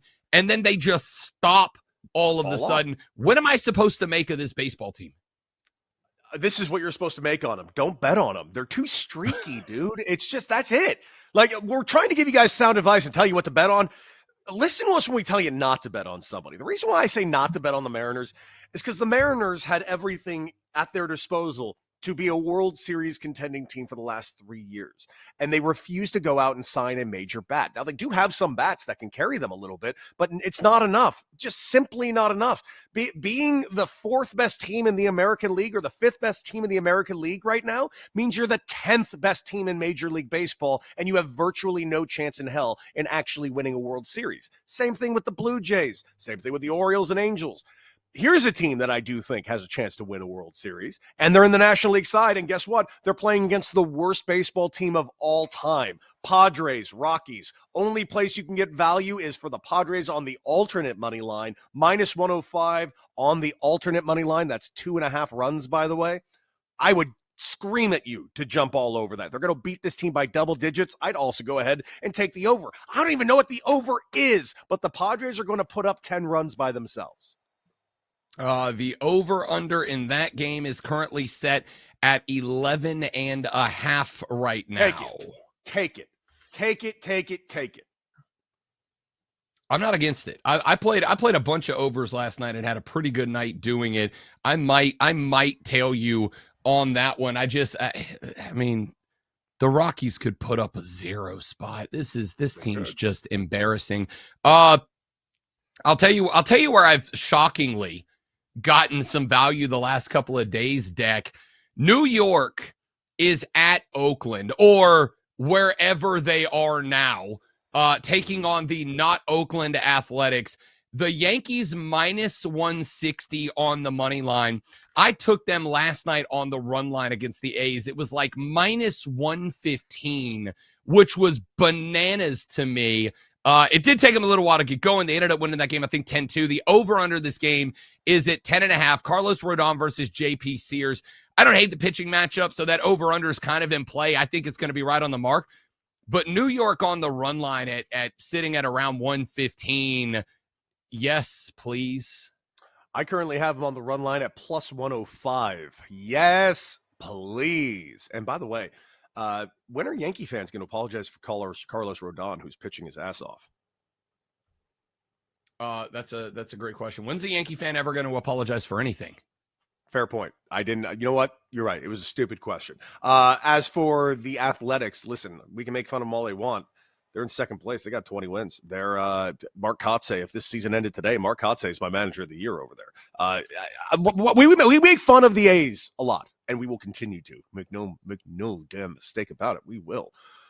But I don't blame any player on the field. I don't blame any coach on the field. I don't even blame the majority of the people that work for the A's. This is two people. This is the owner, John Fisher, and this is the president of the team. These are the people I blame for the situation that we're currently in with Sacramento, Vegas, and Oakland. And it's embarrassing, and it's shameful. That's the biggest thing. It is shameful. These guys should be tarred and feathered. That being said, the A's themselves, they're not a bad team. They're a young team that's actually quite good with a damn good manager in Mark Kotsay. But if we're talking about this game in that stadium, I'm taking the Yankees all day long at the plus 105 on the run line. Yeah, I mean, it's again, like I got that last night. That was actually one of the bigger bets. I had a couple. I had the Dodgers over. Team total was 4.5. I took the over on that one. I took the Dodgers on the money line, which was even money last night. But I hedged those two bets just in case, because I thought Arizona could make a play last night. So I hedged those two bets by going Yankees on the run line last night. Which paid out, I think it's the same as today, actually. I think it was like plus 105, plus 110, something like that. Took him a little while to get going, and I'm probably going to do the same thing today, Deck. I'll probably do 3 or 4 small change bets around the rest of the league and then just ride the Yankees on the run line, because I agree.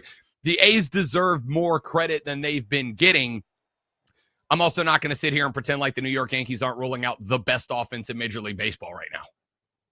Mm-hmm. No, I mean, come on. Who are we kidding? Also, by the way, anything else? There's another interesting matchup. There's a very interesting one. Give it to me. Your Braves can't lose to the Pirates 2 days in a row. I want to point out that can't and won't are very different words with very different meanings. I want to say they can't. I didn't say they won't. I said they can't. They have to beat up on Andrew Heaney. They have to beat up on Andrew Heaney. Plus 105 on the run line. Oh, I look, even in the games, they took 3 out of the 4 against the Reds. And I believe, if I recall correctly, all 3 of those wins were 1-run wins, including 2 walk-offs against the Reds.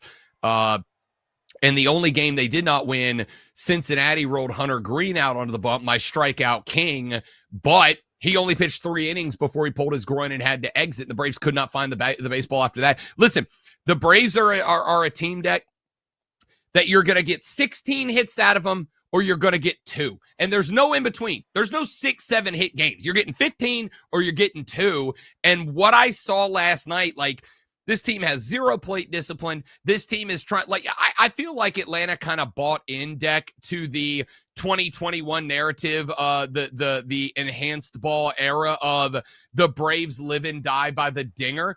And they don't anymore, but they still go to the plate and attack and press like they do. And I agree with you. this is a game that they should go out there and beat up on Pittsburgh. Yeah, they were minus 155 on the money line last night and couldn't get it done. I'm not betting another Braves game until the All-Star break at the earliest. I'm not doing it at this point. Heaney's 1-2 with a 3.57 ERA and 17 Ks at the house in his last 7 days. 1 game, 1 save, 3.2 innings, allowed 8 hits in it. Like, they should. But I'm not putting a dime on them to do it. Well, guys, we're going to take a quick little break. When we come back, sports and also Thunderbolts right here on Bet for the Cycle.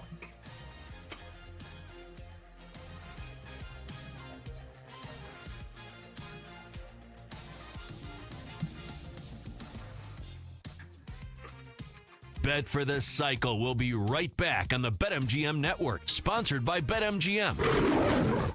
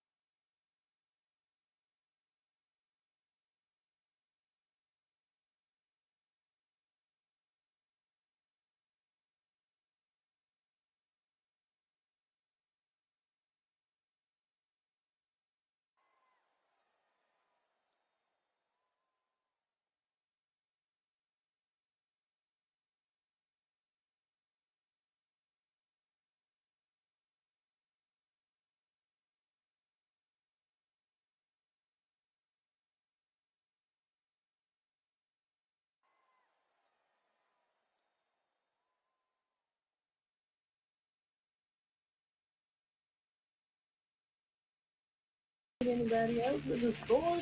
Welcome back to Bet for the Cycle on the BetMGM Network, sponsored by BetMGM. Welcome back, ladies and gentlemen. Bet for the Cycle, presented by BetMGM, is live on the BetMGM Network. The weekend show rolls on. Rob Brown, Cody Decker, Double D, and a cast and crew of all-stars that make us look and sound as impeccable as we do every Saturday from noon to floor. Deck, we have been all over the MLB map so far. What are you making? So we'll stick there for one more segment. What are you making, if anything, out of this Red Sox story? You've got the owner going to meet with Rafi Devers. You've got him not wanting to switch positions, but things have got to take a change. Yada yada yada. Is this story in any way, shape, or form making you apprehensive about a 500 Red Sox club at 20-20, but a Red Sox club that, despite the Yankees having the best offense in baseball, they're only 3 games back of halfway through May? Not apprehensive, but I will say that was the only thing I would push back on Keith about when he was talking about how good the AL East is. I don't necessarily think it's good. I think it's competitive. I think the difference in those words are very important and key, because I do think there are better divisions. Like the NL West is flat out a better division. You have 4 of the best teams in Major League Baseball in the NL West. I would honestly say the AL Central is a better division right now than the AL East. You got the Tigers at 26 wins, the Guardians at 23, the Royals at 24, and the Twins hanging on at 19. I don't hate your futures bets on the Red Sox. The problem is my reticence on the Red Sox simply is this. What in the living hell is going on with Rafi Devers? What in the living hell has gotten into this kid's head in thinking that he can go out there and just be a mover and shaker and make decisions for the organization? I don't know who has let him know that he has power, but he does not. He is paid. He is an employee. This is not like and by the way, I'm someone who is big on player empowerment, especially in a lot of sports, but Major League Baseball has guaranteed money. You don't get to have player empowerment. You get to have one of these 2 things in Major League Baseball: guaranteed money or player empowerment. You don't get both. Make up your mind on what you want, because frankly, Major League Baseball and their players love their money. The Players Association love their money. You want a salary cap? Fine. You ain't signing a $300 million contract ever, Rafi Devers. Personally, I never thought you were worth $300 million. You're one of the worst defensive third basemen in all of the game, and you're a streaky as hell hitter. I was baffled when they paid you that contract. And now the contract's only looking more and more baffling now, because you're a full-time DH who's now refusing to go play defense. Frankly, I wouldn't choose to play you a defense either. You're allergic to leather. But dude, you're sitting around throwing around things like, well, I understand that they can't expect you to be a great first baseman after not doing it, but why haven't you been taking ground balls at first base? I played my entire career taking ground balls at 4 positions in the infield, 2 of which I never even played. I took outfield reps nonstop because that's what you have to do in baseball. Everybody plays everywhere. Just because you're out of shape and can't physically play defense doesn't mean you're special, dude. You're special because you got paid money, and that's it. You don't get to make these decisions. If I'm the Red Sox, I'm trying to find a suitor for you right now. So I'll ask you, because you'll be able to answer this question better than anybody else that I could have on the show to answer this question, Deck. What does this do, if anything, to a locker room? Because you've obviously, players are going to be closer to Rafi than anybody else is. On the flip side, I completely understand and agree with your point as far as, hey man, if the team needs you to move to first, you move to first. You handle your business. You're getting paid enough money that you're expected to handle business. What do you think this does to a locker room, or is this something that we can know because every locker room's different? Depends. Depends how loose-lipped that locker room is. Every locker room is definitely different. You get a locker room where guys talk too much. You get locker rooms where it's a steel trap and everything stays in-house. That team has got veteran dudes, good veteran dudes, very bright veteran dudes. Lucas Giolito's over there. Lucas Giolito is one of the most measured, smart, and intelligent baseball players I've ever met in my life. Liam Hendricks is over there. You think Liam Hendricks is putting up with this for 1 second? Not that crazy, Aussie. No. He'll take care of that. Alex Bregman is there. He will handle this. Alex Cora is the manager. This will be handled. The question is, how will it be handled? This is 2 times in 3 months for a guy that hasn't done anything this year. I agree with that. And that was my gut reaction too, was like, okay, this is a spot where Alex Cora or even the players call a players only meeting in the clubhouse, which we all know the narratives about player only meetings. I think some people get a little carried away. I think sometimes it's good for the players to be able to hold themselves accountable, to want to hold themselves accountable in a situation like this. All of that was my knee-jerk reaction as well, Cody Decker. But then the owner said he's getting involved, is having a one-on-one sit down with the player. The owner has decided that he's going to jump in and have a conversation. And I don't know why it is that kind of grabbed my attention, right? Because, and I guess it's because we are ordinarily so dialed in on the bad owners, on the Pirates owners and the Rockies owners and the John Fishers of the world. Hell, I'm right now, my biggest fight with other Braves fans is that this ownership group has hamstrung this team. They don't want to spend money, and therefore the Braves can't go out and make the moves this offseason and maybe even during the trade deadline like they did in the years leading up to the 2021 World Series. When the owner is going to make a special trip to go fly and have a sit-down 1v1 with a player, that kind of piques my interest, because not only does it mean that manager isn't handling, players aren't handling, but now you're adding outside voices to what is maybe not the biggest thing in the world, but at least a somewhat volatile situation. I don't know if I'm making too much out of this, but when the owner says, yeah, I'm taking a special trip to go handle the situation, it says to me that there's a little bit more wrong, something more wrong than just the manager going, hey, dude, look, we need you to do this, and I need you to be a professional. If the player's unwilling to do that to the point the owner is getting involved, that's not a good sign, in my opinion.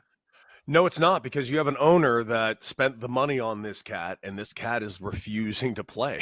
Like, I don't know what to tell you. Like, it's weird. Like, the guy, and here's the other thing. If he was playing good, maybe have some sort of standing. He's hitting 240. He's got 6 homers. Okay. He's got 47 strikeouts. It's May 10th. He has 47 strikeouts. It's May 10th, Rob Brown. I struck out 100 times a year. 47 on May 10th? He's going for 500. Devers on Friday before the meeting, 1 for 5 with an RBI. But the big story was that afterwards, he would not address it at all, right? Like the conversation, according to reports, and I know sometimes the conversation and then the way that the conversation is relayed and described by those who had it to the media, and the way that the media dresses it up in order to get their clicks and all that. The conversation was described as an honest conversation about what each party desires and values in terms of traits and in march to success. Like, we need to talk about what it means to you to be a member of the Red Sox. We need to talk about what it means to us to have you here. Man, listen, like I'm described by my friends as woke, as sensitive, as somebody who values what grown men are feeling at any given time. And I'm all good with that. Deck, I'm going to tell you right now, if somebody pays me $310 million to do a job and they come to me and say, hey, what do you value? My answer is $310 million. And so if I got to work an extra shift, I'll figure it the hell out. I'll call it Uber if I got to do it, like whatever it takes. There comes a point where even I am pro player empowerment.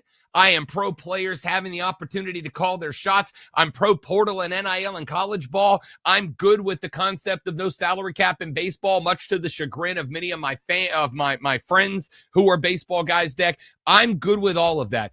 But I'm also going to go, buddy, your team is 500 and they're fighting to stay there, and you are not helping them do it in the spot that you're in. We can plug somebody better else into the lineup, but we need you to go to the other side of the diamond.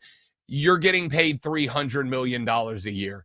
You should value, forget loyalty and dedication and discipline. I don't need all the buzzwords, buddy. I don't need all the sentimentality. You are getting paychecks at the end of every week that have 6 figures on them. Shut up and go play over there. Also on top of that, I mean, it's just to have the arrogant statement to say, go out in the market and get somebody. It's May 10th, dummy. Where are they going to get a first baseman just lying around? Are you stupid? This is your first day on Earth? Yeah, okay. I guess I can go sign Anthony Rizzo, who hasn't picked up a bat in months.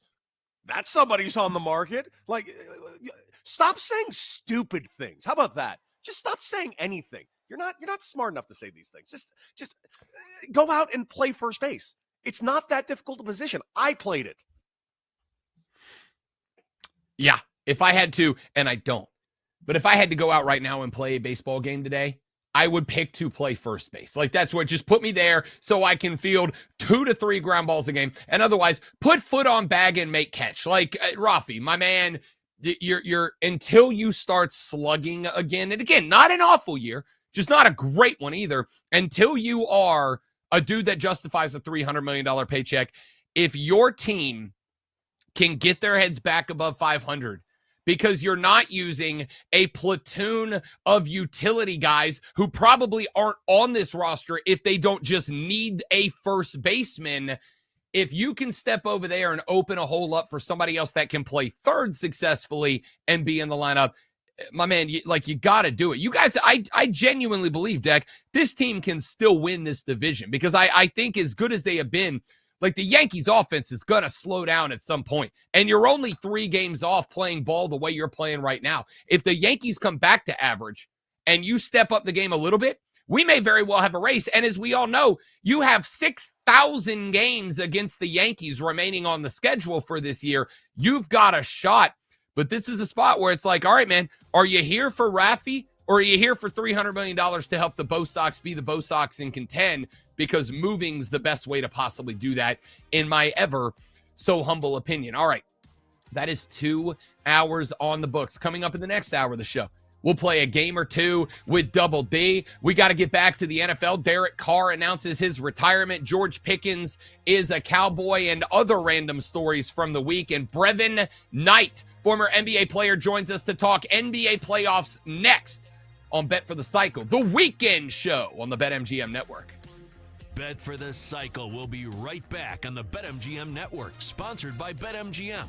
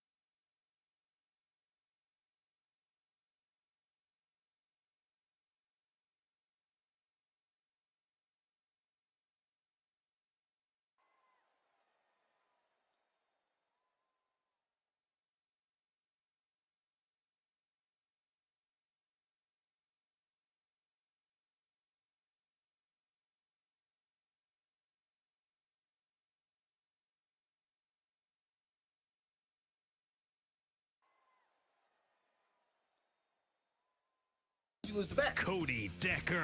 And I just want to laugh more. If I'm going to lose Devontae, it might as well be hilarious. And Rob Brown. Clip it. Put it on the social media now so that I look like a genius tonight when I got all the money. On Bet for the Cycle on the BetMGM Network. Sponsored by BetMGM, the sportsbook born in Vegas. Let chaos reign! That's right. Welcome back, ladies and gentlemen, boys and girls, children of all ages. We have reached the point of no return. That's right. The halfway part has already happened. We are in hour 3 of our 4-hour extravaganza. That is Bet for the Cycle.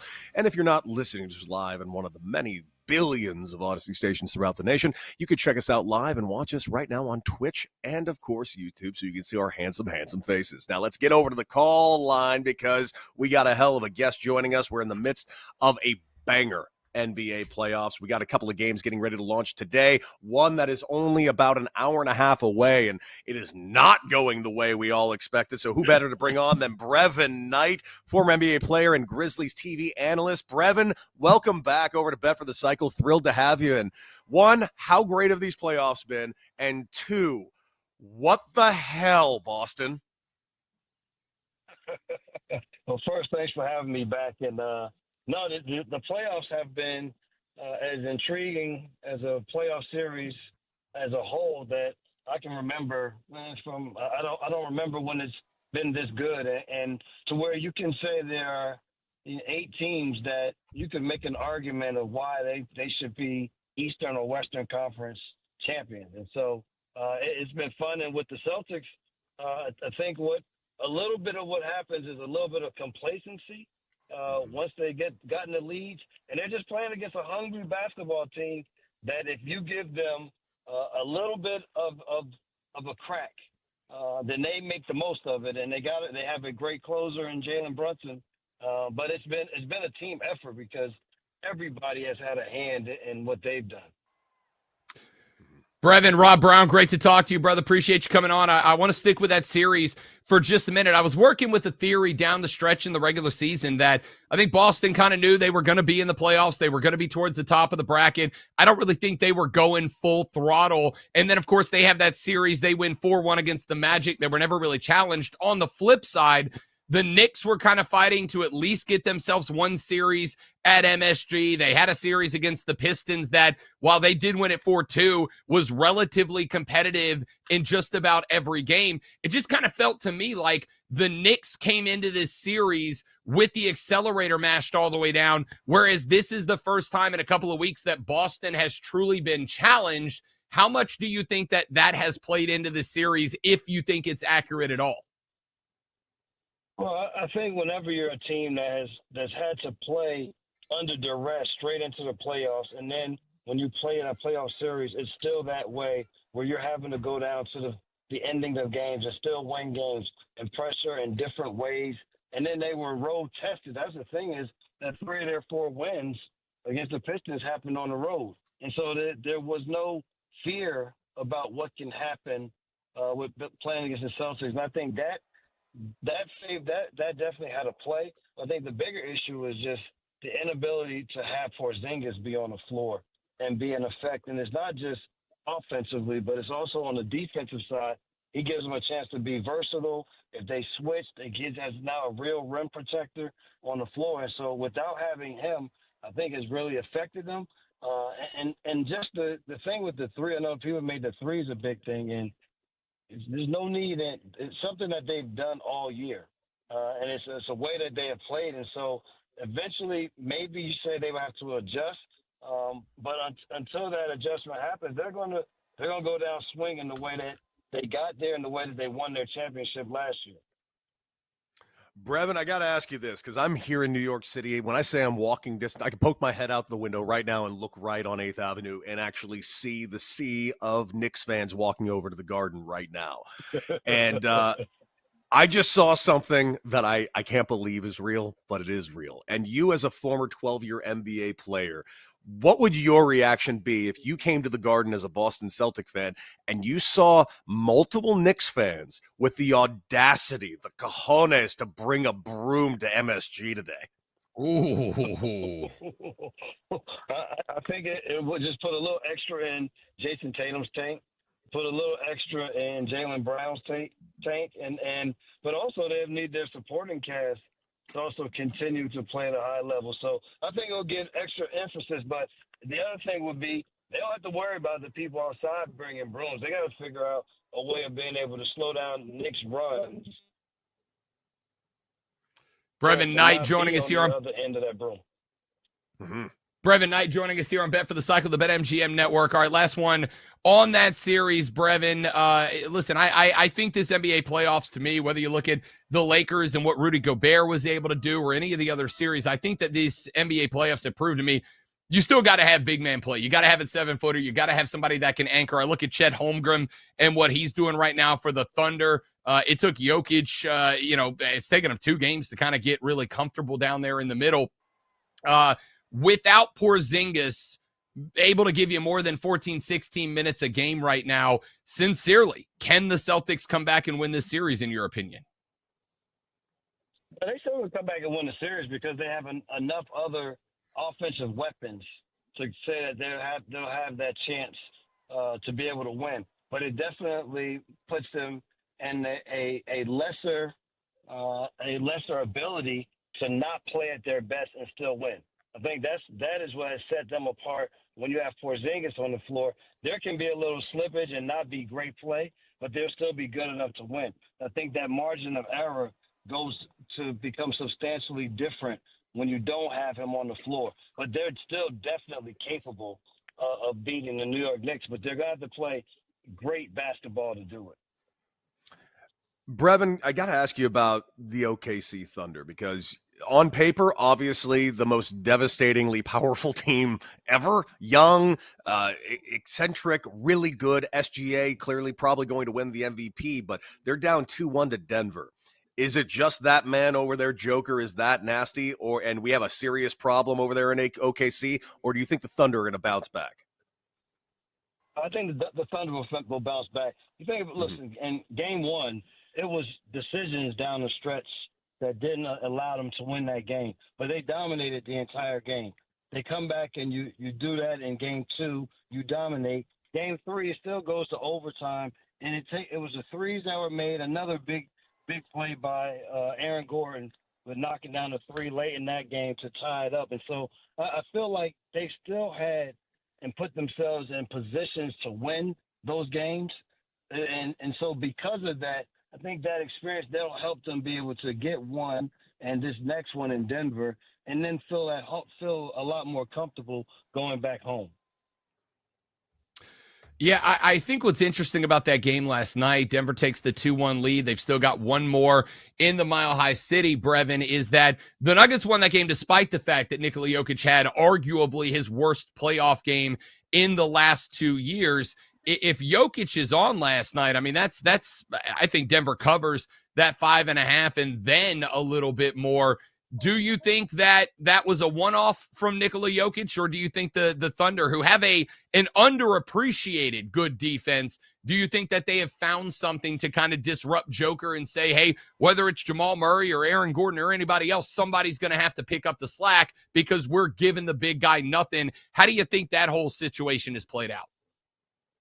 I don't think with players of his skill, I say this, the same with SGA or these higher level players. The only thing you try to do is, can you keep them off guard? Can you not play them in one way? And I think with the team that they have and the different defensive options that they have, they can defend him in multiple ways. So that just keeps him a little bit off balance. But you don't stop stars of this caliber. And the only thing, as I say, you just hope that they have enough off nights to give yourself a chance to win. The problem with Jokic is he doesn't just hurt you in one way. And so when you think that maybe you have shut off the scoring, well, he still then goes out and gets the rebounds. He still makes the assists. He still makes the plays that keep the ball moving for them on the offensive end. And then he's also, with the brains of the game, still is able to think it. And so I think for a player like Jokic you just want to not allow him to beat you in all 3 phases, which is the points, the rebounds, and the assists. Somehow try to just minimize in one of those categories. Brevin, we haven't even mentioned it yet, which is astonishing. We haven't even mentioned it in the show today, which, again, when we talk NBA and you don't hear the name Golden State Warriors for 2.5 hours, seems to be a problem. Steph, man, can this team do this without Steph? Because I will admit, we've seen Jimmy take slightly lesser teams further. No, I don't think they can, and a lot of it goes because of who they're playing against. And this Golden State Warriors team becomes the same team that they were before Jimmy Butler got there, and that you have a star and probably a little bit less because there still isn't the affiliation of how to play, what to do, as there's the same feeling as Steph Curry being out there. So they need all three of those guys with Draymond Green, who's an orchestrator of it all. I think they need all three to make up for any of the lack ofs that they have. And so to not have especially the biggest one of them all, and Steph Curry, they may be able to steal one that maybe stretches it out longer because I know they have the situation of the 3 days in between games because of the arena not being available. So that gives an extra day between games 5 and 6, I think it is. And so if that works, then they can have a chance. But I think he won't be at 100%. I don't think they have a chance at all at winning the series. Mm-hmm. Yeah, I'm kind of in the same boat, Brevin. And if Steph Curry can come back, it would not be until game 6. And even then, no guarantee that he would come back and be 100% because he'd be coming immediately off of his recovery and rehab. However, if it does get to 6, if the Warriors can steal one, maybe we get a 40-point Jimmy Butler game in there somewhere and they shock everybody. If this team gets Steph Curry back, could they finish this thing in 7, or are you going ahead and penciling Minnesota into the conference finals? I'm penciling Minnesota into the conference finals because the other thing is how good will Steph Curry be even if he comes back? How confident will he be that if I can move the way that he moves offensively, because that's what makes him such a great offensive weapon is how well he moves away from the ball. And I just think that may be hindered, which then means on the defensive side, now there's going to be a little bit of hindrance there too, because now defense is reacting. Offensively, you can get by because you dictate where and what you're doing. On the defensive side, he's going to have to react to the offensive players, which puts him in a more compromising position. And so I just think that the injury and what it is too much to overcome for the Warriors. By the way, we are talking with Brevin Knight, Grizzlies TV analyst and former NBA player of 12 years. And Brevin, the final game that we haven't even gotten to yet, the Cavs, they get that first win off their back finally against the Pacers. But I'll admit, watching these games, the Pacers, and I not yesterday withstanding, but like the first 2 games specifically, I don't know. Indiana seems to have a lot going for him at the moment. Maybe it's the fact that Halliburton was voted by his peers as the most overrated player in the league. Ushering in those 2 first wins didn't seem overrated to me.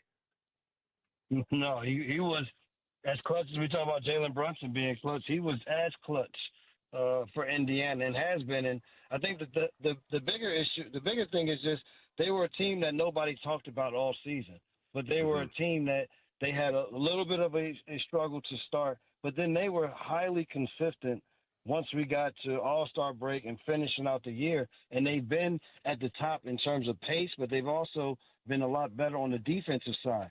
And so with their size and their length and their ability to have multiple offensive weapons, but I always say teams that have offensive guys that are willing to defend always gives you a boost in terms of being able to win.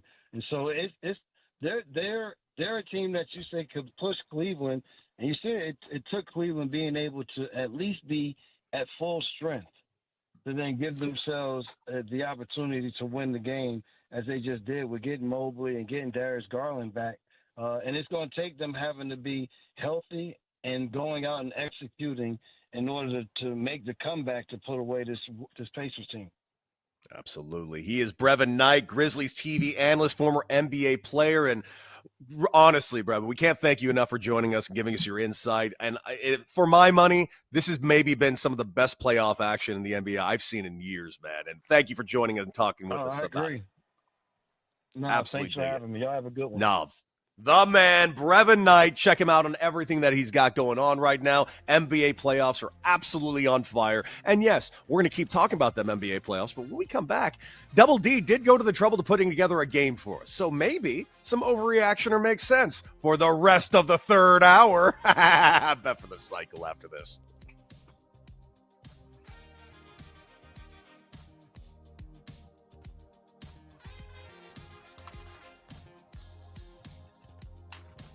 Bet for the Cycle will be right back on the BetMGM Network, sponsored by BetMGM.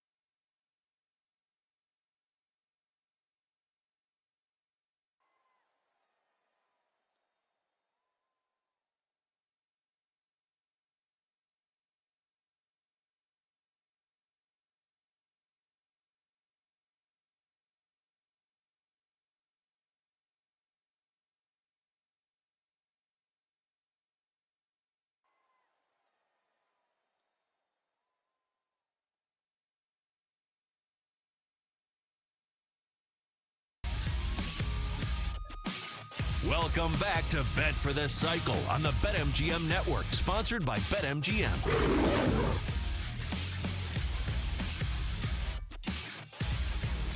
Bet for the Cycle is live. The four most electrifying hours in sports talk entertainment. As long as you only ask me, Cody Decker, and our mothers, you'll get a consensus. Rob Brown, My Cody mom doesn't Decker, listen. Double D. Okay, as long as you only ask Cody Decker, me, and my mom, then you'll get a consensus that this show is absolutely fan-damn-tastic. Double D, get up in here. Let's play a game. What do we say? Overreaction or make sense? I don't know. I stop paying attention sometimes. It's the ADHD. Time to play Overreaction. Overreacting? I think you're overreacting. The Overreaction. Or Make Sense. That makes sense. That makes sense. On Bet for the Cycle on the BetMGM Network. Well, hello, gents. How we doing today? Howdy, buddy. We're great. Weird. Man, fine. Yeah, fine. Yeah. The always overexciting Cody Decker response. Gotta love that. All right. Overreaction makes sense. Numero uno. Rob Brown. The Celtics will win 4 straight games and win the series against the Knicks in 6 games. I'm going to say overreaction. I think that the New York Knicks right now, I think the thing we have to point out is that, yes, they've won 2. And yes, they've won 2 in which the Celtics obviously did not play anywhere near what the Boston Celtics are. Let's not pretend the Knicks aren't playing good, consistent basketball right now. And more importantly, let's not pretend like the Knicks haven't adapted a couple of times when the Celtics have occasionally tried something different. I think the Celtics, it sounds odd down 0-2 and the next 2 being on the road. I still think the Celtics are winning this series, Cody Decker. In fact, I think the odds for them to win the series are still like they're plus money now, but like barely, right? Like their odds I would expect being down 0-1, not 0-2 and on the road. I still think they win this series, but the Knicks are going to split 1-1 at MSG, a place that I firmly believe will be the most intimidating home court advantage of any basketball team in America in the year 2025. The Knicks are going to get 1 at the crib. Boston will get 1. They'll win the next one back at Boston, and we'll have a 3-2 series with 2 to play. This over in 6, son. Makes sense. Knicks are going to get waxed these next couple of days. I'm sorry. I'm here in New York City. I'm telling you, they are going to just sweep them out the rest of this go-around. These were 2 improbable comebacks that were literally allowed to happen by Joe Mazzulla. Outside of that, I can't see this happening again. If Jason Tatum has a semblance of that dog in him, he'll go out there and put together a semblance of a performance compared to what he's actually done thus far in this series. And also, I'd like to point out, are the Knicks playing decent basketball, especially when they're going late in the game? Sure. They were 0-12 this year against the Celtics, the Oklahoma City Thunder, and the Cavaliers. I haven't forgot that, even though a lot of people in New York have forgotten that. And by the way, I took a lot of calls from realistic Knicks fans this week. They know. They're aware. They're like, this has been great. But come on. We've seen this story. Knicks fans, have you not seen this story since the 70s? Just stop it. Stop it. You're embarrassing yourselves. The Celtics are absolutely going to bludgeon you the next couple of games in Madison Square Garden. I'm seeing a lot of blue and orange walking up and down 8th Avenue. They don't believe any of it. They don't believe any of it. They know what they're walking into. And I am looking at you 4 fans that I saw walking down the street with a broom. What are you doing? Poking the bear? That bear? The defending championship bear? Okay. I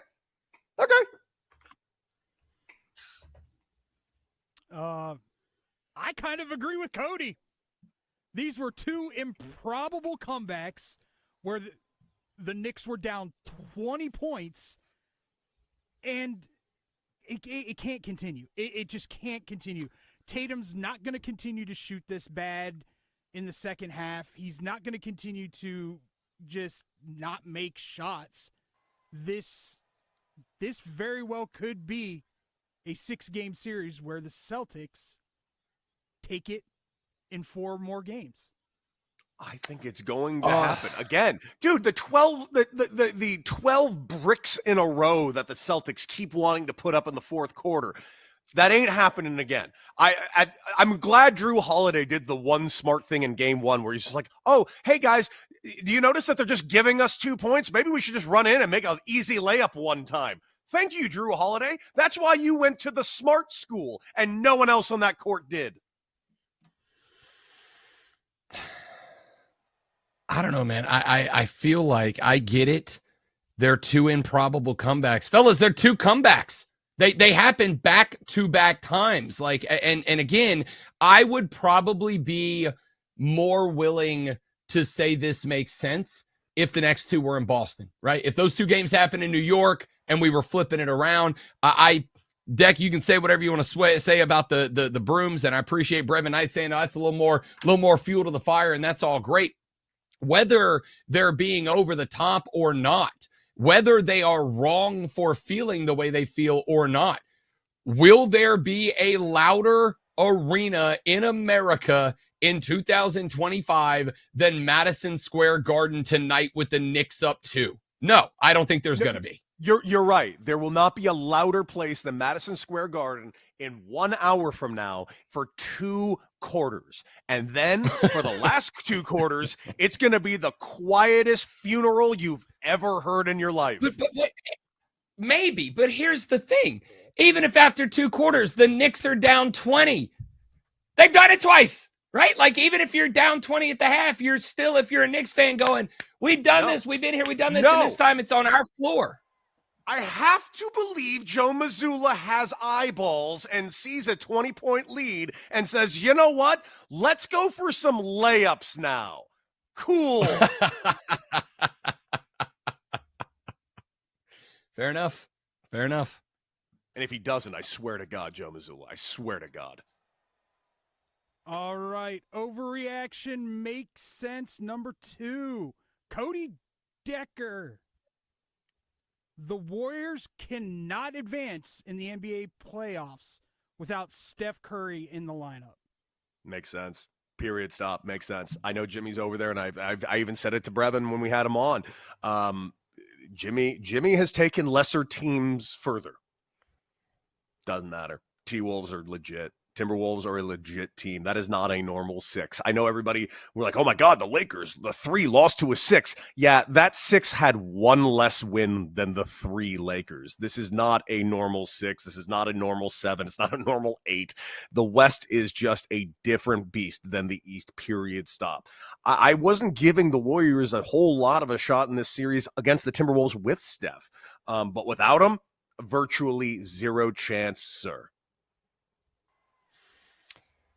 There is 0 chance. I do want to point out, though, that I can kind of point this down to a basketball reason. The LA Lakers lost that series against Minnesota for 2 reasons. Number 1, and I hate to put, because I love the guy, Luka's defense was a problem. I thought that narrative was lazy the entire run, and then in that series it was true.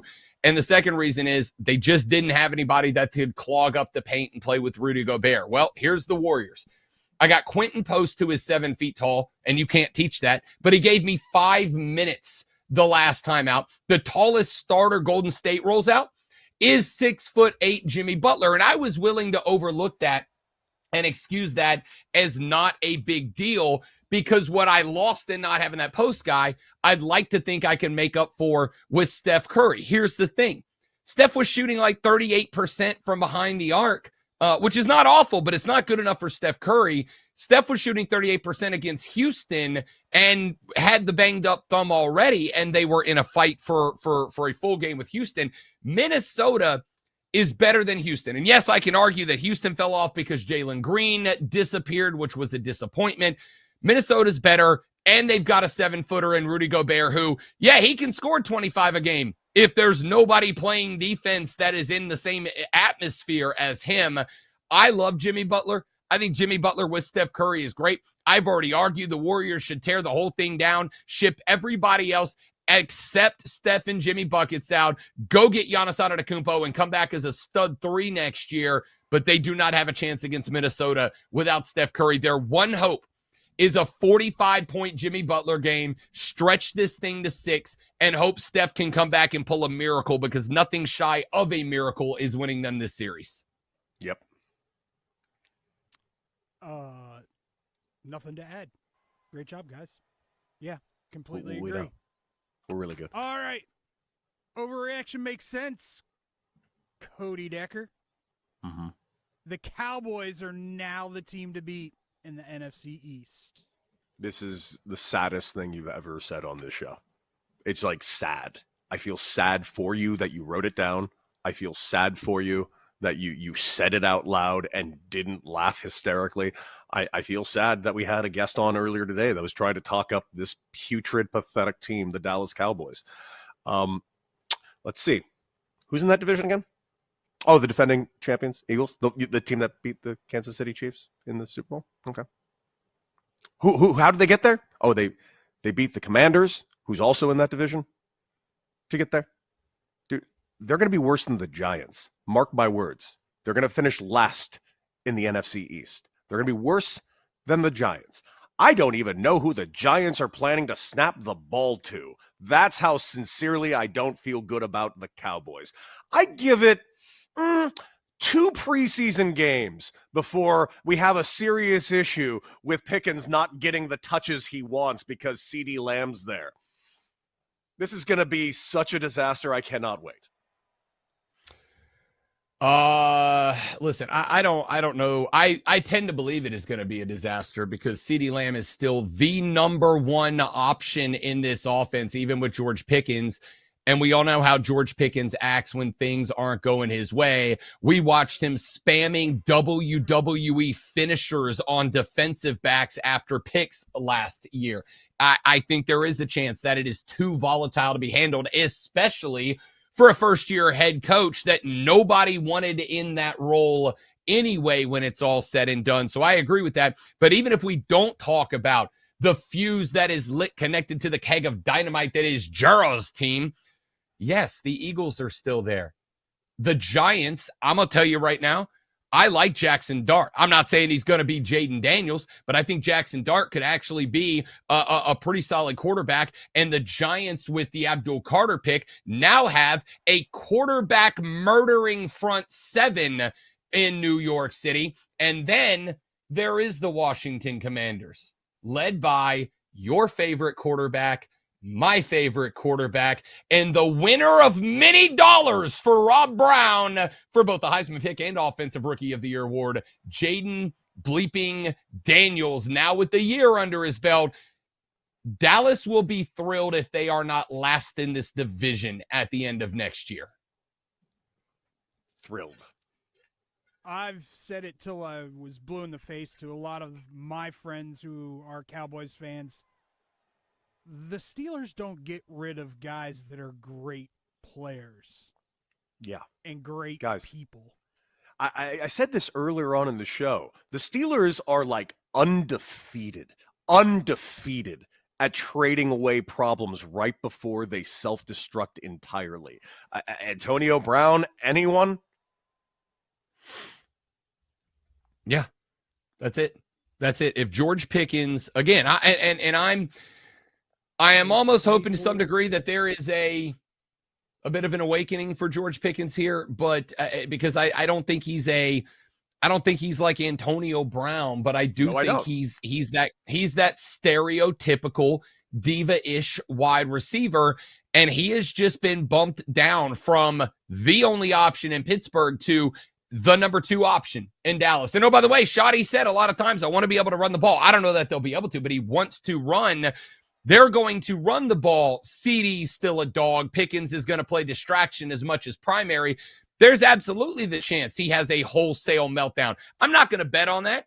I'm just saying, even with George Pickens, even if Dak Prescott does threaten 4,500 yards again, at the end of the day, we've seen what Dallas is. As the great Maya Angelou once said, when somebody tells you who they are, believe them. We know who Dallas is. I don't know who New York's going to be. I know a lot of quarterbacks are going to struggle. I know who Jaden Daniels and the Commanders are after what they did. And we know that the Philadelphia Eagles have been to 2 out of the 3. Dallas is still playing catch up today. Yes. And I can't stress this enough. He's going to be the number 2 in Dallas. They just traded him away because I'm pretty sure they know for a fact he doesn't have the mental capacity to be the number 2, even in Pittsburgh. They got DK Metcalf, who is clearly going to be the 1. They knew the problem they were about to have. Now it's Dallas's problem. Enjoy number 2 George Pickens and all the headaches that come with it. Yeah, I'll give you a quick list before we get out of here. You have, just in recent history, Antonio Brown, Chase Claypool, Le'Veon Bell. How did it go for the teams that traded or signed them the year after they? Not well. Exactly. Not great, Bob. Not great. Hey, we should play more of this. Okay, let's do that next on Bet for the Cycle in the BetMGM network. Bet for the Cycle will be right back on the BetMGM network, sponsored by BetMGM.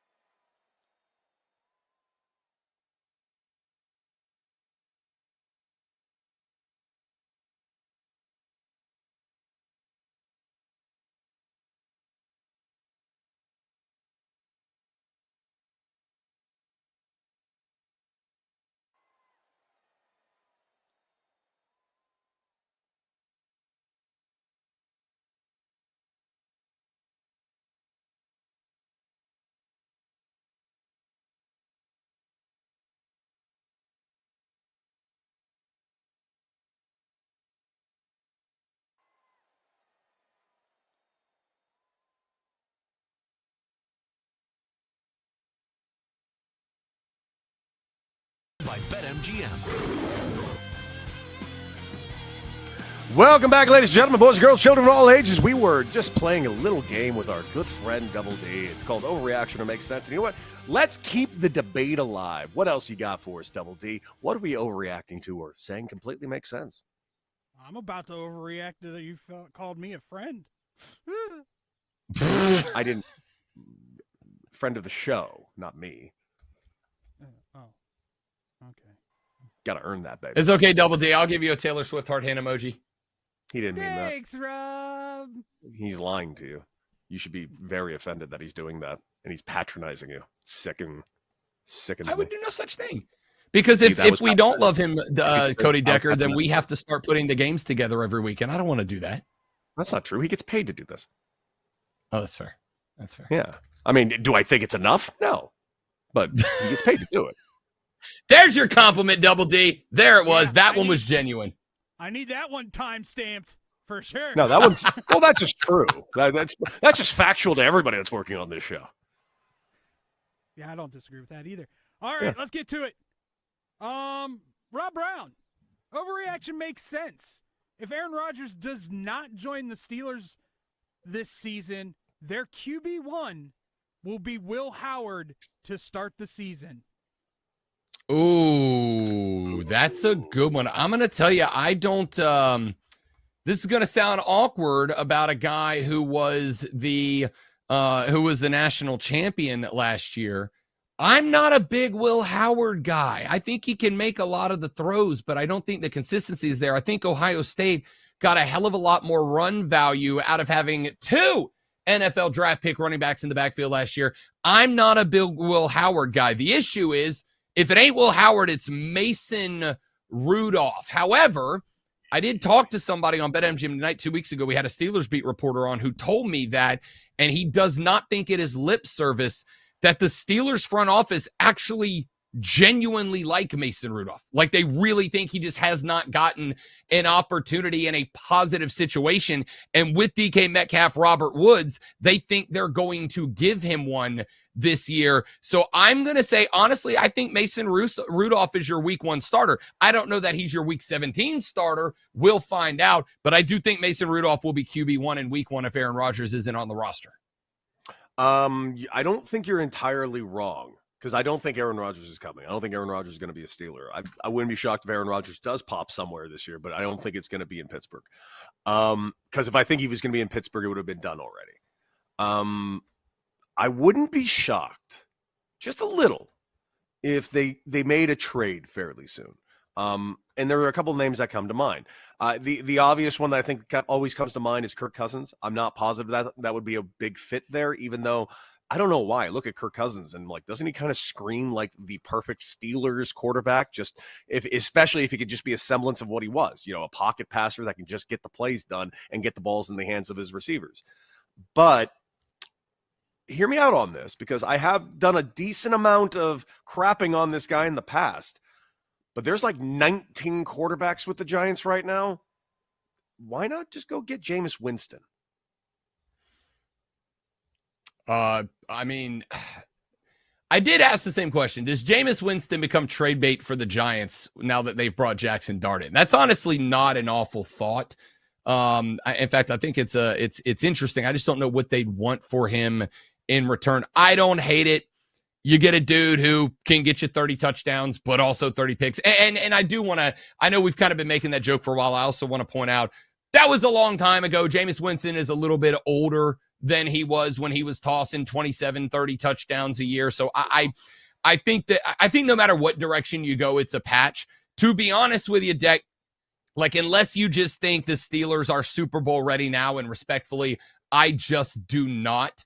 I think your best bet here is let Mason Rudolph be QB1. If you have bought into Will Howard being the guy, then give him 2, 3, 4 weeks to kind of figure out the speed of the game, and then just go to Will Howard and see what happens. The only question I have is, and I don't know how this plays out, how much, if any, do the Steelers care about the Mike Tomlin no losing season streak, right? Because to me, I think you got to put that on the line to give Will Howard the crack at it. And if you do not want to lose that streak, then I think you are begging Aaron Rodgers to come down or making the trade. The only issue I have is if you think that Will Howard is the guy, I don't want to give up any resources to New York or anybody else to bring in a glorified one-year patch. Kirk Cousins does become the number there. But as I pointed out, what happened at the end, and this is maybe somewhere that Double D can chime in, the whole drama at the end of the season with Kirk Cousins says to me, somebody's lying. Either the Atlanta Falcons are lying and they knew Kirk Cousins was hurt, they didn't put him on the injury report, which is a big no-no in the NFL, or Kirk Cousins was lying to the Atlanta Falcons and covering up his injury so he could keep playing. Either way, somebody is untrustworthy in that spot, and that to me is enough. Forget the poor performance down the stretch. That to me is enough of a reason not to put Kirk Cousins on that team. I will lean towards the latter on there, Rob Brown. When you are a quarterback who just gets signed to a multi-million-dollar contract and you're getting outplayed by the rookie that they traded up to go get,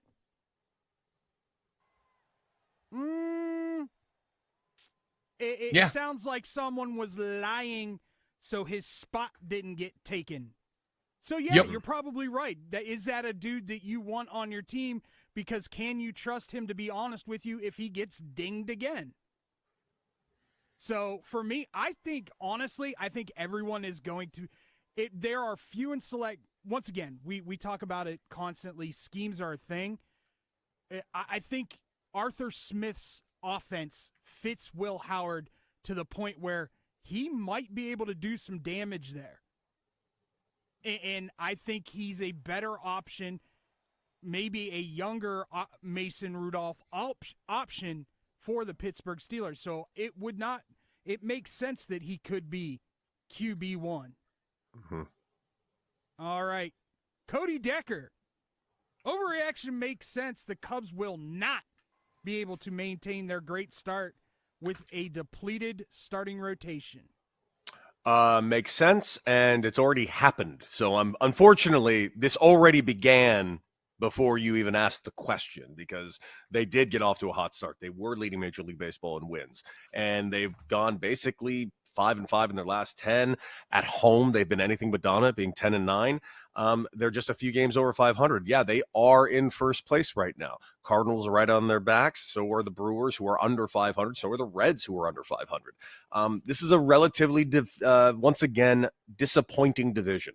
The Cubs are the best team on paper, definitely offensively. Pitching-wise, the Reds are the best team on paper, but they can't hit, and they're extraordinarily streaky. The Brewers are going to be middle of the pack. I don't think they got the power or star power or pitching power that they truly need to be successful. The Cardinals might accidentally sneak into first place, but that's the thing. It's going to be one team out of this division. It should be the Cubs. I don't believe it will be. I think this is a very disappointing team and division. I'm not going to disagree. I am going to say, because it is a disappointing division, I absolutely do think the Chicago Cubs can win this even with a depleted lineup, and it is because of the fact that, again, I know that run differential, Deck and I, we've had this conversation many times. Run differential is a stat we pay attention to. It's not necessarily one that we're going to, pick a World Series winner off of, but it is a pretty good indication of kind of the balance offensive and defense. Yeah, they're 5-5 in the last 10, 3 games lose streak. 2 of them are to the Pirates, who are playing good baseball right now. But they're plus 53 in the run differential. They're behind only the Dodgers, the Mets, and the Mets is more about the pitching than the hitting, and the Yankees, and it's all about the hitting there, and the Tigers, which is, how about the Tigers being plus 84 in the run differential? We'll talk about that in a little bit late, because Det brought up a Scooble stat that blew my damn mind a few minutes ago, which I'd love to get to.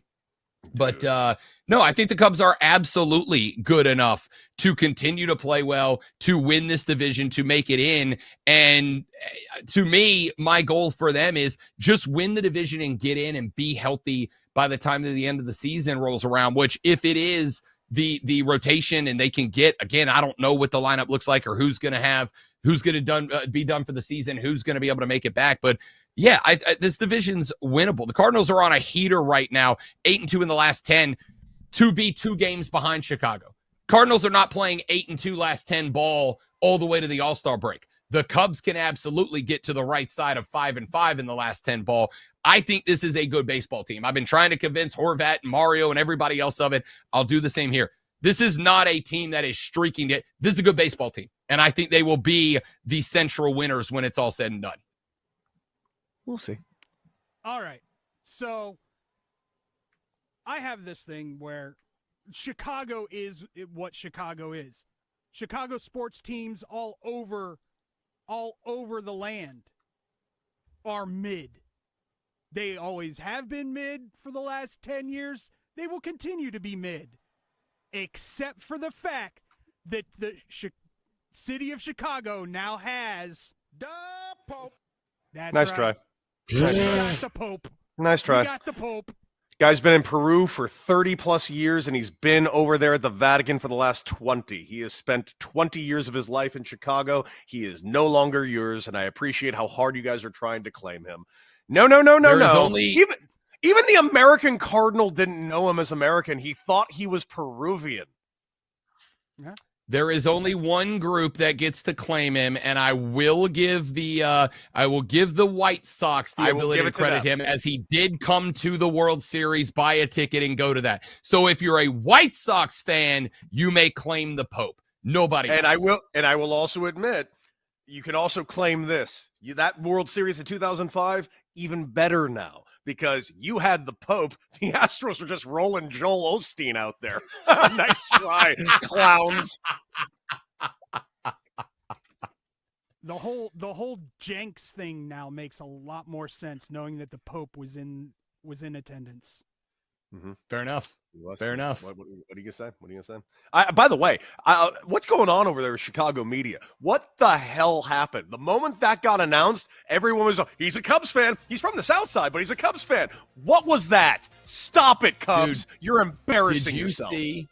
Did you see the interview with his brother, where they interviewed his brother and they were like, and he's a Cubs fan, and his brother's eyes got about that big. You could see the rage building up, and he's like, he is a White Sox fan. Like, his bro, who is like in his 60s, 70s, his brother was ready to fight the reporter who said he was a Cubs fan, and I was here for it. Hour 4 next. Bet for the Cycle will be right back on the BetMGM Network, sponsored by BetMGM.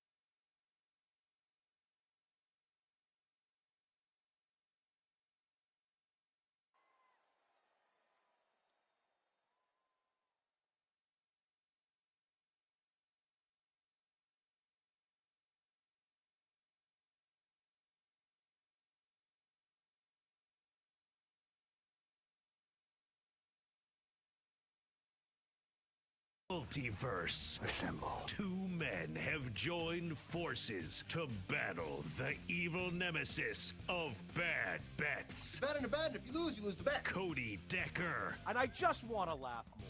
If I'm going to lose Devontae, it might as well be hilarious. And Rob Brown. Clip it. Put it on the social media now so that I look like a genius tonight when I got all the money. On Bet for the Cycle on the BetMGM Network. Sponsored by BetMGM, the sportsbook born in Vegas. Let chaos reign!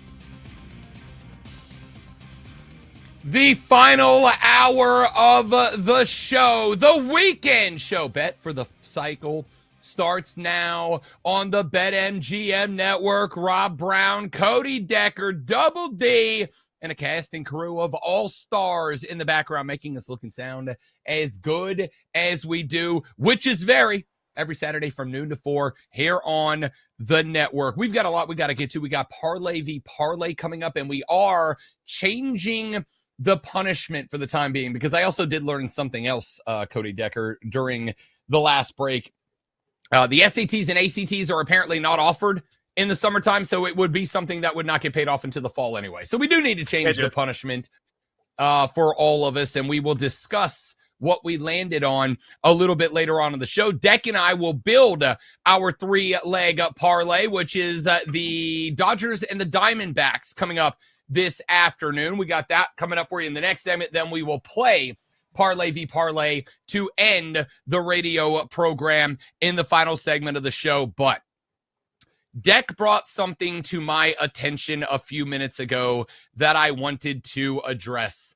I wanted to talk about it because, we started this show as a baseball show. And we have always leaned heavily on the baseball, despite the fact that it is now a year-round show, and we do talk about a little bit of anything and everything. It is rare, however, that unless that we spend a full segment talking about a guy, unless the guy does something remarkable. We spent a couple of segments last year talking about Shohei Ohtani, but Shohei Ohtani had a legitimately legendary year last year. Tarek Skubal is that guy here, Deck, because you gave me a statistic a minute ago that I knew Skubal's having a good year. I know the K rate is exceptionally high, but give me that number that you provided to Double D and I during the last break.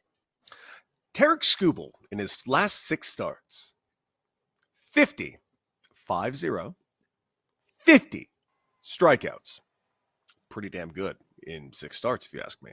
Just what, eight a game? That's not bad, roughly. Well, how many walks do you think he's had in that time, in the 50K range? I would say with 50Ks, you would say something like, and I happen to know the answer, but I would reasonably say something like 12 to 15 we would consider pretty solid, right? Yeah, I mean, 5 to 1 is not bad when it comes to the K rate at 5 strikeouts to 1 walk. It's not terrible, especially for a guy that gets a lot of whiffs, which, by the way, he also has the most whiffs in Major League Baseball so far this year with 32, which is right up there when Lance Lynn was with the White Sox with 33 when he was absolutely dominant. I want to just point out that he has one walk in those 6 50 strikeouts. A walk, one of them. And right now, he is your odds-on favorite for the Cy Young Award winner in the American League. And that's astonishing to me. He's currently on the BetMGM app right now, plus 150 to win this award. It is May 10th, and he is plus 150 to win the award. Why is this super duper interesting to me? Have you seen what Max Fried has been doing as a Yankee? Have you seen the numbers that he's put up after his first start? You mean that ERA that is a hair over 1 right now? Yeah.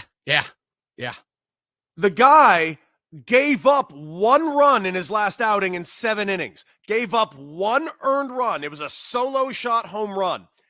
His ERA went up barely. Like, he gave up a run in 7 innings. His ERA went from 1.01 to 1.05. What a crap outing for Max Fried, huh? That guy with the 1 ERA, he's plus 400 to win the Cy Young. That's how good Tarek Skubal has been so far. Good Lord, dude. Good Lord. First off, regarding Max Fried, as an Atlanta Braves fan, I would like to say, damn it! Why? But that's another conversation for another time. I went and looked just because I was curious. If you would like to take this back, Cody Decker, all the way through the season, back to Tarek Skubal's first start, which was March 27th against the LA Dodgers. On the season, this man has 60 strikeouts to 5 walks and has surrendered a total of 4 home runs and 11 earned runs through 8 results. I'm not a big baseball guy, but that's pretty good. That seems like pretty good numbers. Guys, 11 earned runs this season. And 11. Get ready for this. Get ready for this. 7 of them were in his first 2 starts. Yep. That means from April 2nd on, this man has given up a staggeringly low 4 runs. 4 runs since April 2nd. That's not kind of domination. That's absurd. Look, he's Cy Young front runner. Is this MVP performance? Is this most valuable player performance? You know what? I would say yes if he was wearing a different uniform, maybe. I don't think we're going to see another pitcher win an MVP anytime soon. The last 2, of course, we had Kershaw get it 1 year, and we had Verlander get it 1 year. And I'll freely admit, I freely don't think either should have won it. I don't think for a pitcher to win the MVP, I think it needs to be so devastating. Like, you need to have an under 1 ERA. That's why I also don't agree that those 2 should have won the MVP when they won the MVP. Firmly don't think they should have won it. I don't think it should ever go to a player that plays once every 5 days. I just don't think that's valuable enough to a team, period, stop. We're talking 20 to 30 game clips of them showing up. That is not most valuable to me. I'm sorry.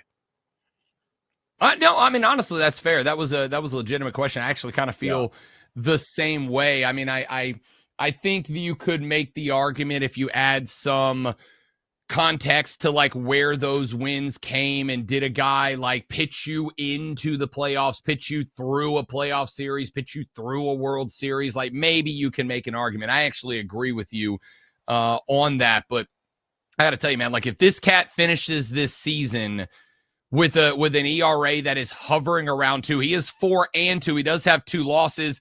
One of them came against Kansas City in a game where he gave up 7 hits, 2 earned runs, K'd 4, walked 1. The other loss came against Seattle back on April 2nd, went 5.2, 6 hits, 3 earned runs, 8 strikeouts, 3 walks, and 1 home run. One of the home runs he gave up that this year came against Seattle in that L. But I mean, I think if the guy finishes with an ERA that is hovering 2, I think the guy, if the guy finishes with a WHIP that is, he is right now 3rd in MLB, and honestly, he's like 2/100ths of a point off from being 1st.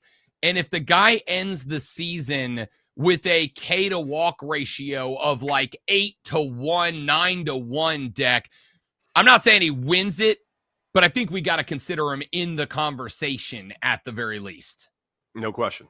No question he should be considered, but I still have that issue. I've never been quiet about that issue. Hell, even going into last year, I didn't even think a DH should ever win the MVP until, Shohei Ohtani showed up. I mean, last year was such a weird thing. Like I've never been less ashamed of being wrong in my life than we were about that last year when we both hammered do not bet on Shohei Ohtani to do this thing, and then he did that thing. Just to put this into consideration, by the way, your strikeout leaders right now in Major League Baseball, Deck, I got to tell you, like, I pay attention, I'm following it. Had you told me that Mackenzie Gore was your strikeout leader in Major League Baseball right now, I'd have been like, bro, I think your internet's broken. Mackenzie Gore is your strikeout leader in baseball right now with 68. Zach Wheeler with 66. Both of them lead Hunter Green 61 and Tarek Skubals 60. Yeah. Yeah. Scooble's going to win that, by the way. Also, another interesting thing is how all the closers, dare I say, best closers in Major League Baseball, seemingly forgot how to close. What the hell is going on with Emmanuel Clase? What the hell is going on with Devin Williams? I'm so glad you brought that up. Now, it's probably a bit more emotionally sentimental to me right now because as a Braves fan, we can't find a freaking closer to save our asses right now. So it's probably standing out to me a little bit more than it would be in most years. But, like, how many dominant closers are there in Major League Baseball right now? 3? If that. Oh, yeah, well, take that back. Probably 4. 3 of them are on the Dodgers. There it is. There it is. That hurts my feelings a little bit, but also is 100% correct. Mm-hmm. It's just the way it is. Robert, let's see. There are right now, Deck, and again, obviously, closing pitchers a little different than starters. There are across all of baseball.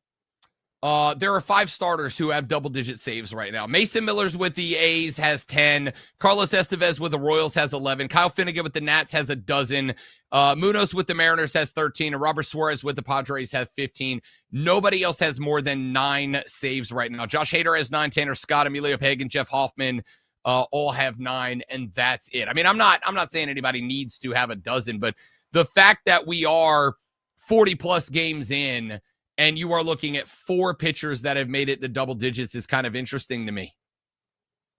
No, I agree. I think it is interesting, but what are your Braves going to do? Like, I know we were talking earlier with Keith Law. I really enjoy. You need some bats and another arm, but what are you guys going to do? You're almost back to 500, but then you lose. You drop a game to the Pirates. You should never be losing to the Pirates. Period. Stop. I said about 2 weeks ago on this very radio program that I'm not investing in the Braves. The only thing that is worse to me as a fan, Decker, than being mad about your team is being apathetic about your team. And I'm apathetic about this team right now. I have no optimism. Please stop telling me that when Ronald Acuna Jr. comes back after his second ACL surgery that we're going to be fine. I have news for Braves fans. Right now, Eli White has better numbers from the leadoff spot than Ronald Acuna Jr.'s had the last couple of years when he's batted leadoff. So stop telling me that Ronnie's gonna fix it. That's not it. I know Spencer Strider's on his way back. Strider came back, had 1 game, popped a. This is dumb, Decker. And before I say this sentence to you, I acknowledge that you are going to roast me, and I deserve it. And I still feel how I feel. The minute that I got the notification that Spencer Strider pulled a hamstring playing catch, I can go outside right now and play catch for 9 hours and be okay. And I'm a fat, out of shape 40-year-old. Spencer Strider popped a hamstring playing catch. That was the minute that I went, there is no point in investing in this team because the baseball gods have decided to defecate upon us in 2025. And I know that now. He's coming back in the month of May. Stop it. Was it ideal? No, but he's going to be back in the month of May. That's not a bad thing. And you got Schwallenbach, who you could agree is a bit of a dude. And you're going to get back Acuna Jr. And you're going to get Acuna Jr. back. Like, it's not all death, fire, and brimstone over there, dude. You went 0-8 to start the year. Cody, Alex Verdugo is starting for us right now. I'll admit that's a problem. I admit that's not ideal. Guy's allergic to his own damn tattoos. It's embarrassing. I don't know what to say about that. But your team is 2 games under 500, and you started the year 0-8. We are 2 games below 500, started the year 0-8. And I would argue started the year 0-8 against the 2 of the best, definitely the best and probably the second or third best team in the National League, and all of those games away. I was willing to say, you know what, it happens. Like, that's life. You got to go on a West Coast swing. You're open to the season. You don't get a chance to find your rhythm and get comfortable, whatever. That's all well and good. I'm good with that. You could have swept the Rockies and got to 500. You dropped one there. You drop one to the Reds. Yeah, you won 3 out of 4. That's great. Then you go on the road with a chance to get to 500. You lose to the Pirates, despite the fact that you had 9 Ks from your starting pitcher in that game. We can't hit the ball. The only team we have double-digit hits against this year is the Colorado Rockies. We can't hit the baseball deck, and I'm a dumb person, but I'm relatively sure if you can't hit the baseball, you can't win at baseball. Seems like a problem. Alex Verdugo is starting. Yeah, it's not the best. Parlay v. Parlay next. Rob Cody, Bet for the Cycle, the BetMGM Network. Why am I mad? Why did I make myself mad again? This is dumb. Bet for the Cycle will be right back on the BetMGM Network, sponsored by BetMGM.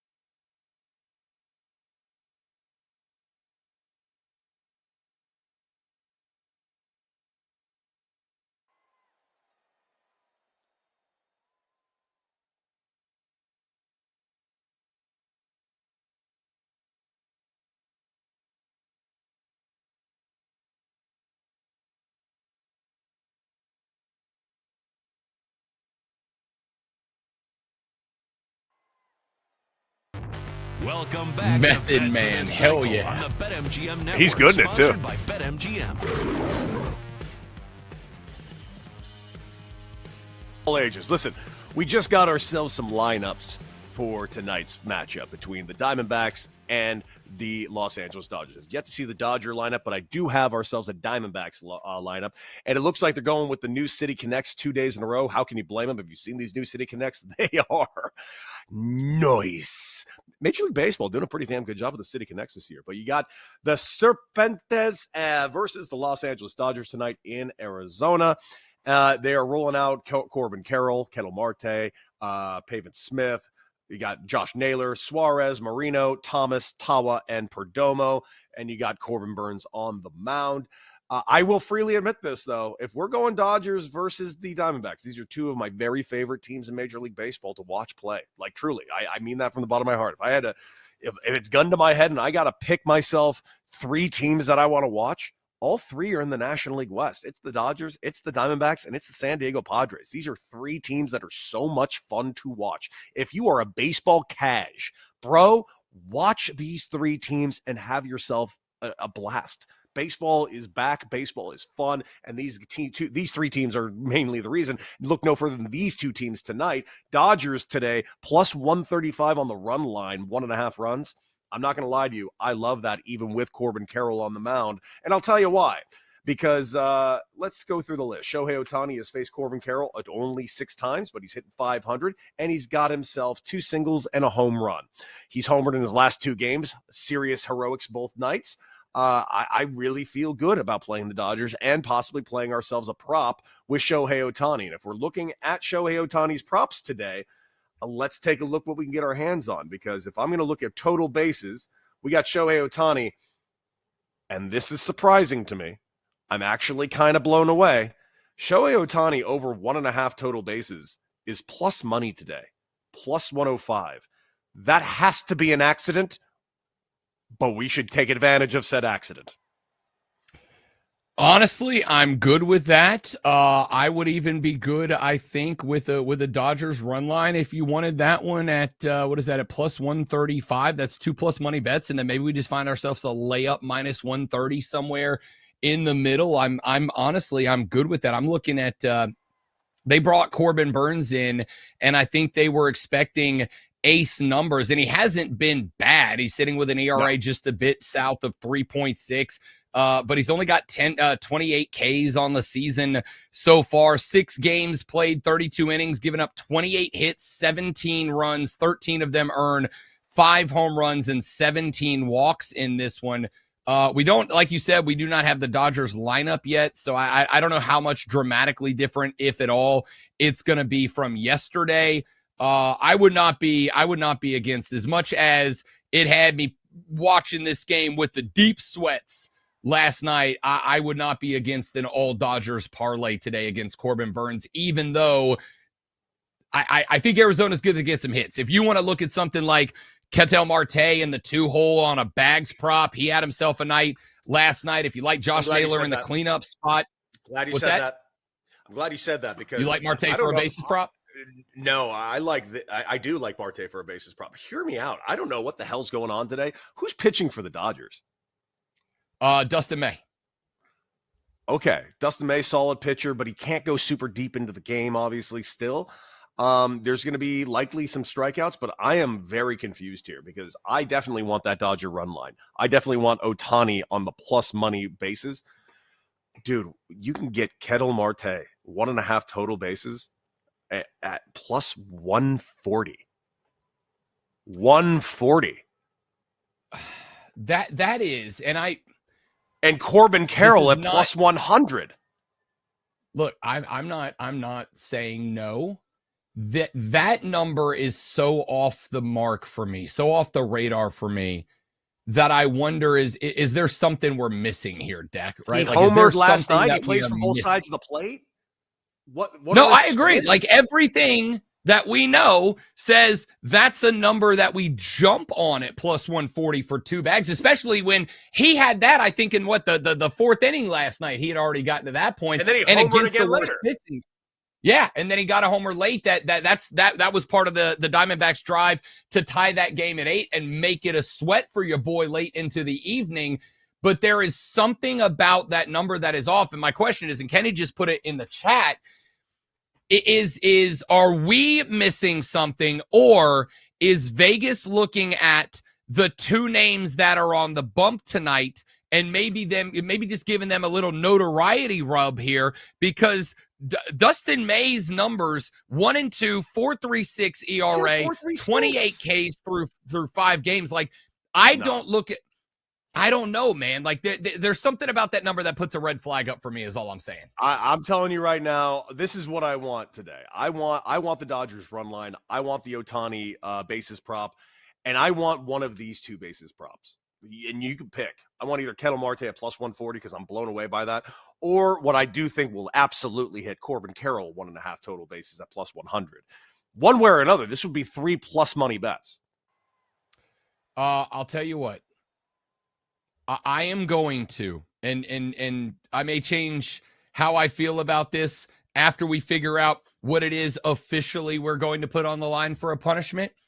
Here's where I am.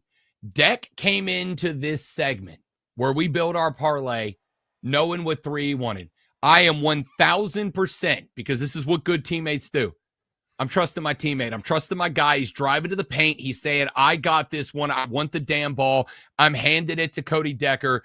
Deck, set our 3, any 3 you want. I am ride or die with my partner in crime, Cody Decker. Set him, bud.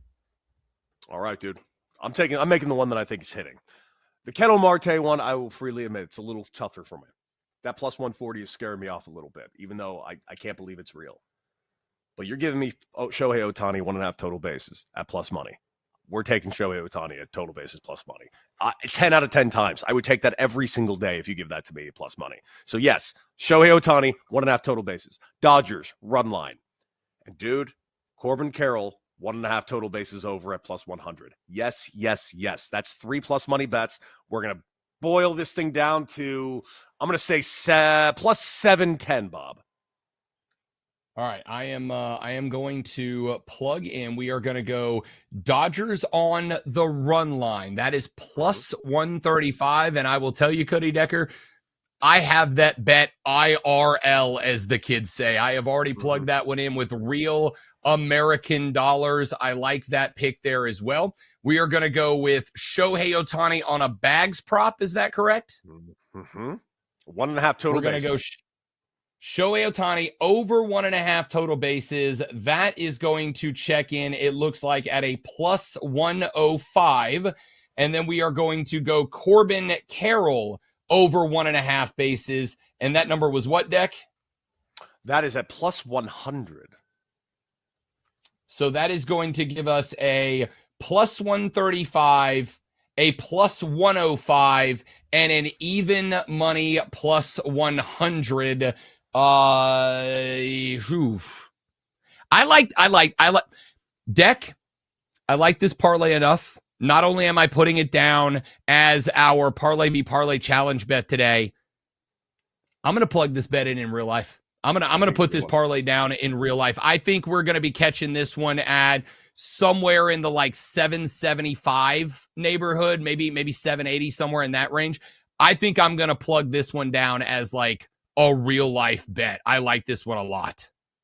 I think I'm going to go at plus 710, Bob. Okay. Well, I'll tell you what.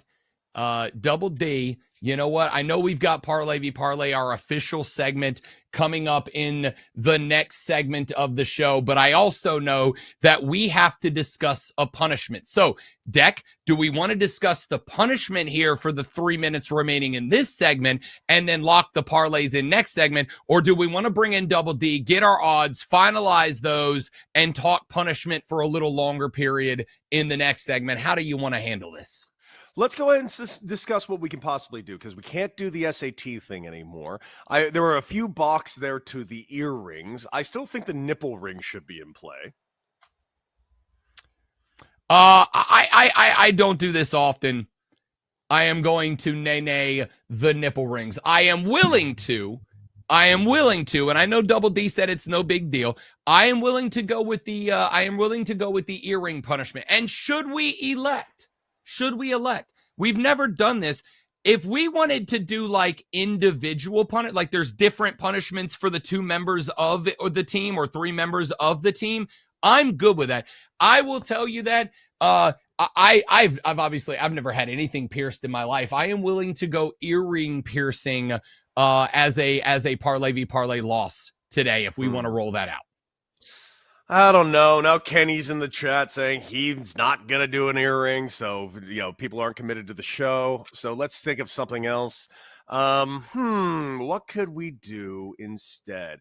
I mean, Double D mentioned the tattoo idea. The tattoo is always something I'm not against doing, but I'm not feeling the tattoo either. Should we do some sort of food thing? Like, dude, when's the Malort punishments ever going to actually take place? Buddy, I did mine, and I still want to fight the entire city of Chicago. Kenny just wrote down in the chat, let's do something baseball related. What does that mean? No, I'm not going to a White Sox game. I live in New York City. He said, gotta go. You know what Deck? It's baseball season. You've got baseball near you. I got baseball near me. They're in Chicago. They got baseball near them. Do you know what we have discussed 1,000 times and never done on this show is the 999, buddy? The Greenville Drive, the Spartan Burgers are right down the street. Do we put the 999 back on the table as it is officially the heat of baseball season? I'm down. I'm down for the 999. Okay, 999 challenge it is. 9 innings, 9 beers, 9 hot dogs. You got to go to a stadium near you, so you guys can go over there in Chicago to a White Sox game or a Cubs game. I think a White Sox game because it'll be a lot cheaper. I can go to a Met game or a Yankee game. It's kind of screwed either way when it comes to the price of those. I do have friends on the team. Maybe I can get them to leave me some tickets. I do want to say before we sign off on this, I want to say there is one rule that I've seen people on the internet that have started to circle around this. The rule is 9 beers, 9 dogs, 9 hours. That is a dog and a beer in the inning. Don't go in there and slam 5 dogs and 5 beers in the first inning and then just chill out. It is after the 3rd out of inning 1 and inning 2 starts, a beer and a dog before 3. Inning 3, a beer and a dog. Inning 4, a beer and a dog. Inning 5, a beer and a dog. I feel like it ought be obligatory that it is a beer and a dog per inning, and they must be done in that inning, not go in there, slam 6, and then coast the rest of the way. This has got to be a lingering punishment. Completely agree, and it needs to be filmed, of course, for the masses. If I actually have to do this, I will bring my camera with me over to Yankee Stadium, and I will do this. Will I like it? No, because your boy doesn't really drink beer, and he doesn't really appreciate a good old-fashioned hot dog. It's just the fact. I'm a burger man myself. Listen, I love hot dogs. It would be a lie for me to tell you that I don't stop at the Costco on the way home once a week and grab myself a Costco dog and a Diet Pepsi for lunch, all right? Like, I'm a big fan. 9 of them is a problem. And I will also point out that it's 9 of them, Deck, and baseball games are a hell of a lot faster than they used to be. Minor league baseball games, oh, they fly by, pal. We are talking 2 hours 20, 2 hours 15 minutes. We're going 9 dogs, 9 brewskis. The strategy is obviously going to be the lightest beer you can possibly find in that Michelob stadium. Ultras. I'd also like to point out, for sure, I'd also like to point out that, and this is part of the punishment, like, with a ticket to a baseball game, this is going to be $100+ punishment for the losing team, right? Because, like, dogs and brewskis at a ball game ain't cheap. Dude, if I got to do it at Yankee Stadium, this is going to cost me like $1,000. Yeah. At least I'm getting the benefit of minor league ball here. I will say this. You would appreciate this. I got to get you down to a game, Deck. We just got a new minor league ball club. The Rangers just popped up an affiliate. The Hub City Spartan Burgers in Spartanburg, South Carolina. Not the Spartan Burgers. The name is just Spartan Burgers. They have at their stadium, Three Fists Park out in Spartanburg, South Carolina, the world's largest burger topping bar. They have over like 79 toppings that you buy a burger and you just get to go to the burger topping bar and put whatever you want on the top of your burger. Now, obviously, that's not part of the 999 challenge, but I kind of feel like I got to get you down to a Spartan Burgers game so we can go absolutely ape you know what on the Spartan Burgers burger bar. Not gonna lie to you, I've heard worse ideas in my life, and I definitely want to check out this burger bar. Do you know it's actually funny? I'm gonna plan something this summer. There's a couple of major league ballparks I've never been to, and I am very close to them. And I think this summer I'm gonna finally make a pilgrimage to catch some of the ballparks I've never been to. Well, you and I haven't been there yet, but you and I have a little late spring, early summer trip coming up to the beautiful city of Washington, D.C. Not terribly far from Camden, because we got to put a tattoo on Mario's ass. We might as well catch an O's game while we're down there with Ryan Horvat and the boys. Maybe go see the Nats while we're right across the street. Not a bad idea. Hey, Parlay v Parlay time has finally arrived. Bet for the cycle after this. Bet for the Cycle will be right back on the BetMGM Network, sponsored by BetMGM.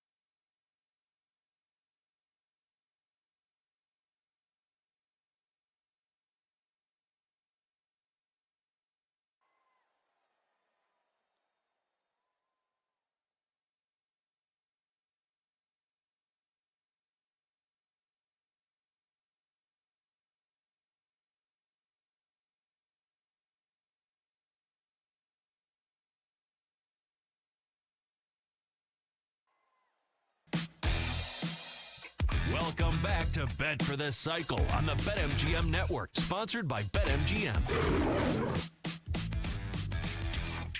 The final segment of the weekend show starts now, ladies and gentlemen. Bet for the Cycle, wrapping up the four most electrifying hours in sports talk entertainment. Let's get to it. Rob Brown, Cody Decker, Double D, and a cast and crew of all-stars in the background having a day, and a day to be had because, ladies and gentlemen, Parlay v Parlay Challenge, we are rolling out a classic. We have discussed it. We have talked about it. It has been a punishment threat in the past, but no one ever got to it. The 9-9-9 challenge in play for this week's Parlay v Parlay. 9 dogs, 9 brewskis, 9 innings. It is time to play Parlay v Parlay.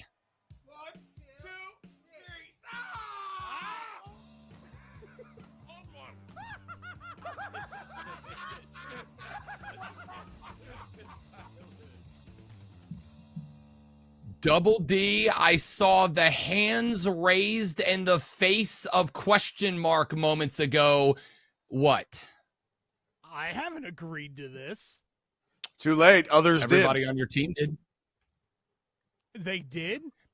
Mm-hmm. You did? Yeah, I feel like Wait a minute, team I'm production sitting- has a communication I'm issue, sitting Double right D, by because Kenny whether you were right here or now, not, and they- everyone else on your team said yes. Wow. Kenny literally talked us out of what we were going to do and suggested. Yep. I mean, Not only, yeah, that's correct. Not only did they agree to a Double D, it was their bleeping idea. So what are you mad at us for? Look at the room you're in. I'm not mad at anybody. I'm just saying I haven't agreed to it yet. But, you know, as a fat kid, of course I'm going to agree to it. Okay, good. I'm worried about the bread portion myself, but what are you going to do? You just dunk it in the beer. No, I am not a gross toddler. I'm not dunking. You dunk it in the beer and eat No, you don't. like a man. No, like a man. Like a man? Like a man. That's what you're... Like a man. There are child. times where I look at you and I just simply don't comprehend your existence. There's a lot of people in that world, that room Fair with enough. you. Unbelievable. Yeah. Unbelievable. And I'm okay with it. Not everybody's got to get this loopiness, this crazy. I'm okay with that. Do you guys already know what your odds are? We do not. We do not. All I have a right. feeling I went young. Wait, what did you say it was going to be, Rob? My guess was I think I'm gonna land it at plus 775. I was thinking 710, but the more I keep thinking about this, it's 3+ money bets. I want a $1 you. I really want a $1 you. I really want to do it, but I'm not going to $1 you. I'm going to go under you, but I want to go above you. I'm going to say 750. Cody Decker. Cody Decker. Always stick with your gut, my guy. Rob Brown, you win. What is it? Your parlay is plus 864. Ooh. That's... I was thinking like right around 8-1 for a second there. 860? Okay, let's go. All right, time for team production. Mm-hmm. Team production is going with Corbin Carroll over 1.5 bases. Shohei Ohtani over 1.5 bases. I like that one. Freddie Freeman over a half a RBI at plus 150. Our total parlay plus 876. In his career against Corbin Burns, he is 3 for 11, 4 walks and 4 strikeouts. He's hitting at a solid 273 clip. His slugging is only 273 as well, though, so that's not exactly something to look forward to RBI-wise. But if people are on base, I mean, it's as good of a pick as anybody else. That is for sure. Freddie Freeman's hitting 365 this season. I really like it. The only difference is, the only thing that's surprising to me is, since you guys do win the Parlay v Parlay tiebreaker at 876, I'm surprised it's that close to us, considering the fact that you got a plus 150 in there. You have the same bets as us. Why do you have Ohtani at minus 105? It's plus 105. When we took it, it was minus 105. Oh, well, you missed out on the better odds, my son. Yeah. Well, I don't hate it. I like your bets. I literally like every one of your bets in your parlay. Very much do. Now I just need very much for Freddie Freeman to, I don't know, come out of the game in the second inning. Not something serious, like, I don't know, like a stomach discomfort. Toe jam? Yeah, I'm intrigued. And again, the Dodgers still haven't rolled out their lineup for today quite yet. I'm looking at where they were last night in the late game. Freddie Freeman was batting cleanup after Ohtani, Betts, and Will Smith. So the outcome that we would be looking for here, Deck, would be Will Smith constantly cleaning up whatever Ohtani and Betts put on the base pass, or the two of them just swatting a bunch of balls into another orbit so that the Dodgers run line cashes for us, and Freddie never has a runner on the bags when he's up. Mm-hmm. That would hurt.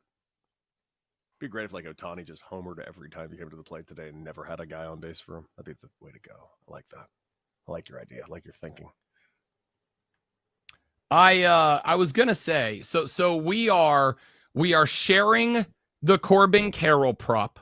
We are and sharing the Shohei Ohtani prop. So this basically comes down to Freddie finding an RBI, because if Freddie's up there hitting RBIs, there's a very good chance the Dodgers are going to run line this thing. And since they have the tiebreaker by 12 pennies in the grand scheme of things, we're going to be, there's a very thin margin for us to win this bet but not lose the tiebreaker, Cody Decker. A very thin margin here.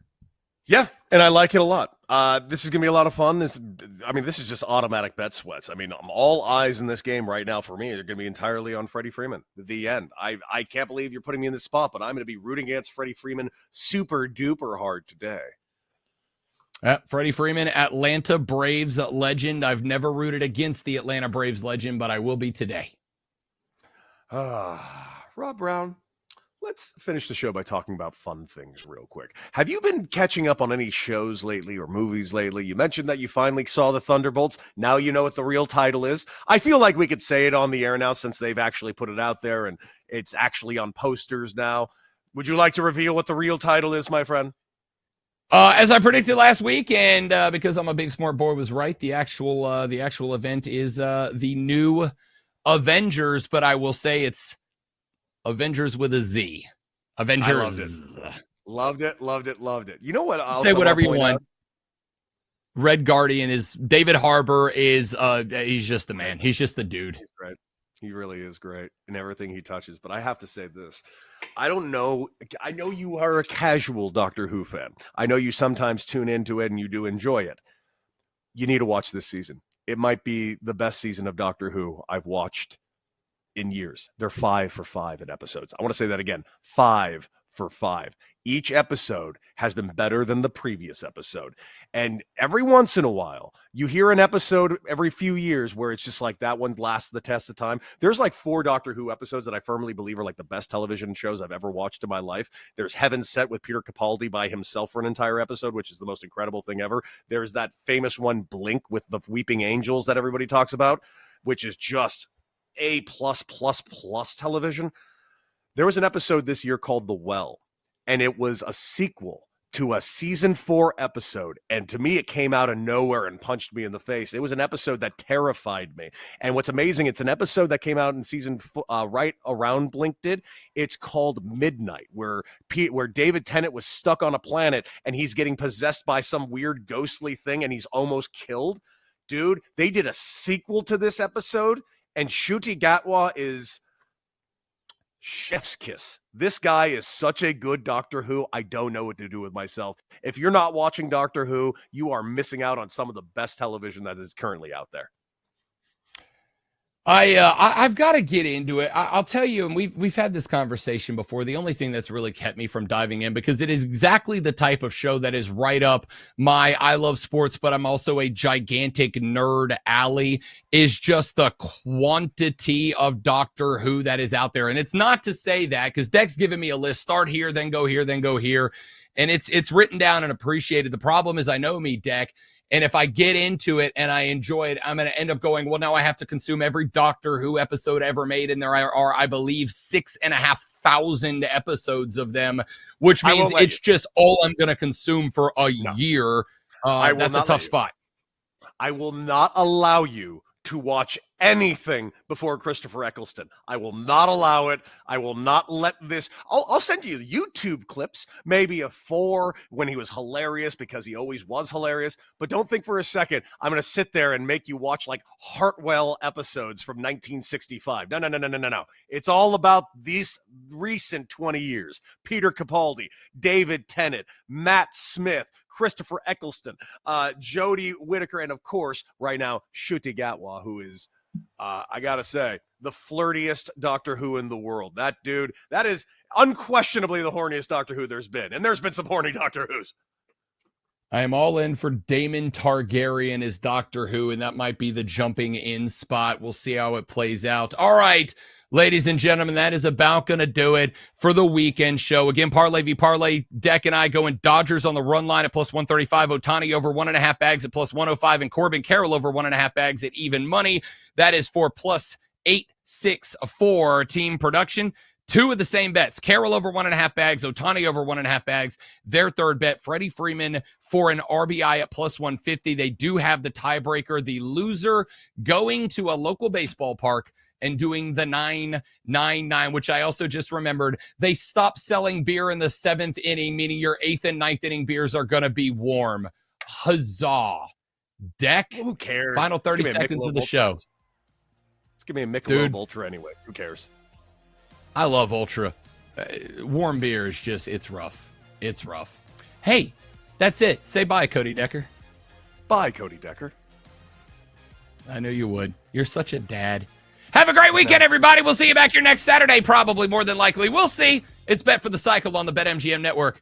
Later. No kids I'm aware of. You've been listening to Bet for the Cycle, presented by BetMGM, the sportsbook born in Vegas. If you missed any of the show, listen back anytime on the new and improved Odyssey app.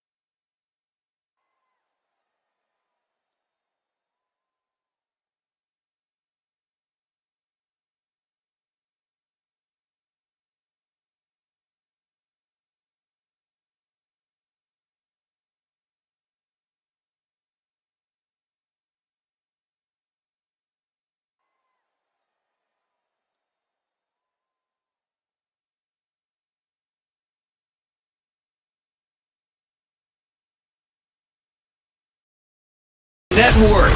Kicking off your morning with the Daily Tip with Michael Jenkins and Chelsea Messenger. Over. It's a very simple way to look at it. It's the best way to look at it. Followed by the newly branded Bet Sweats with Joe O and Sammy P. When I stop talking, that's when you jump in usually. He said, ring that bell! He said, ring that bell! Then it's You Better You Bet, hosted by Nick Costos and Femi Abebefe. Great teams and great players get a whistle. It's happened forever. It will continue to happen. Capped off every night with the electric Brad Evans and Ryan Horvat on BetMGM tonight. Oh, that's a sexy phrase. Quote Dr. Dre, creep with me and walk with me on this one. Welcome to a new era of Wagertainment. This is the BetMGM Network.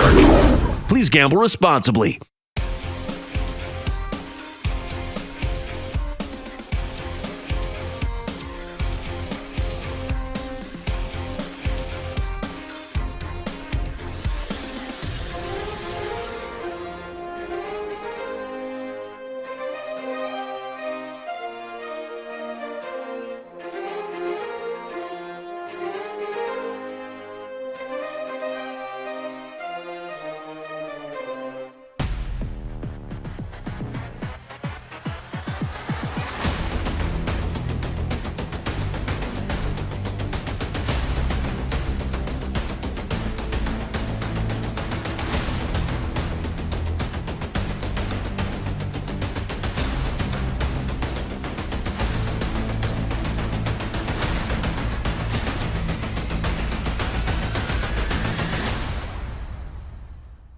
Get ready to experience the ultimate fusion of wagering and entertainment. This is the BetMGM Network. Kicking off your morning with the Daily Tip with Michael Jenkins and Chelsea Messenger. Over. It's a very simple way to look at it. It's the best way to look at it. Followed by the newly branded Bet Sweats with Joe O and Sammy P. When I stop talking, that's when you jump in usually. He said, ring that bell! He said, ring that bell! Then it's You Better You Bet, hosted by Nick Costos and Femi Abebefe. Great teams and great players get a whistle. It's happened forever. It will continue to happen. Capped off every night with the electric Brad Evans and Ryan Horvat on BetMGM tonight. Oh, that's a sexy phrase. Quote Dr. Dre, creep with me and walk with me on this one. Welcome to a new era of Wagertainment. This is the BetMGM Network. Please gamble responsibly.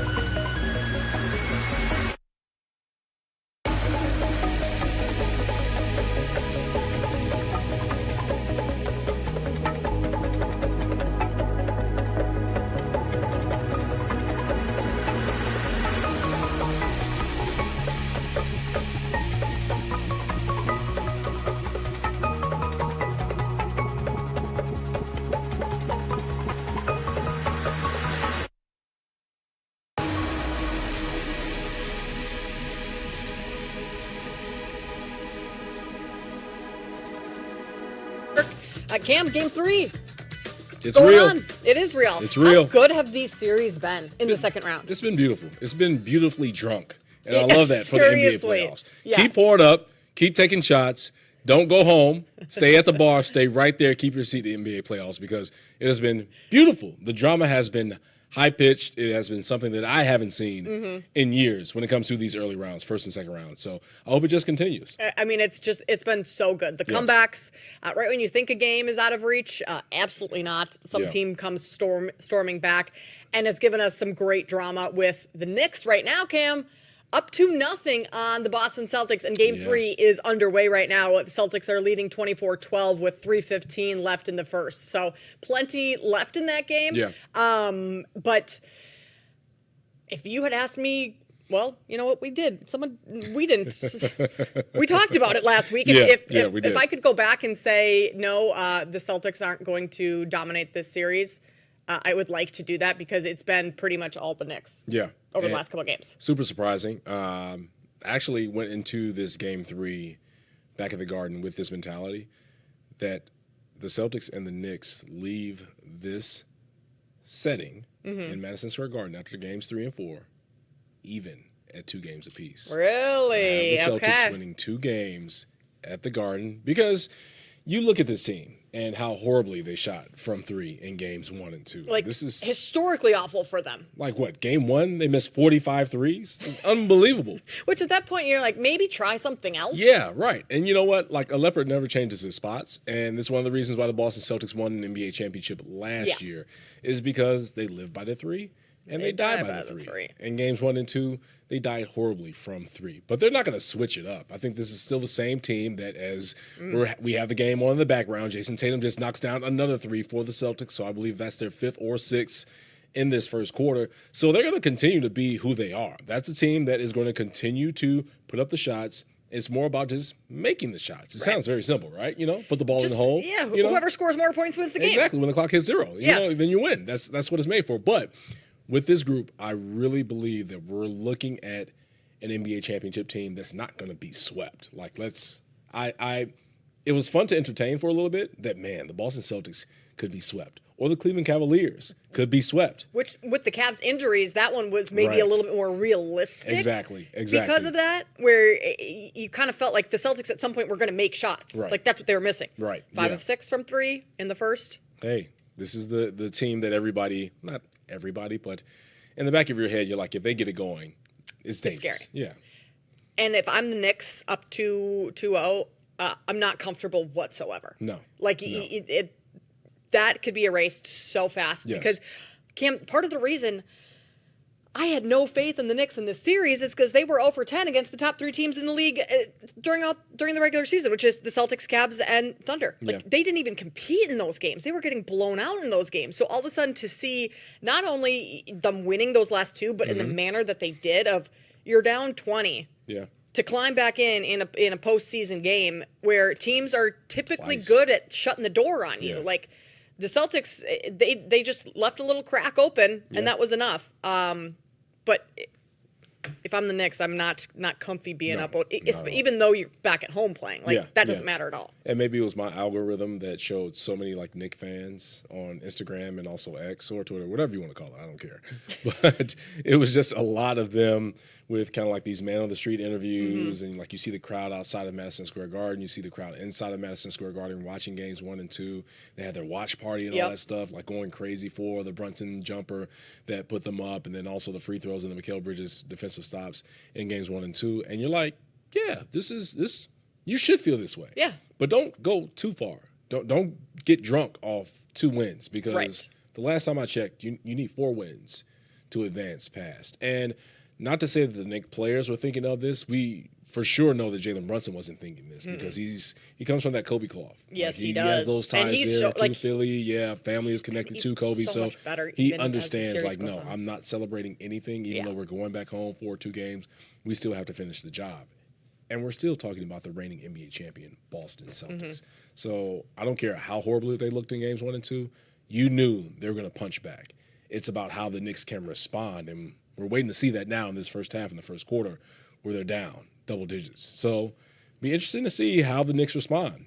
Can they continue to fight back from these double-digit deficits? I it's think going to wear on you. Exactly. It's going to wear on you. And Brunson's been huge in the fourth quarter of all of these games. You can't rely. I mean, I guess you can, and that's what makes players great, is that they are relied upon game after game after game in those big moments. But at some point, maybe Brunson's just off in one of those fourth quarters. Is he going to be perfect throughout this series? And then who's the next guy that steps up? Exactly. That can Karl-Anthony Towns has not been all that great in this series. He's been great at rebounding. Yeah. That's a prop that I've been betting pretty consistently, and it keeps hitting, so I'm going to continue to do that. But get your money, Kate. He hasn't been shooting too many outside shots. He hasn't been hitting a ton of threes. Yeah. Josh Hart is not going to be the one to carry, as good as Josh Hart is. Mikal Bridges has been great defensively. Right. We see it so many times when it comes down to the fourth quarter, especially the final few minutes, where it's either a guy going ISO or hero ball, whatever you want to call it, or in offense, in rotation, ball movement, guys stepping into a shot, catching, and knocking it down. I don't expect Karl-Anthony Towns to do that. No. He hit his first 3 of the series in the first quarter. Yep. It was early on. I was surprised that he shot it with Jason Tatum right in his grill, and he just launched it. And that's one of those, I hope it goes in. And also irrational confidence, you know what? I know I've been trashed from the arc, but let me just launch this thing and just see if it goes in. And it did, so it works. It helps the energy inside the garden. And it's interesting when it comes down to that, because it will come down to that for this Knicks team, where Joe Mazzulla or the players on the court for the Celtics eliminate Jalen Brunson from getting a catch and trying to get into what Jalen Brunson does, and that's just greatness when it comes to being one-on-one and scoring, and force someone else to make that play. Josh Hart is uncomfortable in trying to go iso ball in one-on-one. Mikal Bridges is capable if he gets space. We've seen him time and time again go for a spin fadeaway, or if he gets to a spot, he'll lean back and get a shot. But that's always what it is. He's never like going strong to the basket and like trying to get fouled. It's always the finesse fadeaway type of thing. Yeah. And if Karl Anthony Towns is trying to go iso ball from the perimeter, timeout. Timeout. Timeout. How many do we have left? I don't care. Timeout.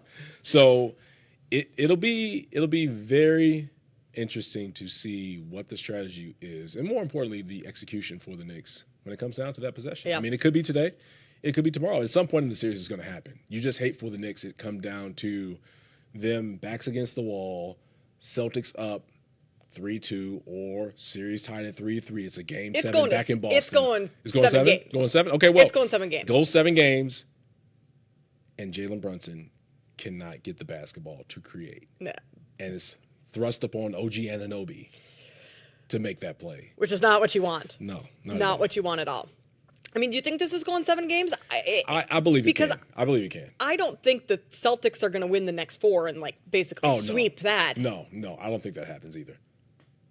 And if it's, I feel like this series has to go. Yeah, please.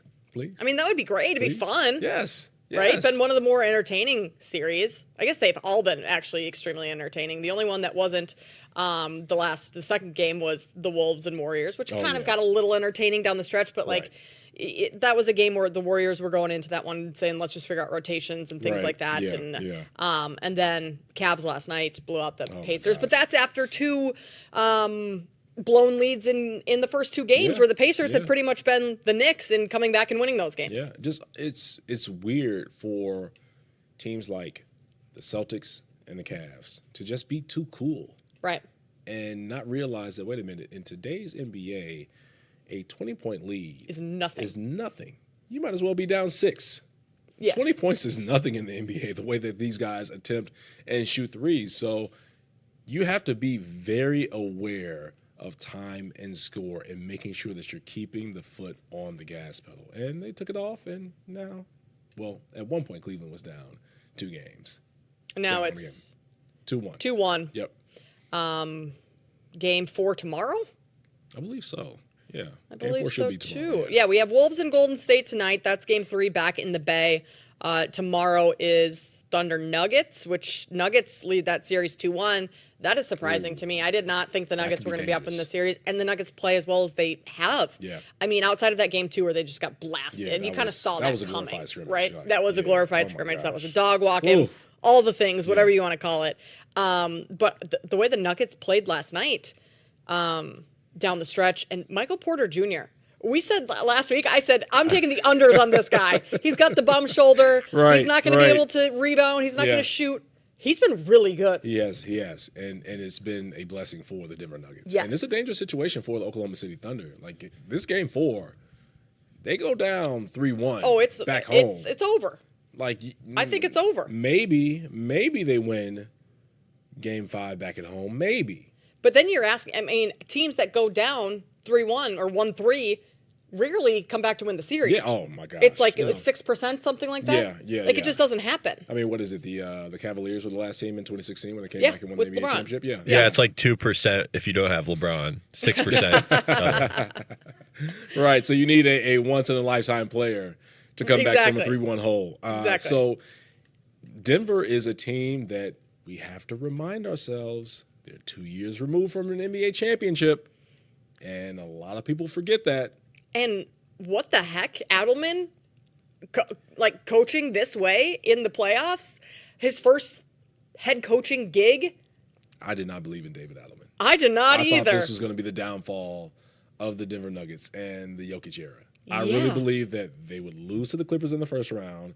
Jokic would start looking elsewhere because at that time, Porter Jr. wasn't looking good. Jamal Murray was dealing with injuries, as he always is.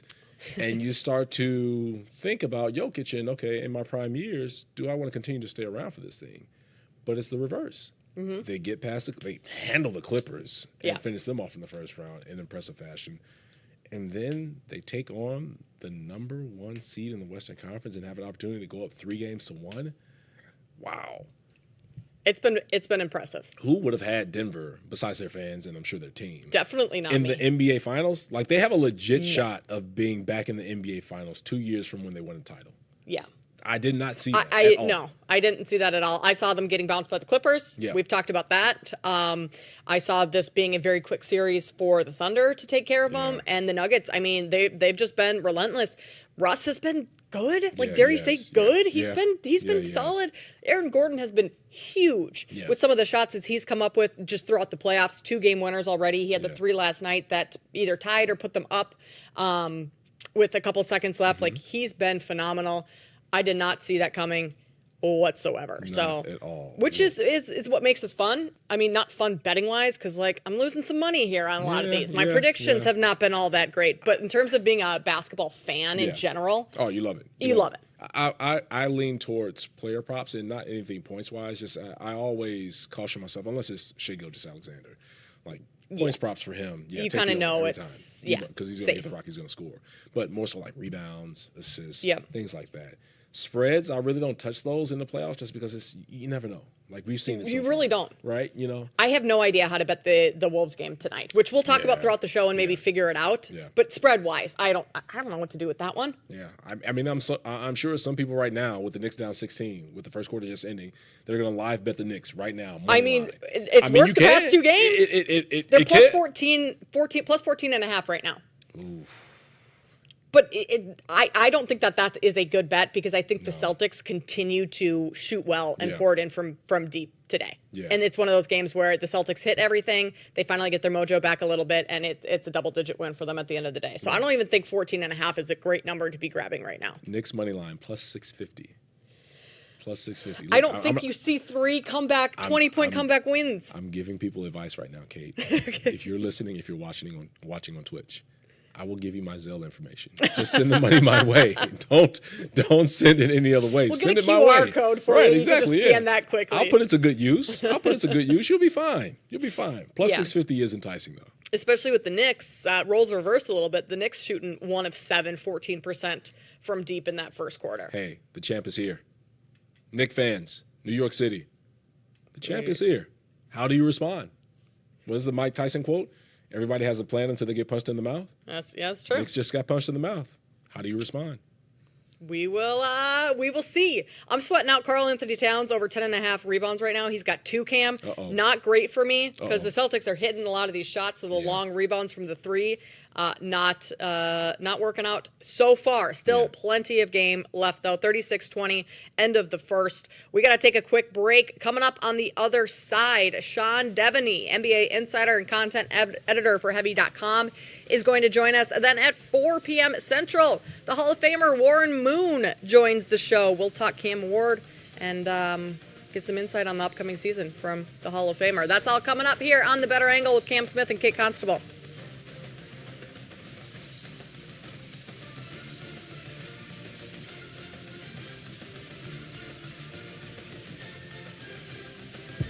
Coming up, more live sweats and winning bets with a better angle on the BetMGM network. BetMGM, the sportsbook born in Vegas. Download the app today. Please gamble responsibly.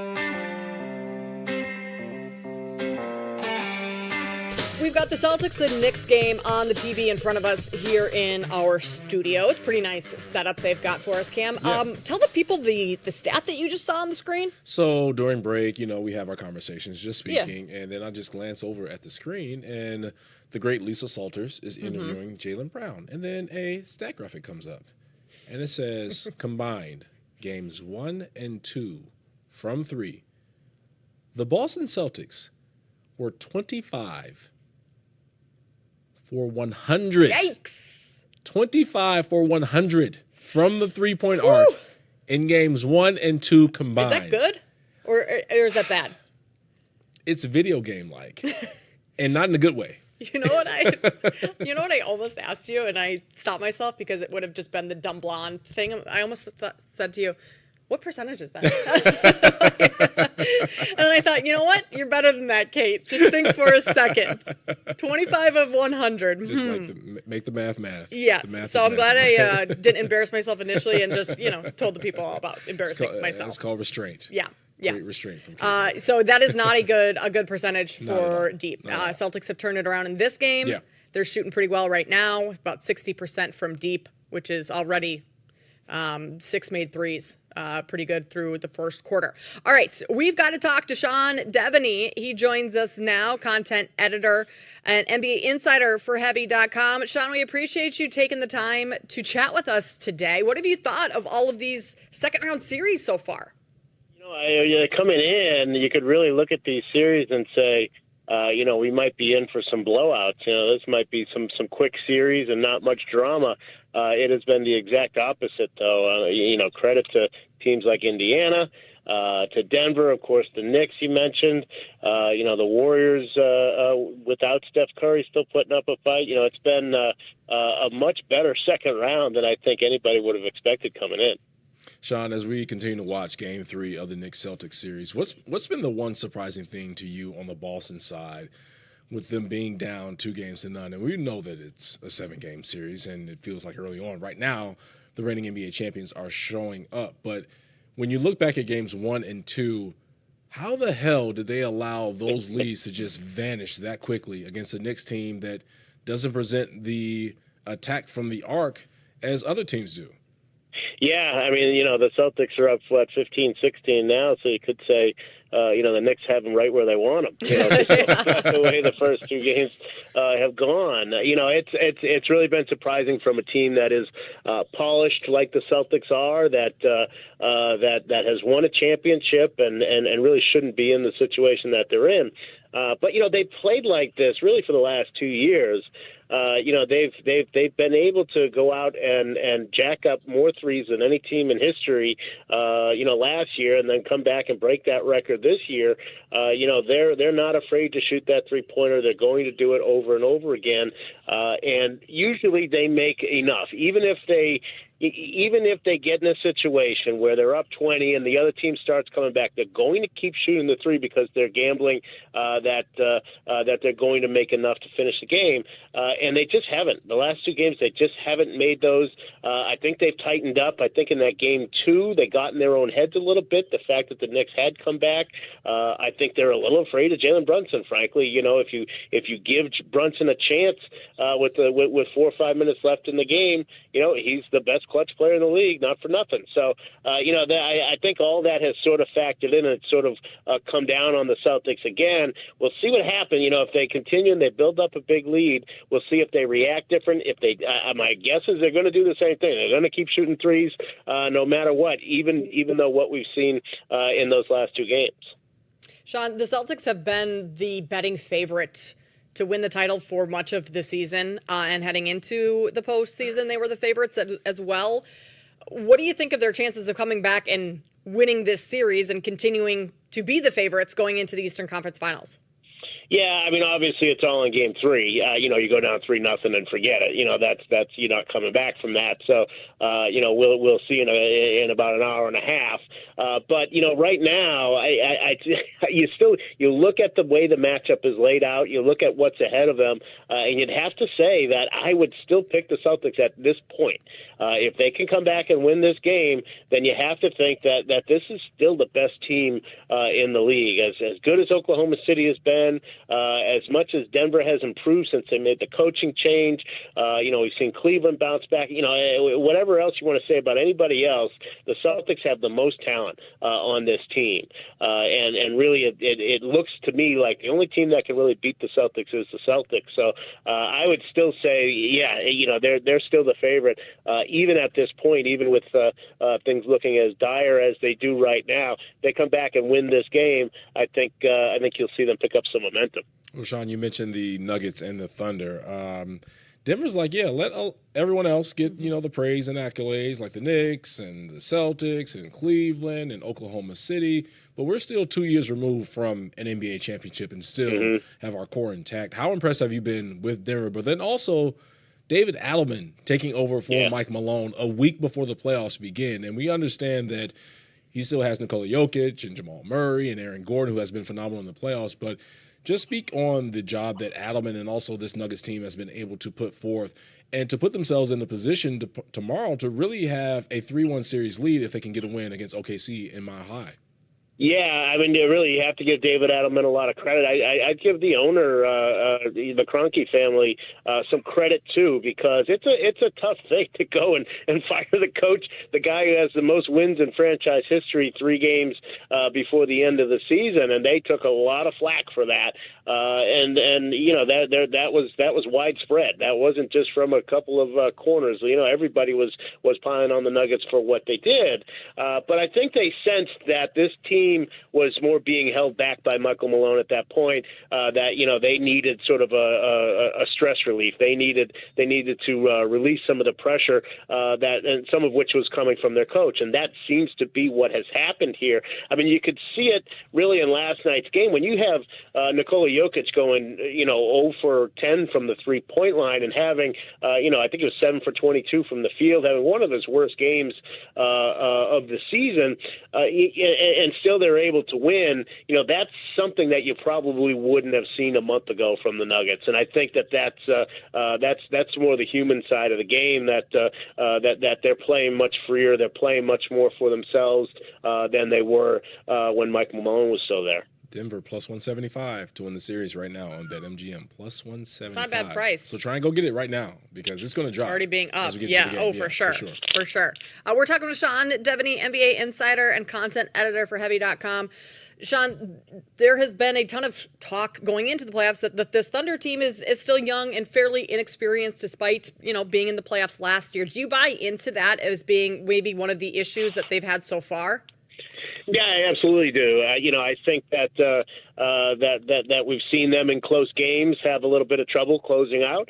And against an experienced team that does not have the same talent level as Oklahoma City. I think you've seen that, whether you go back to that game 1 where they, Chet Holmgren misses both free throws and they start fouling way too early and that winds up costing them that game. I mean, they very easily could have won that game, probably should have won that game. I mean, you have a lead that late in the game, you're supposed to win. So you could certainly point to that, and then overtime last night, Denver just dominated them in overtime.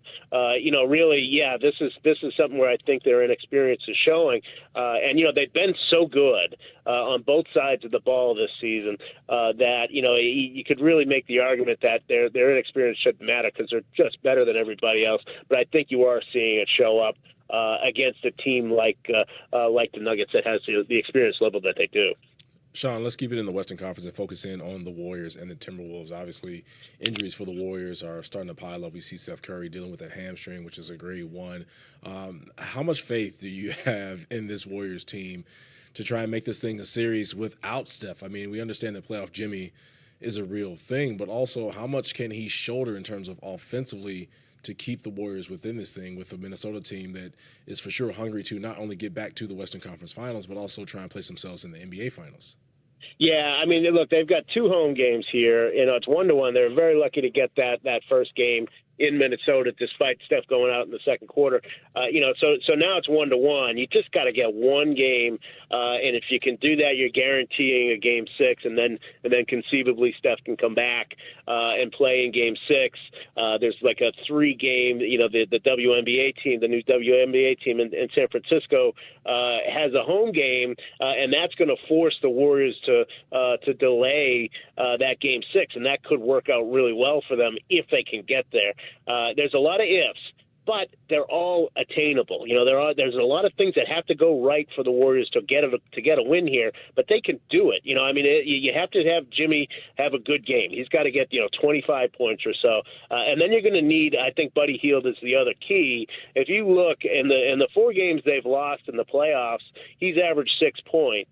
In the 5 games they've won, he's averaged 18 points. So that's a pretty 18 or 4. So if Buddy is shooting the ball well, they've got a chance to win. They'll probably need one other guy to step up, whether it's Podziemski or somebody from a long list of guys that they've got. Trace Jackson Davis, for instance, Guy Santos. They have some other guys who can maybe contribute. But there's enough there for the Warriors to string together enough points and play good enough defense to beat this Minnesota team in one of these 2 games. It's going to be a lot of ifs. It's going to have to all fall just right for Golden State. All right, John, last series we haven't touched on a whole lot, the Cavs and Pacers. Do the Cavs have enough juice if DeAndre Hunter, Evan Mobley, Darius Garland, they all played last night. They didn't look fully healthy or 100%. Do they have enough juice if those 3 aren't 100% to take down the Pacers in this series? I think they do. They've got to be some percentage, no question. And certainly, listen to them talk after the game last night. They didn't sound confident that they were all going to be ready for tomorrow. It's a quick turnaround, and you got one day off, then you're back out there. And for guys who are coming back off the injuries that they're coming back from, that might be a little difficult. But one thing that we've seen is, when you have Evan Mobley out there with Jared Allen, it makes Jared Allen that much better. Jared Allen is a very good, serviceable, quality big man in the NBA. But you put him next to Mobley, and it makes Jared Allen that much better, because Mobley's so fantastic defensively. They really do such a great job of shutting down that paint. But you need both of them out there. And Mobley of the 3 certainly looked the best. He had 18 and 13 there in that Game 3. So, he certainly looked the best. But, even with Garland, just having Garland out there, even though he wasn't great in Game 3, just having him out there, it makes things easier on Donovan Mitchell. It takes pressure off of Ty Jerome, who's a very important guy off the bench for them. So just having them out there, it does really kind of make everybody else that much better. It makes you don't have to go as deep into your bench, and it just really helps them out quite a bit. So yeah, I think even if they're not 100%, I think that's enough for Indiana. You look at the rebounding numbers, 56 to 37. That's just an indication of what it is to have, both Mobley and Jared Allen out there, even if Mobley's not 100%. Sean, we appreciate you taking the time to join us. Enjoy watching the games this afternoon and tomorrow, and we will talk to you again soon. Okay, thanks, guys. That is Sean Devaney, NBA insider and content editor over at Heavy.com. Great stuff from Sean, too. Really great insight, especially when you think about the Cavs and the Pacers, and we haven't really touched on it, and Sean led us there as well. It was impressive to see what Cleveland was able to do on the glass and shine throughout the rebounding numbers, but also the offensive rebounds that you saw continuously happen for the Cavaliers. And I get it for Rick Carlisle of him trying to go small ball, but it's tough to do that when you have Evan Mobley playing that 5 spot and just his activity on the glass. And definitely when it comes to Mobley and Jared Allen, to Sean's point, it just doesn't stack up. You can't. They're the 2 twin towers.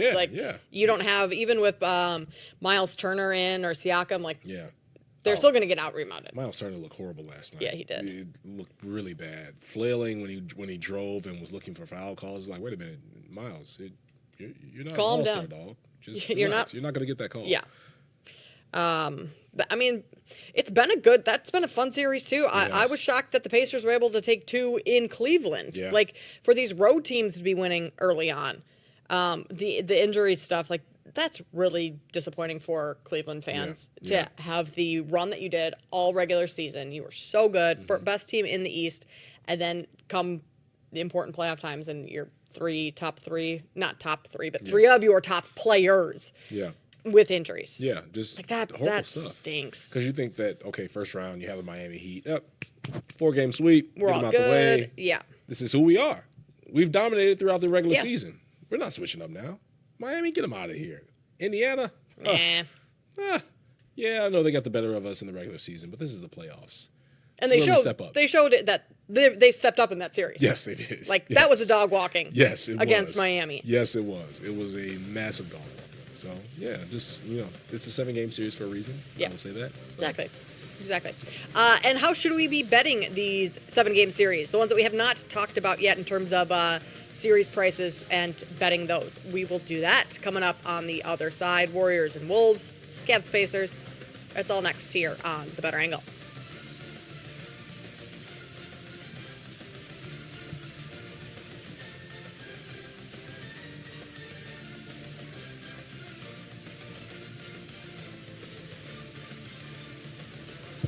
Coming up, more live sweats and winning bets with the Better Angle on the BetMGM network.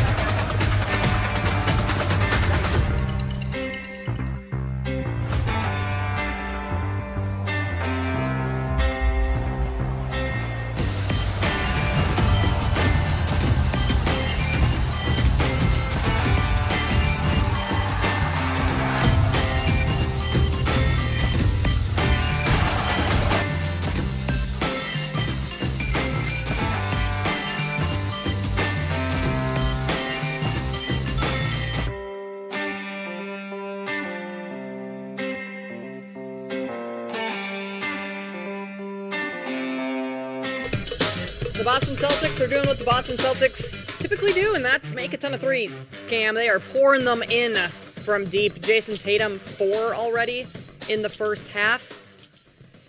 Yikes. 4 for 3. 4 threes for Jason Tatum. Yeah, 10 of 16 altogether, shooting. That is 62.5% right there. That one I have to look at. For Kate. But love to see that. Yeah. They just hit another one apparently. And Knicks fans, they're not slowing down. They're not taking the foot off the gas pedal this time. This is not happening 3 times in a row. No, it's not happening. And Missoula is going to keep his starters in, and he's going to play them deep into the second. Sure. Yes, this is not going to be we concede early to rest up our guys for Game 4. No, this is put your foot on the gas, show them exactly what you're made of, and blow them out on their home floor, embarrass them a little bit in front of their fans. I mean, Jason Tatum is having himself a game as the Celtics knock down another 3, but he's been under some heat. He really has, and he should be too. I think that's fair criticism. If he's going to be one of the top players in the league, he should be under criticism. I agree. You can't play like that in the postseason. No, not at all, especially if you're an NBA champion. Yes. And some consider him the face of the NBA or potential faces of the NBA. He's one of them now. Some people consider that he's overlooked when it comes to superstars and elite players in the league.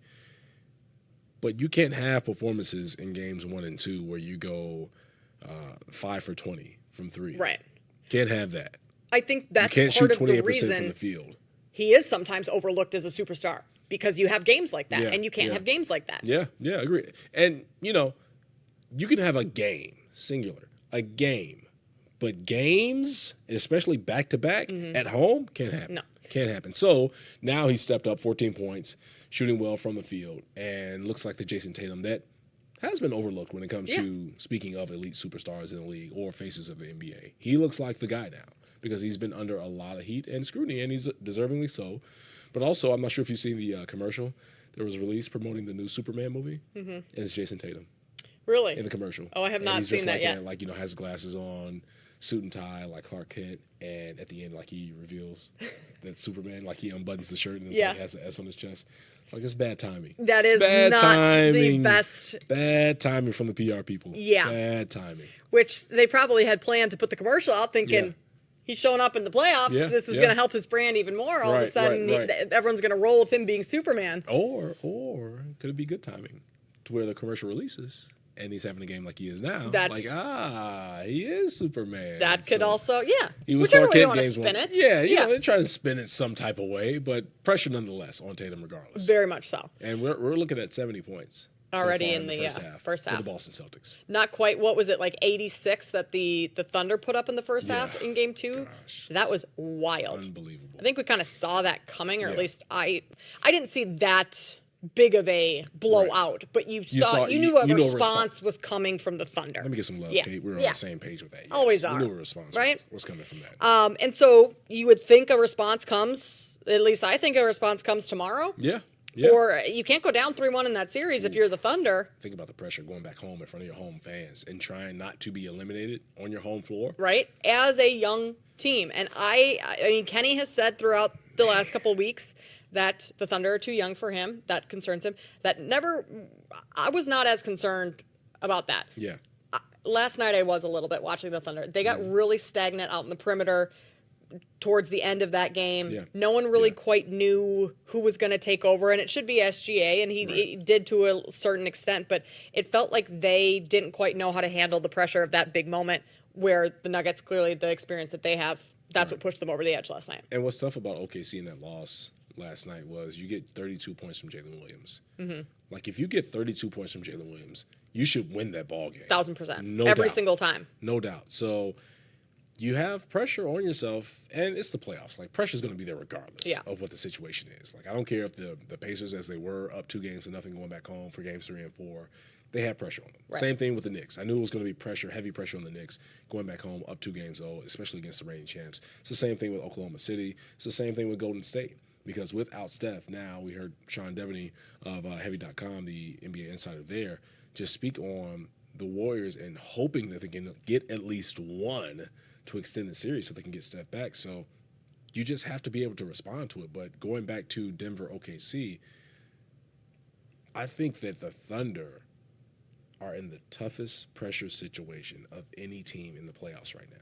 And I say that because of all of the great energy and great storylines that we saw from that team in the regular season. Shai Gilgeous-Alexander, who is the presumptive NBA MVP, he will be that. You had a team that was fun, like that atmosphere, small market organization in Oklahoma City. And now you're like, uh-oh, all of that good stuff that we saw during the regular season is possibly being flushed down the drain against a team that has been there, done that, the Denver Nuggets. So it's tough. It really is. And you hope that they can step up tomorrow. But, you know, Nikola Jokic is not going over 10 from three. No, he's not. He was not the Jokic that I mean, we're accustomed he to really seeing. didn't have a good game in Game 3 at all. But if you look at Jokic, Murray, Gordon, Porter Jr., each one of those guys at least 20 points yesterday. Yes. At least 20 points. Everyone else, they have their moments in terms of, you know, the other guys, role players. But when you have your core performing like that, that's going to be hard to beat. Scary stuff. When you're performing like that with the experience of being a champ prior, like the combination of that too. And I mean, there was so much concern about the Nuggets this season and as a playoff team of like their depth and like who from the bench is really going to produce much. They haven't necessarily needed a ton, but the players, I mean, Peyton Watson, a couple blocks last night. Like he had some key rebounds. Westbrook has hit some good, timely jumpers at times. So it's still, I think, a concern, but like no team goes super deep into their bench in the postseason anyway, right? Like look at, I mean, the Knicks starting five plays pretty much like 47 minutes. Right, exactly. They're all Iron Men. Yes. It's wild. Yes. But I also make this comparison, and we were talking about the Thunder, is let's just take it back to high school. Right? You remember freshman, sophomore year, how freshman year was really you getting a lay of the land and understanding how things work, where your classes were. You had your friends group. Obviously, if you played sports or had some extracurricular activities, like it was a new introduction to everything. It was a new world, right? So you came into it wide-eyed. That was the Thunder last year. Now this year, a little more confidence. They're sophomores, feeling good. They understand where their classes are. Like they don't have to rush to their classes. They've got the confidence a little bit, much. so a little bit more swag swag than they had last year. Yeah. But then you have the seniors in the building. Yeah. And all of a sudden you're not quite as cool as you think you are. Right. Yeah. And you see them coming down the hallway. And you just see them walk with just this experience. And there's just confidence of knowing who they are, where they're going, and what they're doing. And I think that best describes this series where you have the seniors against the sophomores. And ultimately, you know, the seniors are going to find that way and say, you know what, we respect you. We see a lot of you that was in us. But here's another lesson, young pups. Maybe one day you'll get there, but it's still our time. Still got a little ways to go. Right. Geez, Cam, like PTSD going back high school days. Look, hey, we've all been through it. We've all been through a it. great analogy because it is so true. And like I can picture sophomore year Kate thinking she's like hot stuff walking down the halls, and all of a sudden the hot stuff senior turns the corner, and it's all of a sudden like, yeah, you're not that cool anymore. You're not quite what you thought you were. Take it down a notch. Yep, that was me as well. Just kind of like wide-eyed, especially freshman year, but then sophomore year, like, you're naive. Feeling myself a little bit. You're like naively confident as a sophomore. For sure. I played basketball, so had some girls coming to the game. This is way before my wife, everybody. Way before that. Easy. Early 2000s. So I'm dating myself right now. But I found myself just really confident and thought that I knew everything that came to being a high school student, being a high school basketball player, how to handle myself, like, you know, dressing, things like that. And then you just have that senior, like, man, you know what? You remind me, that senior comes up to you, you remind me of me when I was a sophomore. Exactly. You got potential, man. That's what but Jokic, you still got a lot to learn. Jokic is telling SGA that right now. Yes. That is 100%. for sure. Cam, real quick, before we talk Warren Moon coming up in about 10 minutes or so after this next segment, but to quickly kind of tie a bow on some of these series, I don't see Steph Curry coming back in this series for the Timberwolves or the Warriors against the Timberwolves, because even though Sean Devaney just talked about the scheduling for the Warriors and how they'll have that extended break between games 4 and 5 because of the scheduling with the WNBA team out there. Yeah, I think Steph's done for the postseason. I think so too. He's never had this injury before, and so what you're hearing from reports is like they're going to be extremely cautious with him. He was ruled out immediately when he went back in the locker room. Like there was no. Anthony Edwards has gone back to the locker room a couple times and comes back out. Brunson's done the same thing. Yeah. That wasn't happening for Steph at all. I get the precaution side of it from the Warriors, but also it's a soft tissue injury. Yeah. For a guy that needs to move, like he ran run 2 miles in game 1. Like it, and you go back to the 7-game series that was the Houston Rockets and the Golden State Warriors, and just the hell the Rockets put Steph through, just on ball pressure with him. And bumping him and pushing him and locking trailing off of screens and making sure that every time he caught the basketball, he saw a Rockets jersey in front of him. Yeah. I think that buildup has really impacted. And, you can throw in the regular season as well because Steph has took on so much just this season alone. It feels like he's done that the past few years, really. Yeah. When you look at just this Golden State era now. But with a hamstring and a guy that needs to run around against a team in Minnesota that has bigger bodies, younger bodies that can keep up with him and make it tough, you're asking a lot. Yeah. He's a jump shooter. He's a jump shooter. And these injuries are not week-long injuries. Yes. Even if it's just like a slight tweak, like a grade 1 hamstring strain. Yeah. That's still weeks. And that's not like a turf toe for Garland. Yeah. Yeah. I mean, I'm no medical expert, but that seems more like a pain management. Like Michael Porter Jr.'s shoulder, that's a pain management thing. Right. You can't do just pain management for a hamstring strain because you're risking significant long-term injury. Yeah. Think about just trying to, in transition, push off.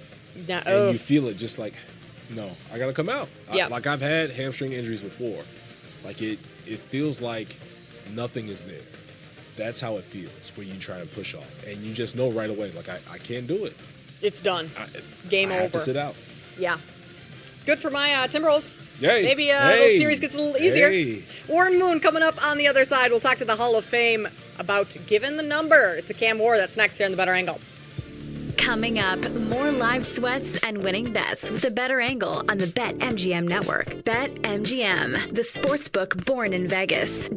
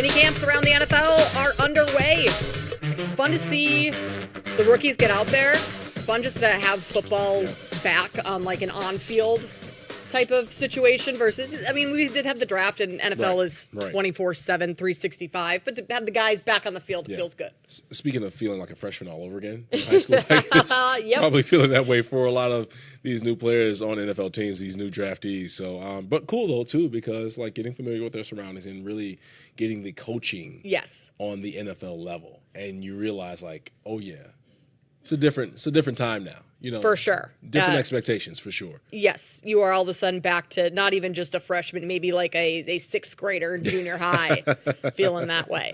Yep, 100%. Someone who, not just a senior, but a Hall of Famer. Yeah. Is going to join us now. Warren Moon, a Hall of Fame quarterback, a longtime NFL player, joins us now. Warren, we appreciate you taking the time to jump on with us. How are things going on your Saturday afternoon? You know, they're going pretty good. You know, it's almost Mother's Day, and you know, a lot of mothers are either out today, you know, with their families, and there's going to be an even bigger day tomorrow for Mother's Day. So, yeah, it's a good weekend. What are you doing for Mother's Day? Do you have any plans to celebrate the women in your life? Just brunch. You know, always good to eat and have a little vino or champagne on Mother's Day. I think that always makes it special. But nothing much. You know, as your mom gets older, it's kind of harder for her to do a lot of the things that she used to do. But they always enjoy brunch. Yeah, no doubt about that. And Warren, you're speaking my language right there, because that's part of the plans that I have for my wife and my mom. That's my plan going out with my mother-in-law tomorrow is brunch and some drinks. All right, Warren, let's get to the football aspect of this conversation. And the Titans drafting Cam Ward, #1 overall in this past NFL draft. And you did something really cool and really special that was unexpected, one from the Cam Ward side of things, where he had his introductory press conference, and that #1 jersey had been retired in the organization since you wore it and going back to 2006. But you unretired it in honor of Cam Ward and allowed him to rock #1, because that was previously his number at Miami. So what is it about Cam Ward for you that gave you the green light saying, yeah, this kid is deserving of wearing my former number?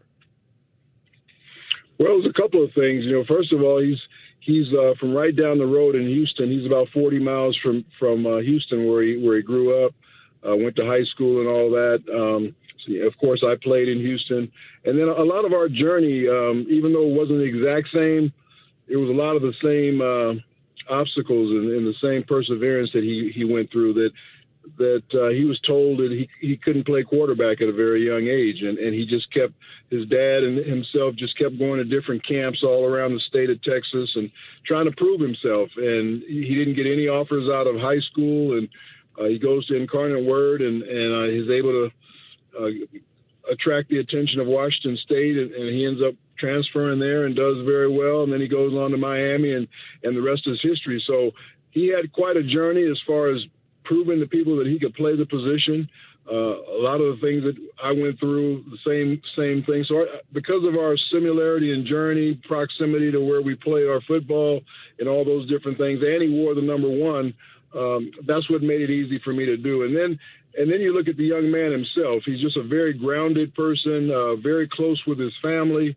He's had a long-time girlfriend, so he's really grounded, and I think he's going to do very well at the pro level because of what he's gone through, and then the supporting cast that he has around him.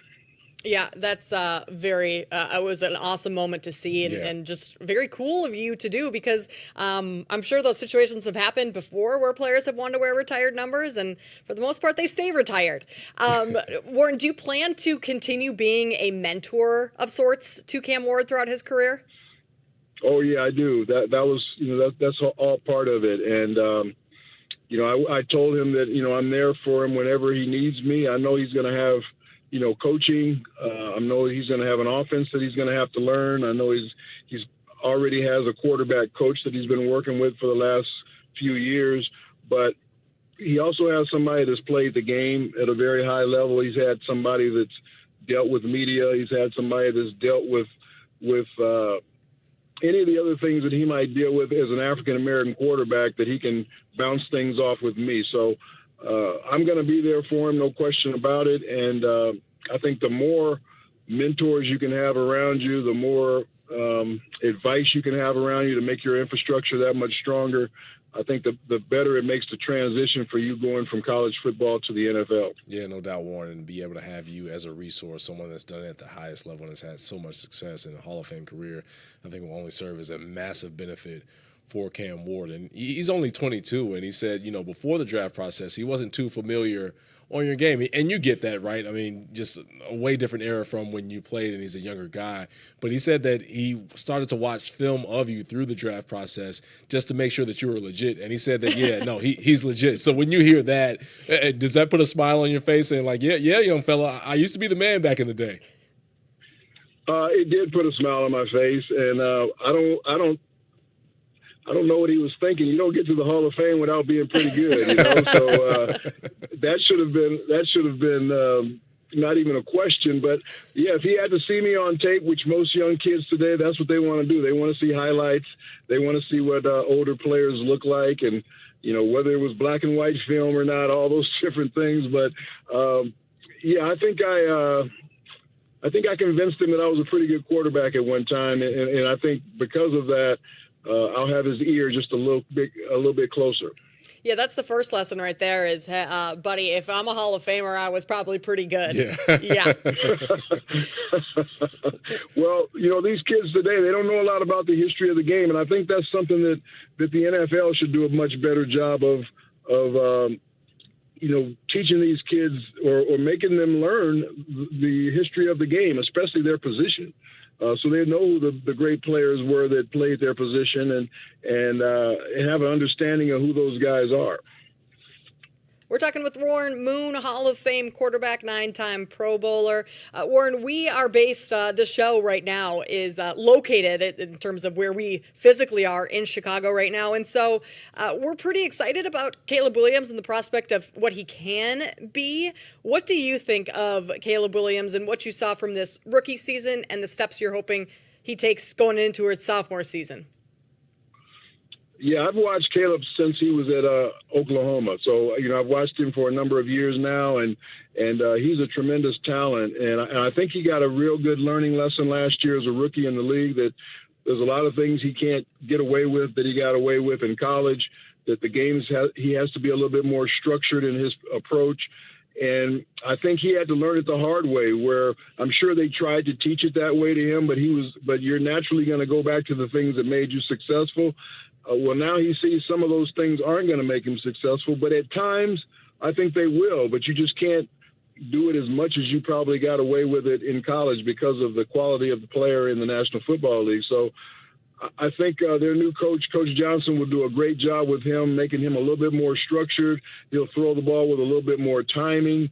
He'll learn not to hold it as long and get it out of his hand, whether it's throwing it in the dirt or dumping it off to a back. And if he just does those little things right there, that's going to make him so much better a quarterback and so much more efficient and productive as a quarterback in the NFL. Every young guy has to learn it, and he's no different. Yeah, no doubt on that, Warren. And hopefully if he learns that and takes the steps to become a better quarterback with his team on paper, how the Bears look coming into the season, then, things could be looking very nicely for this Bears team. I'm from Chicago, Warren, so I have some type of wishful thinking going on with this Bears group that they could possibly get a wild card spot in the NFC. But when you think of this upcoming season for everyone, what's the most intriguing thing for you, whether player-wise or team-wise? Because it feels like there's a lot of question marks out there, and to me, that the Super Bowl is up for grabs. I know that Philly dominated and was very impressive in that Super Bowl game against in the Super Bowl against the Chiefs, but for you, what's that thing that really piques your interest coming into the season? Well, there's so many great storylines coming into the NFL. I mean, look at what's going on with Aaron Rodgers. I think that's still dominating the news. Where is he going to play this year? There's talk of him maybe going to the 49ers now because of the contract issues they're having with their quarterback there. And there's talk of maybe Minnesota somewhere down the road. So Aaron is definitely eating up a lot of the the talk in the NFL. I think Philadelphia, they didn't lose very much. If anything, they might have got a little better. They had a really good draft. And whenever you have an offensive line and a defensive line that can dominate both sides of the football, and the skill people that they have, whether it's their two wide receivers, their running back, the quarterback, I mean, you've got a chance to maybe repeat. And so that's going to be interesting to see whether they could be a back-to-back champion, because they look that strong to me. And but there's a lot of other great storylines around the league as too. You look at what Kansas City are they going to be able to protect Patrick Mahomes, and maybe they get back to the Super Bowl again, or some of the teams that were on the rise at the end of last year. Everybody's looking at the Baltimore Ravens. Can Lamar, get past that hump in the playoffs? I mean, I can go on and on and on about the storylines that are coming into this season. And like you said, there might not be a clear-cut favorite, but I still like Philadelphia because if you can dominate the line of scrimmage, that's where the game is won, and they're able to do that on both sides of it. Warren, speaking of Aaron Rodgers, do you have any advice for him, whether that be where he should finish off his career, if he should, communication with teams at this point with the season around the corner, anything that you would tell him? Well, the first thing I want to know is, does he really have a love to continue to play football? Because if you don't, this isn't a game you go out there, you're only half into it. And I've always said, when you start talking about retirement, basically you are retired. And he's been talking about whether he's going to retire or not. So that's a big question mark to me. Does he still have the burning desire to play? Does he have the burning desire to keep training and getting himself ready to play the season like he has in past years? That would be my biggest question to him. How much do you want to play football? How much do you still love it? And how much are you willing to put into it? And then once he can answer that question, if he wants to play again, everybody knows he still has the ability. It's just a matter of putting him in the right situation. Warren, we appreciate you taking the time to join us and all of your insights. Loved what you did with Cam Ward and the jersey. That's pretty cool stuff. Enjoy your Mother's Day. Enjoy brunch. Have a couple drinks, and we'll talk to you again soon. You guys do the same. Thanks a lot. Maybe I'll talk to you down the road sometime. That would be awesome. Yeah. You're welcome on the show anytime. Warren Moon, Hall of Fame quarterback, and just gave his retired number to Cam Ward. Hey, big responsibility. If I'm Cam Ward, that is, you're right, responsibility. And Warren Moon is thinking in his head, like, all right, I'm unretiring this jersey number. You better get to it, young man. So here's a question. It's unretired now for Cam Ward. Say Cam Ward plays there throughout his rookie contract, or, a second contract, and then gets traded. Does the one go back up into the rafters? Oh, you best believe it. You best believe it. You just can't leave it. It's not like for the taking for the next quarterback. For anybody, like a backup quarterback to come in and be able to get number one for the Titans, like, no. But has that ever happened where a number's been unretired? Like, I can't think of a situation where we've been in what we're dealing with right now. Yeah, that's interesting. I think there may have been possibly numbers that were unretired. Yeah. But then also the process of what happens after. Right. Like, if Cam Ward stays in Tennessee and is awesome and is their franchise quarterback forever, spends his whole career there, maybe it gets retired for a second time. So now, if he has a Hall of Fame career similar to Warren Moon, do you have two number ones in the rafters? I think you have to. You have a number one Moon and a number one Ward? Because you can't have a number one Ward, because it wouldn't be a number one Ward if it wasn't. So do you just have one number one with Moon/Ward on the back of the jersey? I think you have to throw two up there. With Warren Moon as your mentor, I like that he said, I'm going to continue to be in this kid's, in his back pocket or on his side to help him. That's pretty cool. And Kenny brought up a good point in the chat that, Warren Moon played for the Oilers, Houston Oilers. Mm-hmm. Cam Ward is playing for the Tennessee Titans. So it works out that way. There you go. Yes, very much. And also a good point about Aaron Rodgers. Like, it feels like if Aaron Rodgers really loved the game of football like he has throughout his entire career, like, he would be itching to get to camp, to get to whatever organization he's going to be at, start learning that playbook.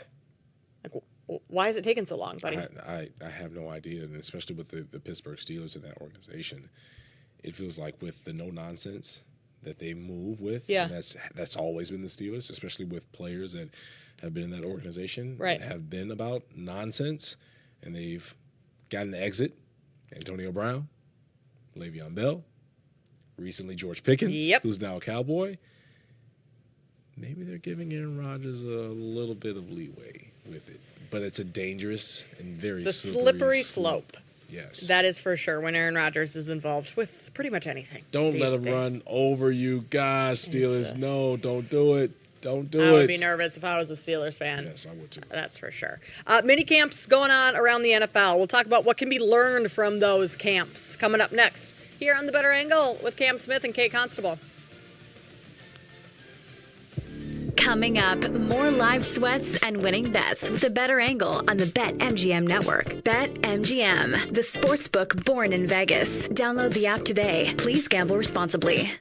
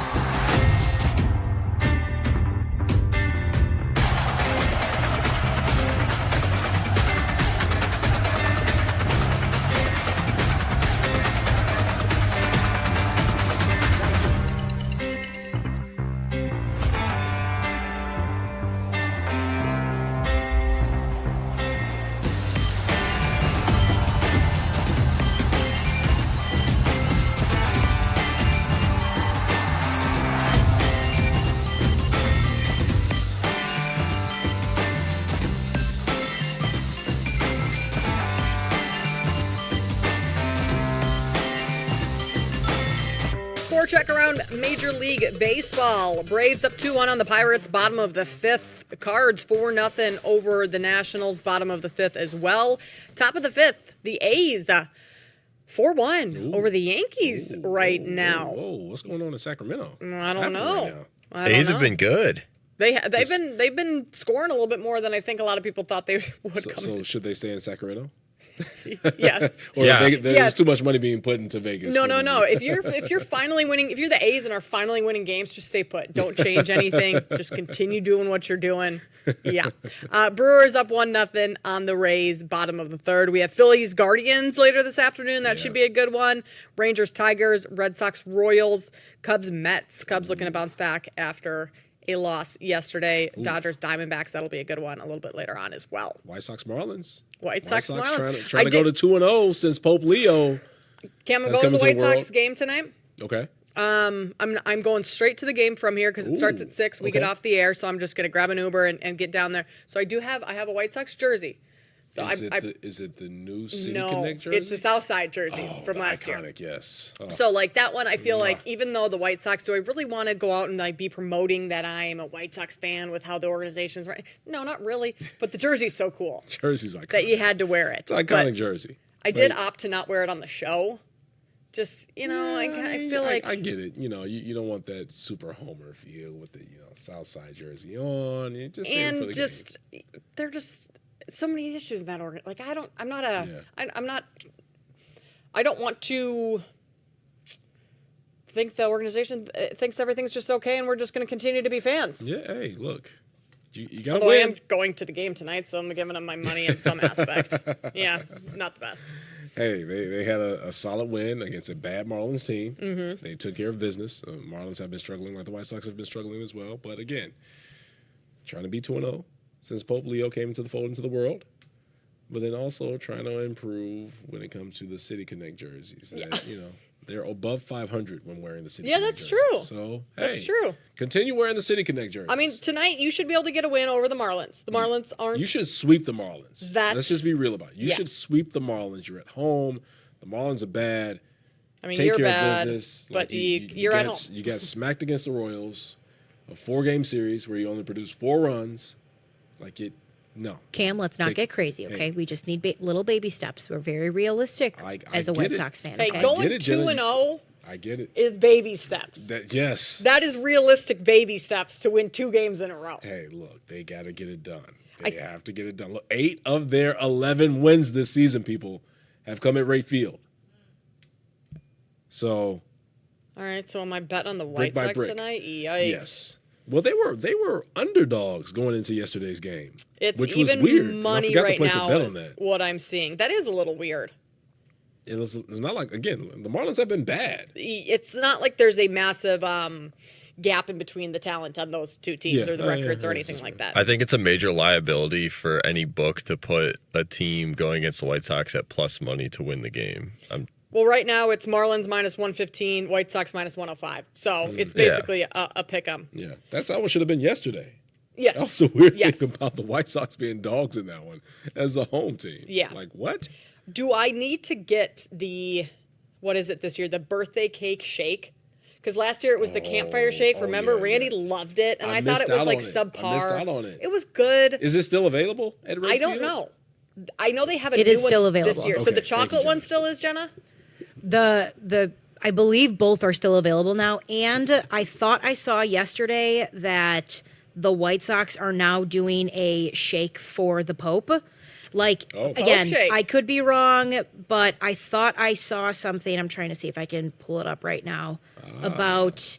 I mean, it was pretty out there. Give me a minute to find it. Okay. I'll let you guys keep Or there's chatting. like a new food in honor of the Pope Yeah.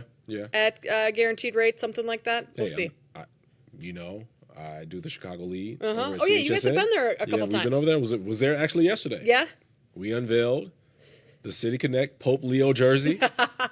Hot off the press. Looked pretty cool. So go to the CHSN X page. Go check that out. I believe it's on Instagram as well. So it's ready for Pope Leo whenever he Of comes all to Wright teams Field. that our new Pope could be a fan of. Yeah. The worst team in baseball. Easy up there. The Rockies are worse, actually. Okay. Yeah, the Rockies are really bad. One of the The worst Rockies are teams really bad. in baseball. Could you imagine if Pope Leo threw out the first pitch? It's never going to happen. It's not going to That happen. would be wild. The amount of security That would have to at be Rake there. Field. And you know what is it? What is it? The mobile car that the Pope drives in with the shield The around Pope it? Mobile.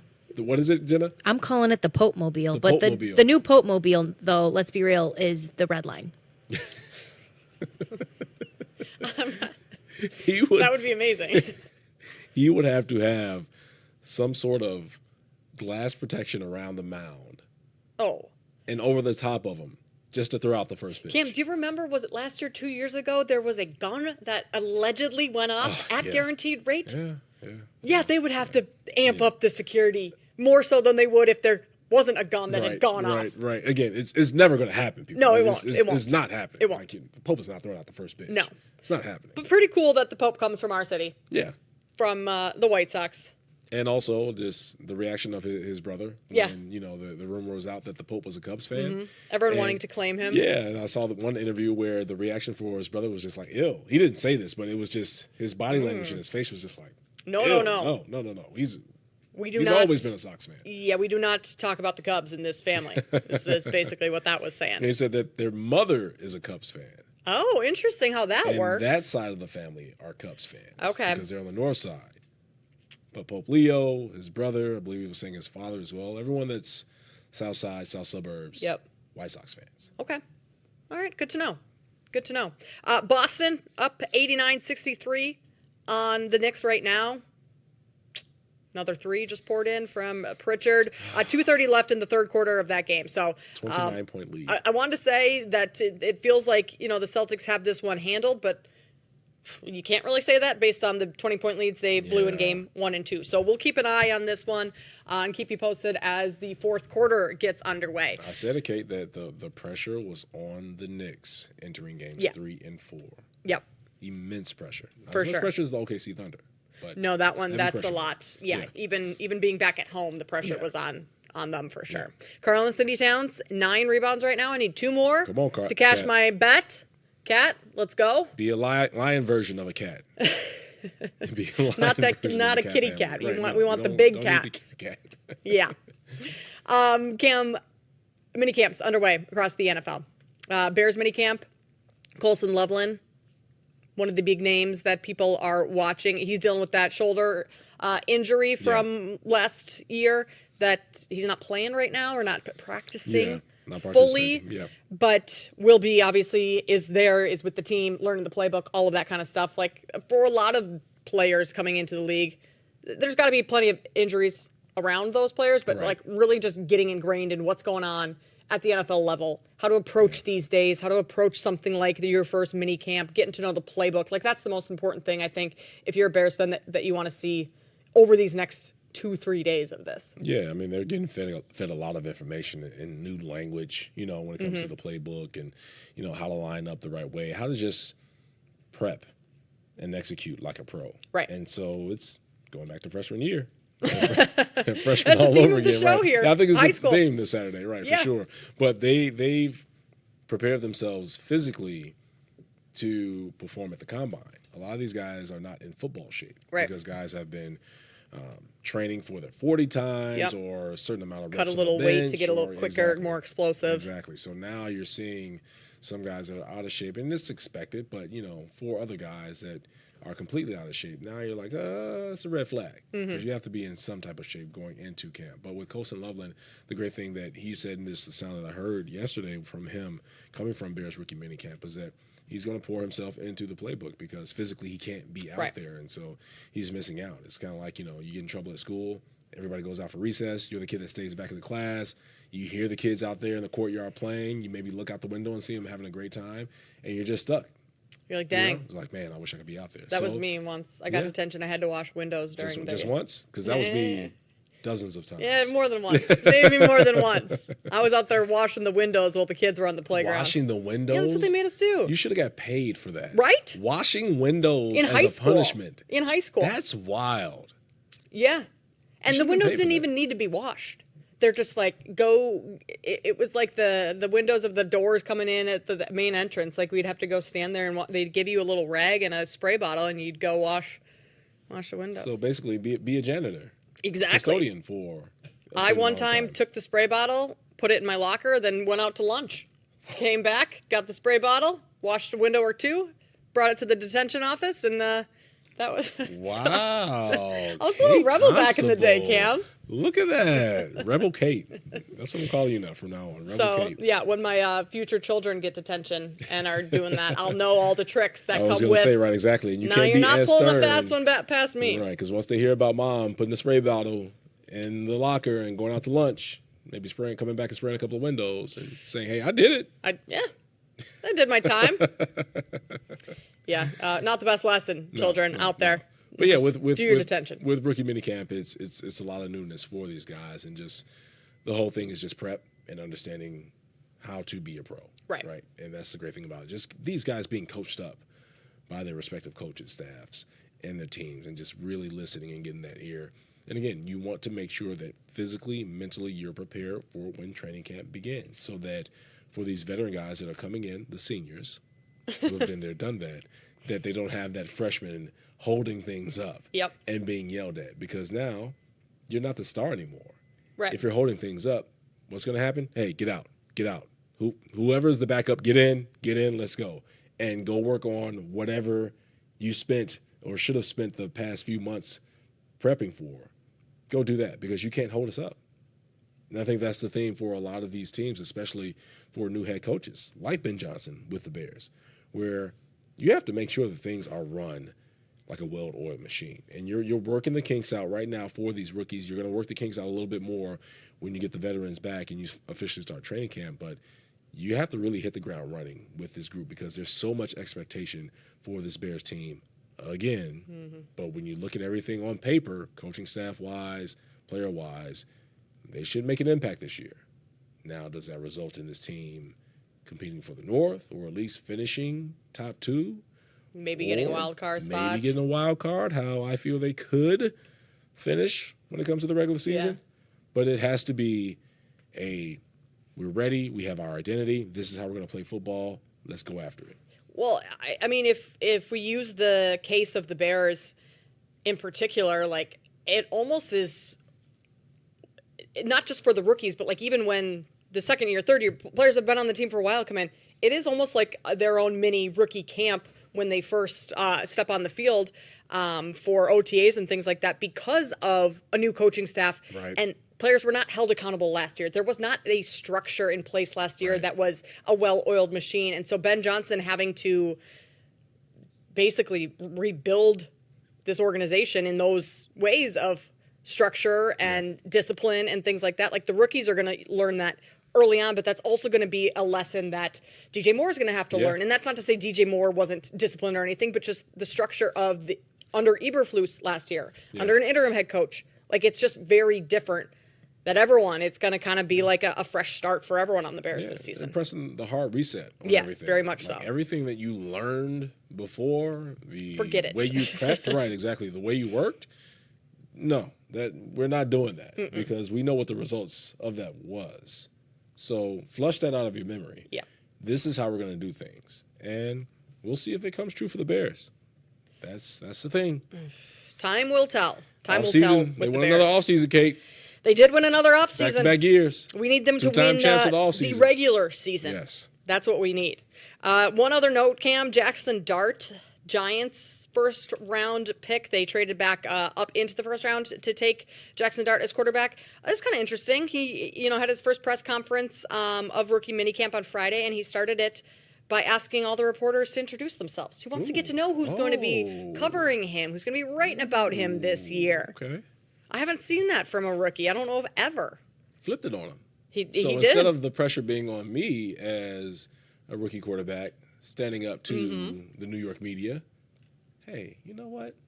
Let's play a little mind game. Yeah, exactly. Introduce yourselves. Impress me. That's bold. I mean, that's bold in any market, but New York of all markets. Yes. Because how many times have we said, even with Aaron Rodgers last year, like, the New York market, the New York media is different. Is he going to be able to handle it? How is that going to work? Yeah. Jackson Dart so far. I guess he's handling it Flipped it pretty well. Good mind games. I like that. Not too bad. All right, coming up on the other side, we play our favorite game, Glitch in the System. We'll tell you which NBA series, maybe Kenny's got some game bets, which of those are mispriced and where you can find some value. That is coming up next here on The Better Angle with Cam Smith and Kate Constable.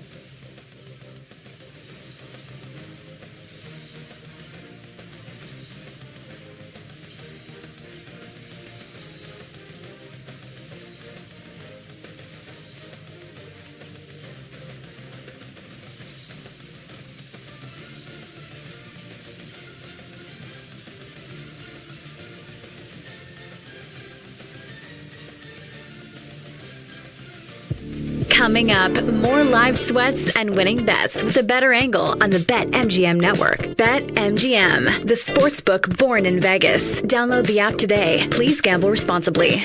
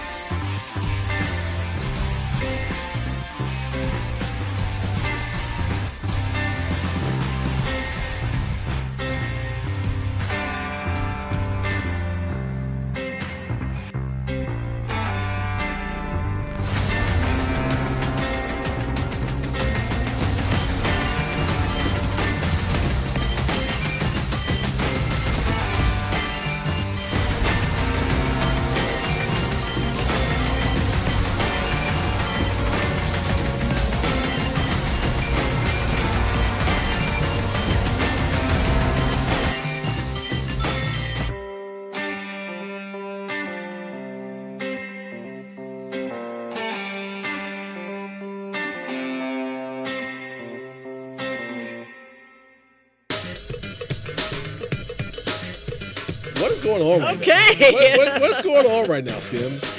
Well, What's going on right now? We've got, the TVs in front of us at the studio. We've got the Celtics Knicks game on right now, and apparently Donovan Mitchell's in his underwear. Dribbling the basketball. Yeah. Dribbling the basketball in his underwear. Kids are watching. Kids are watching. I'm speechless. Are we that desperate? Speechless. And I get it's underwear that you're selling, but come on. We've got Donovan Mitchell dunking in his undies. Yeah. I'm sorry. are we talking what?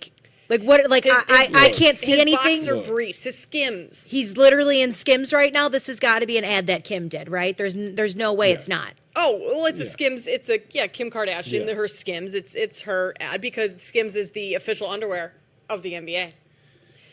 I mean, have you seen the Skims logo on the courts? It's wild. Imagine you're at an NBA watch party, and we're going to see it again tonight for Warriors. Oh, yeah. Timberwolves. You'll see it again tonight. Yeah. You're at an NBA watch party. You're eating your food. It's commercial time. You're eating your food. You're having a conversation. You just look over at the TV. There's an NBA player dribbling the basketball in his underwear. Look. I mean, I'm sure there's plenty of ladies out there that appreciate that commercial. Look. For the men, maybe not so much. Maybe that's just something that you don't need to see Donovan Mitchell in his undies. Some people want to see it. And hey, more power to you. To each their own. To each their own, 100%. But we were just having a conversation, just looked over, just wait a minute. We both kind of looked, are we really watching this right now? I mean. Hey, if it sells, it sells. Yeah. To each their own. Yeah. Well, the Skims is also the official underwear of the WNBA, too. So are we going to get the ladies out here once their season gets underway doing all that? Look. You got to draw the line. Yeah, where do we want to go with this right now, Cam? What are we doing right now? Let's be smart. What are we doing right now? Let's pump the brakes a little bit.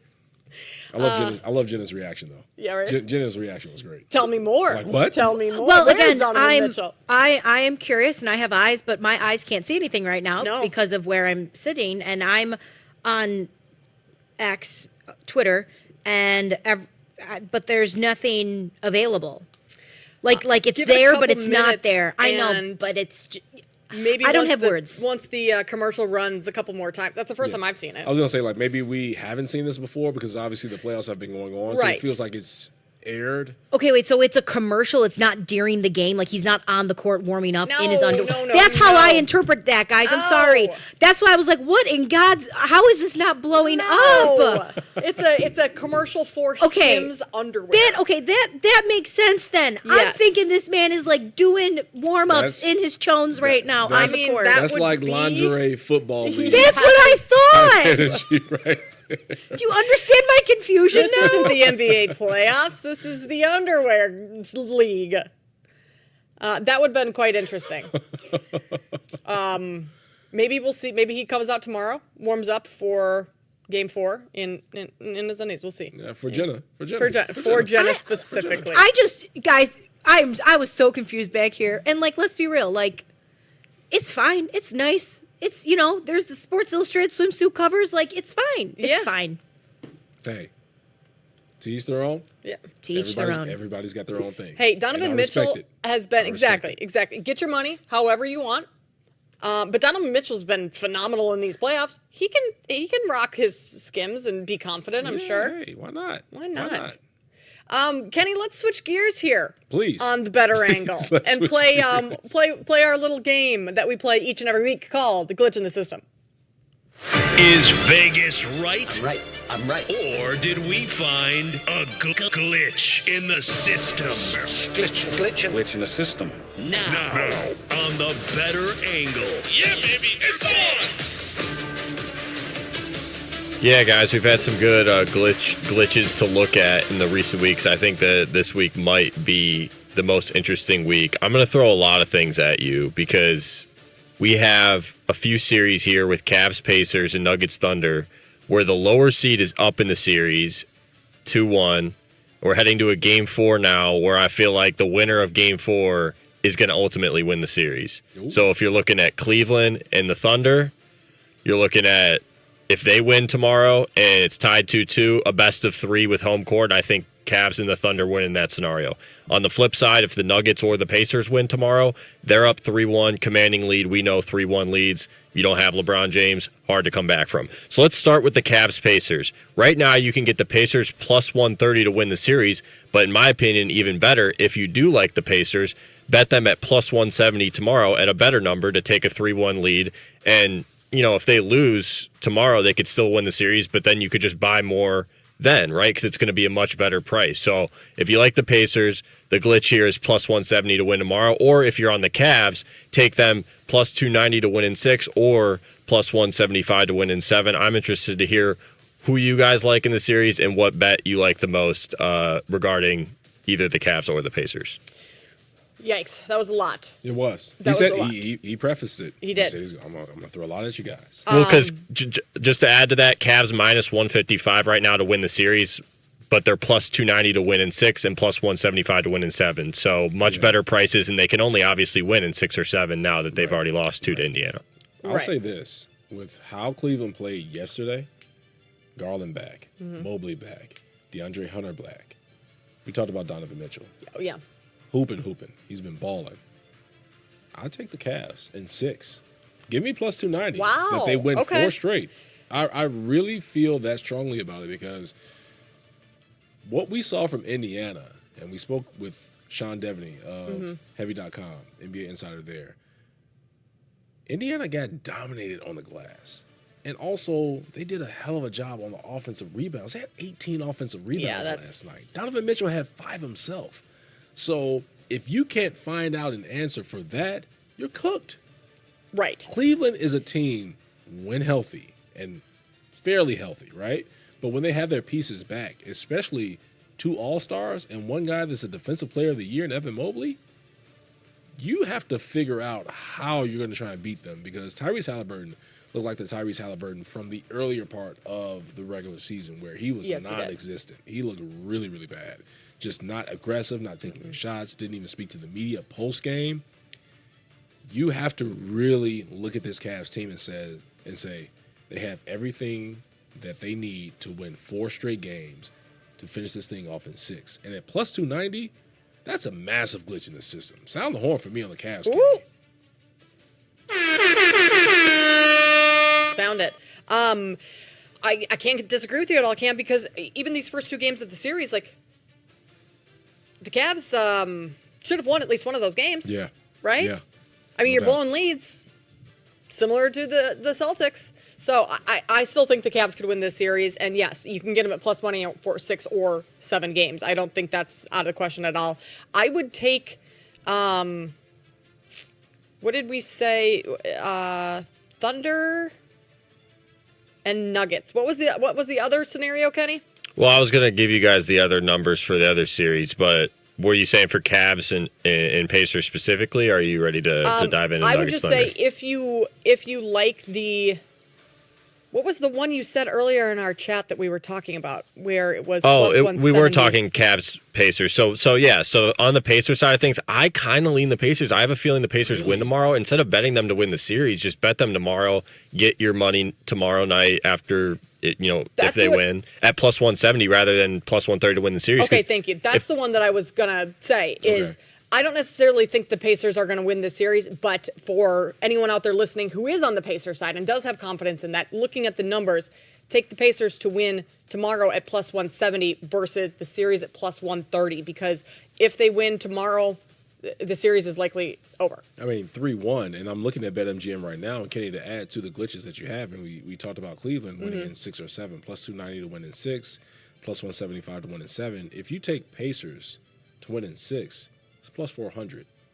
If you take Pacers, if they win tomorrow, game 3, Kenny, you feel good on the Pacers to game win this 4, thing yeah. 4-1, plus 700. So that's the way to go then. That's the way to go. Yeah, potentially. I mean, there's still a scenario where the Pacers could win in 7. I mean, also, the thing is, too, if you bet the Pacers to win tomorrow, they don't even have to do anything, and you just win your bet tomorrow at plus 170. I just think if they need to win the series, they need to win tomorrow, so just bet them tomorrow. That's kind of the angle that I was going. If you do like Indiana, kind of the same thing in Denver and the Thunder. Not really though. I mean, Same kind of numbers here, though. Nuggets plus 175 to win the series as of right now, but they're plus 200 to win tomorrow. So I was saying maybe kind of the same thing. If you like the Nuggets, bet them to win tomorrow at plus 200. Or if you like the Thunder, there's some good prices at Thunder in 6 at plus 225 or Thunder in 7 at plus 170 instead of taking them right now at minus 210 down 2-1 to win the series, which is just ridiculous in my mind. What you think, Kate? I'm not sold on. Okay, here's the deal with the Thunder. Game 2. No one's stopping you if you play like you did in Game 2. Yeah. Why can't we get that consistently? For the most part, throughout the regular season, they were a fairly consistent team. Is it just that the Nuggets, one, they have the best player in the world right now in Jokic and the experience? Yeah. I would not, going into the series, not have said, I think the Nuggets even have a chance of winning this series. I think the Nuggets have a pretty good chance of winning this series. Well, we had this conversation earlier. It's the case of the seniors against the sophomores. Yeah. You know, so I'm with you. Like I feel strongly that Denver will win this series. It's more so of just how you want to. How many games? Right. How you want to bet it? What the best value price is? Yeah. Is the glitch Nuggets plus 175 to win the series? Because they could lose tomorrow and you're still holding a plus 175, not a bad number. But if they lose tomorrow, you're going to get an even better number. Is that the buy time? I mean, that's the thing. I think after tomorrow is. That's a good question. I go with for me, and how I view it and what we've said about this Denver team and where they're going, the safe bet is to go Nuggets to win the series right now, plus 175. Mm-hmm. That will be the move. That would calm my nerves. Again, it could change. Odds could be better, but it feels like that would be the move if they lose tomorrow. So just go plus 175 to win the series. To win the series. I mean, if the role-ish they're not even role players. The non-Jokic starters play the way that they have been playing, I think that the Nuggets have a pretty good chance at winning that series and advancing to the Western Conference Finals, which would be shocking based on everything that's gone down with their organization over the last couple of weeks. We may continue on with a little glitch in the system. If not, we got to talk about what's going on with the Warriors and Timberwolves and Steph Curry. Will he be back at any point in this series? We'll talk about that next here on The Better Angle. Coming up, more live sweats and winning bets with The Better Angle on the BetMGM network. BetMGM, the sportsbook born in Vegas. Download the app today. Please gamble responsibly.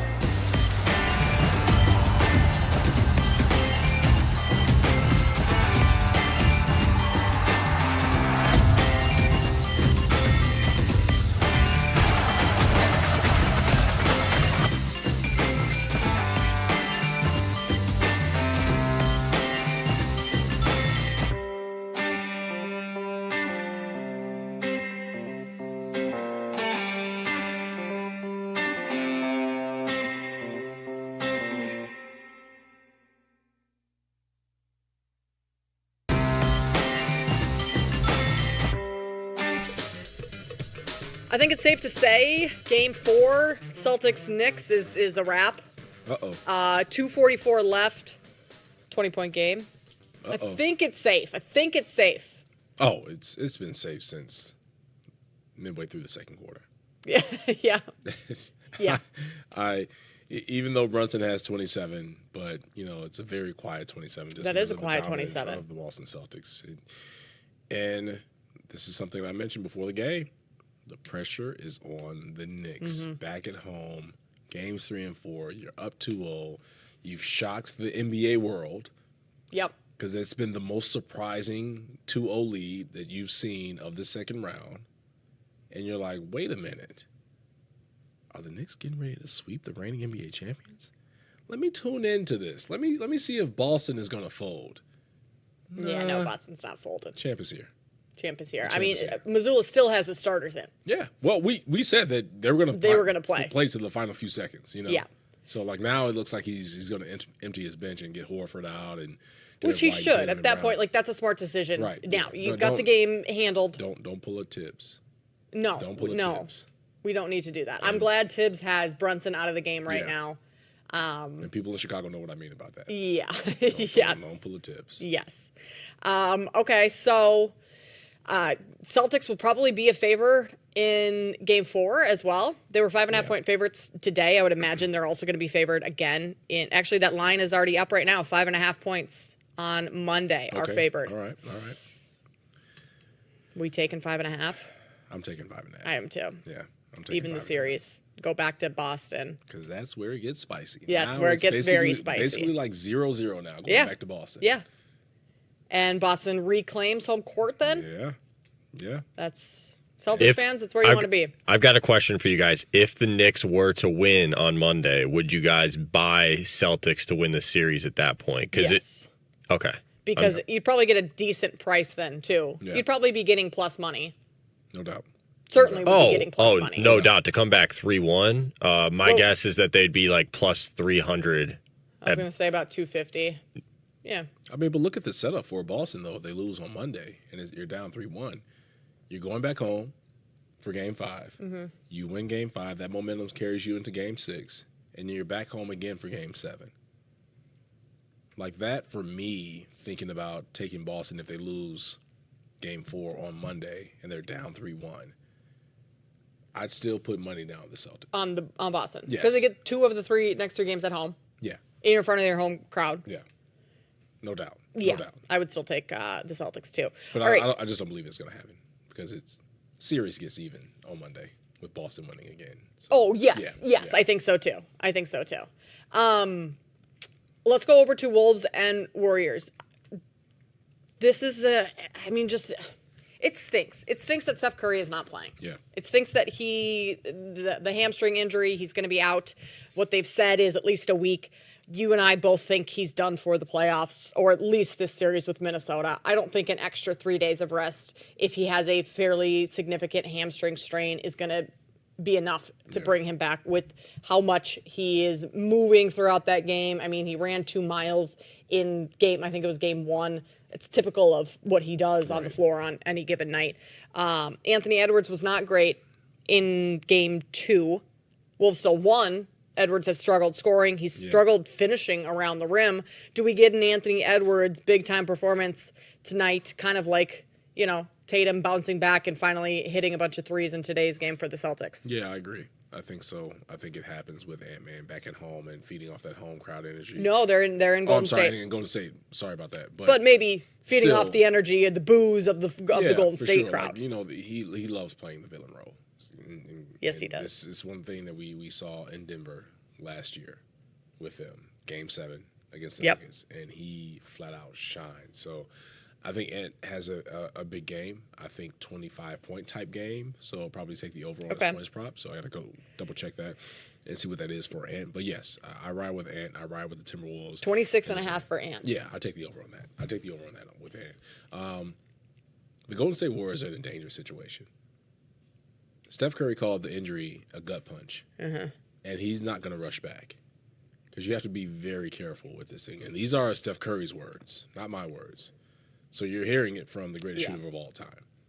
And knowing his body, knowing if he does rush it back, then he potentially could be out for the rest of the playoffs. So it's precaution with it.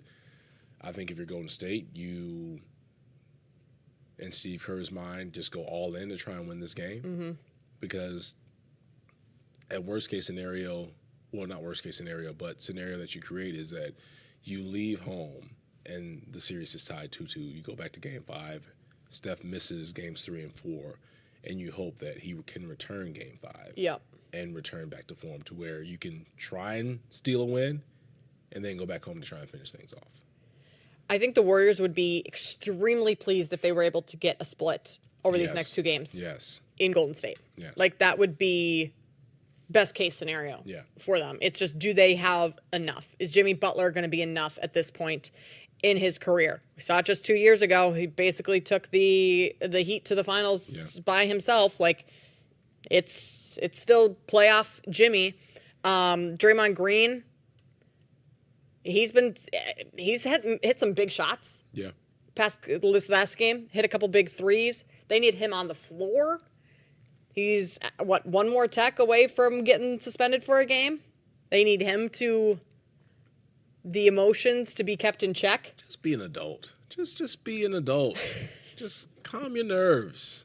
Be an adult. You don't need to flail your arms into someone's face, accidentally hitting them across the face every single time. He knows how to do that. That's the thing about Draymond. He knows how to conduct himself. Exactly what he's doing. But he allows that hype, that energy just to, like, he's possessed. Yeah. Like, just it just, like, takes over. He's like a toddler, like kids, like 3-year-olds, they throw a temper tantrum. They don't even know what's going on. They're just upset. Yeah, just upset, just flailing their arms, just falling out on the floor. Like, just stop. 3-year-olds can't always control that. Yeah. 35-year-olds should be able to control that. Yeah. That are husbands and have kids. Yes. Just relax. Adults. And just hoop. That's it. Just do that. So in game 2, 14 different players played in the first half for the Warriors, most ever in a playoff game, which basically tells you that Steve Kerr was just using that game kind of to try and figure out rotations, figure out who works well with each other, and also just give his players shorter stints and keep them fresh, things like that. Moses Moody finally bounced back a little bit. He missed 14 shots dating back to Game 7 in Houston. Is he going to be someone that sees his minutes decrease a little? Like, is there an opportunity there, Cam, to take unders on Moses Moody? Trace Jackson Davis is also someone that I think is going to get a little bit more playing time. Yeah. We saw that. Like, do we take some overs there? Just trying to think about different ways to bet some of the role players for Golden State. How about this name? Jonathan Kuminga.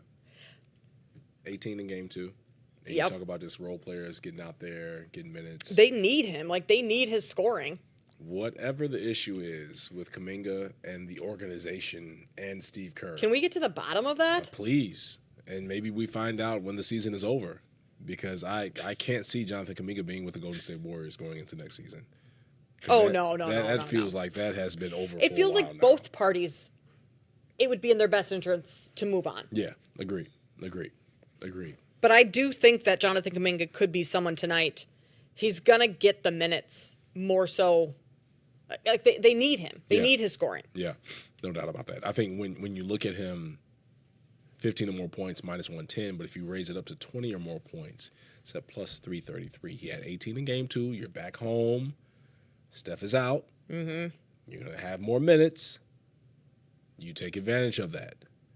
I kind of like that. So I think for me, that's the best play for this one. Is Kuminga 20 or more points, plus 330. Looking at Kuminga's numbers from 13 minutes Game 1, 26 in Game 2, and I mean he had a 26-minute game against Houston. I don't think we're going to see any less than at least 20 minutes tonight from Kuminga. Right. Okay, I can get on board with that one. Total in this game, lean towards the under, but it's a low. I mean, it's 200.5. That's a low total. I'm kicking myself right now because we talked about the total for Knicks Celtics. Yeah. It was at 204.5. Yeah. Finished at 208. Should have took the over on that. And you said right when that game started, you said I might jump in live on the on taking the over. You know, saying is one thing, doing is another. Yep. So for this one, to the total, I'm actually going to go under. Yeah? I like the under. Okay. Yeah, I'm going to go under. I think that's the right play. If you look back at the Warriors-Rockets series, and the Timberwolves are, not the same team, but similar to the Rockets in some aspects. Like, the pace in that game was so slow. Yes. The number of possessions, like under 100 possessions each team in those games. So I do think that this could be a lower scoring game. I do like the under as well. I think that's probably the right side there. In terms of winning this series, do you give Golden State any opportunity without Steph? No. No. No chance. Over. No hope. And 5 games? 6 games? I wouldn't be 6. shocked if the Wolves just roll over them. Yeah. These next 3. And just finish it off. Just finish it off. Yeah. Okay. Which game do you guys think the Warriors win if it ends in 6? I think game 4. Yeah. I was going to say 4. So they're going to be plus money in one of these games. So I would suggest betting the Warriors. I mean, I don't know, unless you think that the Timberwolves are just going to run away with it. But I'm just saying, like, if you guys think the Warriors, I'm betting them tonight. I think they're going to win tonight. And it's similar to me as what happened in the Nuggets series with the Thunder, is that Nuggets stole game 1, so did the Warriors. Then the Thunder responded just like the Timberwolves did. Now coming back home, and you're a dog at home. I mean, when's the last time, I know Steph Curry's not there, but when's the last time you got a Steve Kerr coached Warriors team at home in the playoffs at a plus 185 number to win a basketball game? Plus you got Jimmy Butler, Draymond Green. This team, I think, has a good shot to win the basketball game tonight. But here's the thing, though, that worries me about Golden State. And to your point, yeah, Jimmy Butler, you have that. Draymond Green, we mentioned him making shots and hitting shots. It's not sustainable with Draymond Green with that. And then also Buddy Hield has this, like, now you see me, now you don't persona about himself with games, where we spoke with Sean Devaney of Heavy.com and said that when Steph is on the floor, he's averaging 18 points. Or actually, I take that back. So I believe the last, blanking on the fact that Sean gave, but it was great in terms of Buddy Hield playing the now you see me, now you don't type of feel of things with himself. So Buddy Hield is a guy that needs Steph on the court to be impactful. Like, he needs another, like, 3-point threat, somebody that can space the floor a little bit more and easier looks. That's why, I mean, Buddy Hield's a talented player, but the looks he gets is a product of the defense overhelping on Steph. Right. Or shading over to one side because that's where Steph is. And that's what opened things up for Buddy Hield. I mean, if you look at that Rockets series, 17 minutes, he had 0 points in one game. 18 minutes, he had 4 points. 5, 2. So like, wild. The 33-point performance was massive in Game 7. They needed that, certainly. But is that sustainable? Because this team, I mean, Steve Kerr even said it, like, he's not sugarcoating anything. He said to the media, our entire offense, our entire game plan for everything is built around Stephen Curry. Yeah. When he's out, now we're having to adjust to entirely new strategy, entirely new personnel, game plan, like how everything works is different. And can you master that on the fly against a hungry Timberwolves team that's as talented as they are? I think that the Warriors got the best of the Wolves in game 1 because the Wolves were coming off of a break. They did not go into that game ready to play. That's on Minnesota. They show a better performance in game 2, granted, also no Steph Curry. Anthony Edwards is still not playing to his level. I think Minnesota just rolls them. I'm not sure Golden State gets another game. I'm with you, Kate, and talk that talk because you are a native of Minnesota. I know. I'm ready. manifesting this. You're manifesting it, and I've told you this, and I told a friend of mine this that is from Minnesota. Yeah. Big Timberwolves fan. Get ready for the NBA Finals. Get ready for the I don't know if my heart can handle that. Come on, Kate. Come on, Kate. You know it. Finals. Who are you picking then? If it's not the Wolves, who is it? You're not even confident the Thunder are going to make it past the Nuggets. Well, now, I mean, everything is gone crazy in this second round. It's like Stranger. I never thought the Knicks were going to be up 2-0. It's like Stranger Things, like the Upside Down world. Yeah, I mean, I act like I've seen it. I was about to say, like, wait a minute, have you seen Stranger Things? No, I haven't. But if you tell me it's that way, you're right. Like, I think Minnesota has a chance. For some reason, I can't get myself to fully buy in and believe it. I'm just tempering my expectations. I get it. I'm protecting my my fandom. Yeah. You're protecting your heart. I'm protecting my heart. I am protecting my heart. Yes, exactly. I know. Exactly. But no, I don't think the Warriors win another game in this series. Yeah, I'm with I think you. Minnesota goes 3 straight. Plus 200. Timberwolves in 5. Put the money down. Yep. That's the play. Put it down right You now. want a plus money bet, Kenny? Don't take the it is. Warriors. Take the Wolves. Plus There you 200 go. right now. Let's go. And then We'll talk finals. we'll talk finals. Ooh, let's get Then it. we'll talk Let's get finals. it. Oh my gosh, that would be wild. Kate, look, Minnesota to the finals? I got the BetMGM app open right now. Put it Timberwolves down, 4-1 plus 200. Here, there's my gas station money. Post Go ahead and take it. Let's do it. Let's do it. I love it. All right. More NBA bets coming up on the other side. We've got 2 big games tomorrow. We'll talk about those next here on The Better Angle. Coming up, more live sweats and winning bets with a better angle on the BetMGM network. BetMGM, the sportsbook born in Vegas. Download the app today. Please gamble responsibly.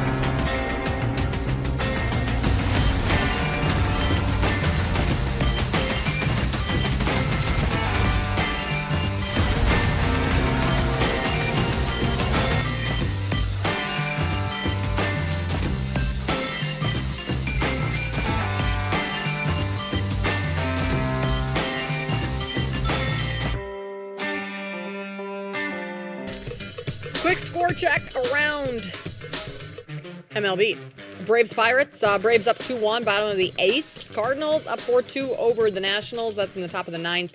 Yankees trying to make a little bit of a comeback. The A's are leading 7-6 over the Yankees, bottom of the 7th. We've got a tie 2-2 rain delay in the 5th for Brewers and Rays. Phillies and Guardians tied 0-0. That game is just underway. We're in the bottom of the 1st and top of the 1st. Rangers wasted no time. They're up 2-0 on the Tigers. Cubs playing a little later today, looking to bounce back over the Mets. And then we have Dodgers Diamondbacks, which will be a fun game. Shohei Ohtani coming up big in the clutch. Go ahead home run in the 9th last night. We'll see what Ohtani brings to the table again this afternoon. Tomorrow, Mother's Day, Cam. Here's the schedule. You get up, maybe you go to church, do whatever you want to do in the morning. Yep. You hit a little brunch. Mm-hmm. Like Warren Moon told us, you have to have a drink of some sort, a cocktail, a little mimosa, something for celebrating mom over brunch. And then you go home and you got a 2:35 Central game, Thunder Nuggets, followed right after that, Cavs Pacers, and you spend the day, on the couch, hanging out with mom a little bit. Sounds like a pretty good Mother's Day to me. Love it. Love it. I mean, especially when the libations are popping. That's right. The drink popping, That's right. Mom deserves it. She does. She works hard. And look, just some inside information here. A couple of years ago, took my mom out, Mother's Day, along with my wife, along with my mother-in-law, and we got my mother drunk. Yes. Amazing. I'm not ashamed to say that. My mom deserves it. She does. Beautiful woman, phenomenal woman. And she probably had the time of her life. She had a great time. But she also remembered going forward. She was like, I'm not doing these that shots again. Right, I'm exactly. not taking these shots. We're doing shots of you tequila. had mom doing shots. Yeah, we had her doing you shots at the around. restaurant and also went back to our house and continued on? Kept the party going. Why not? Hey, look, mom is an adult. We're adults. She deserves it. We're honoring her. But she calls it overserved. She doesn't call it drunk. She's like, this year, I'm not going to be overserved. And we're like, yeah, we're going to get you again. That's what I always say when I, want to not feel so bad about what happened the night before. I always just say I overserved myself. Like, it is my own fault. But I wasn't, wasted. I wasn't dry. I was just overserved. Just overserved. Yeah. It's a classier way to say that you were It is much classier. It just makes everything sound a little bit better. Yes, exactly. I think, or you can just blame the bartender, which I get that text message more often on a Sunday morning than I care to admit.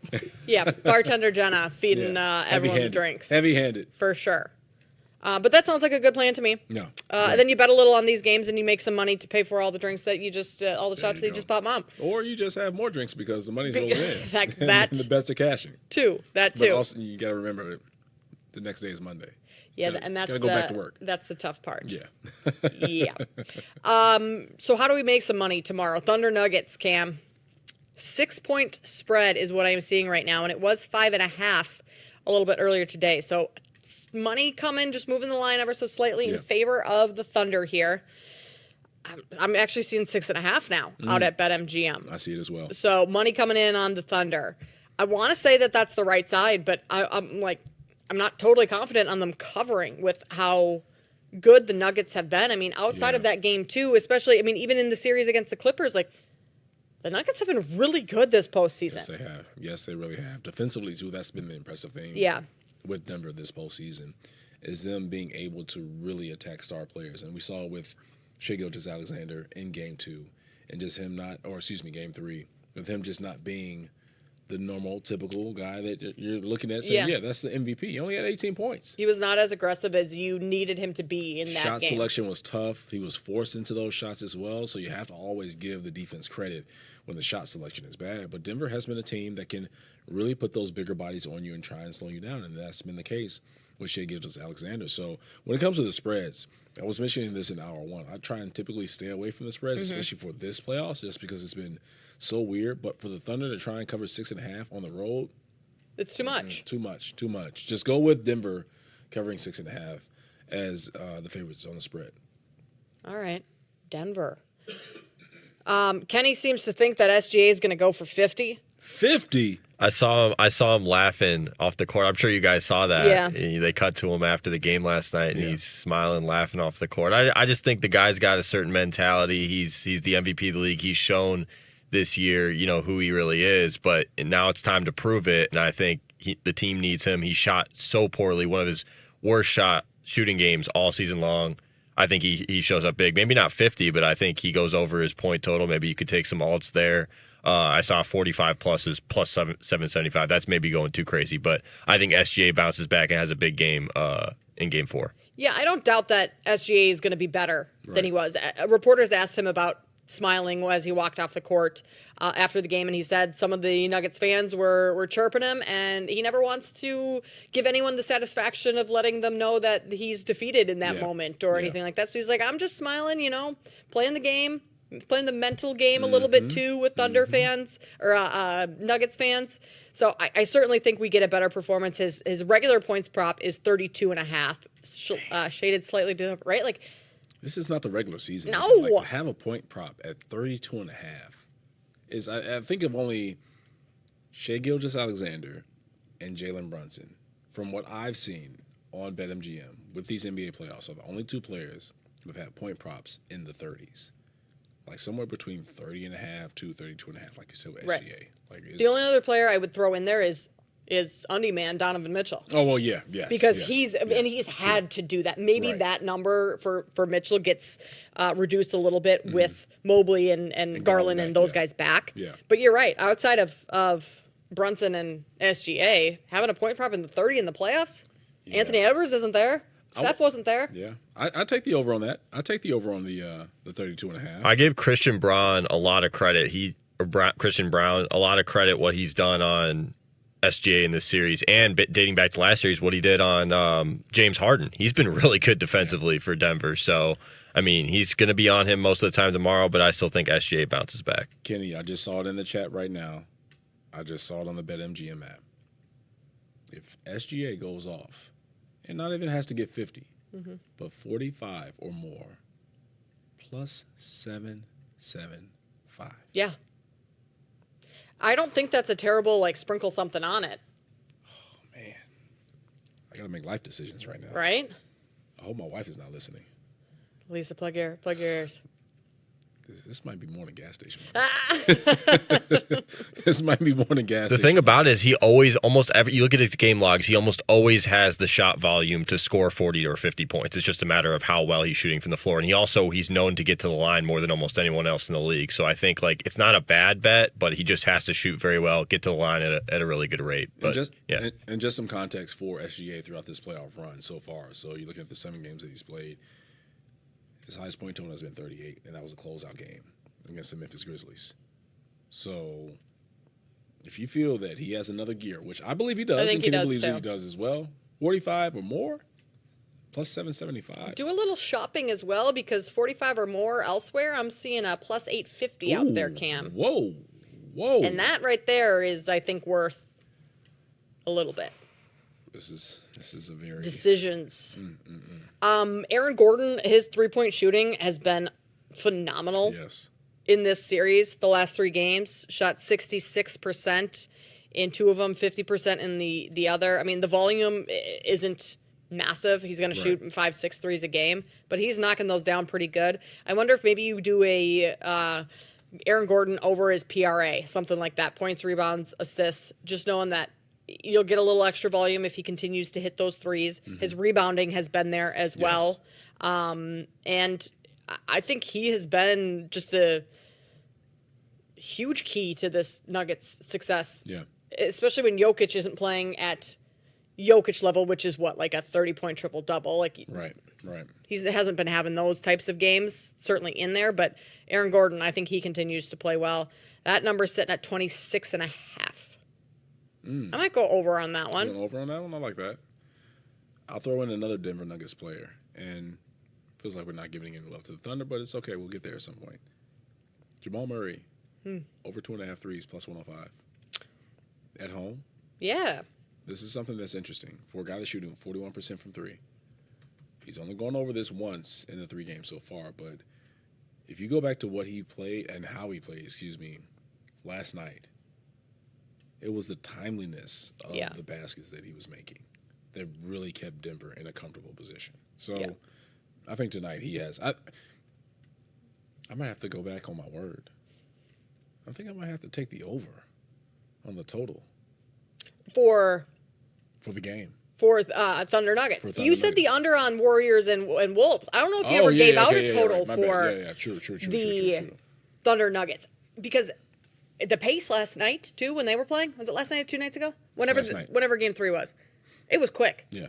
I kept looking for opportunities to live bet the under, and it just, no. They never presented No. Yeah. And that's too scary, too, when those two teams are, running the way they are. Right. All right, under. Yeah, you have the 2 series, Celtics, Knicks, Warriors, Wolves with the slow pace, and then you've got the 2 series Fast tomorrow pace. with the faster paced teams. Yeah. Well, I mean, the Thunder are kind of like they'll play any style of basketball, honestly.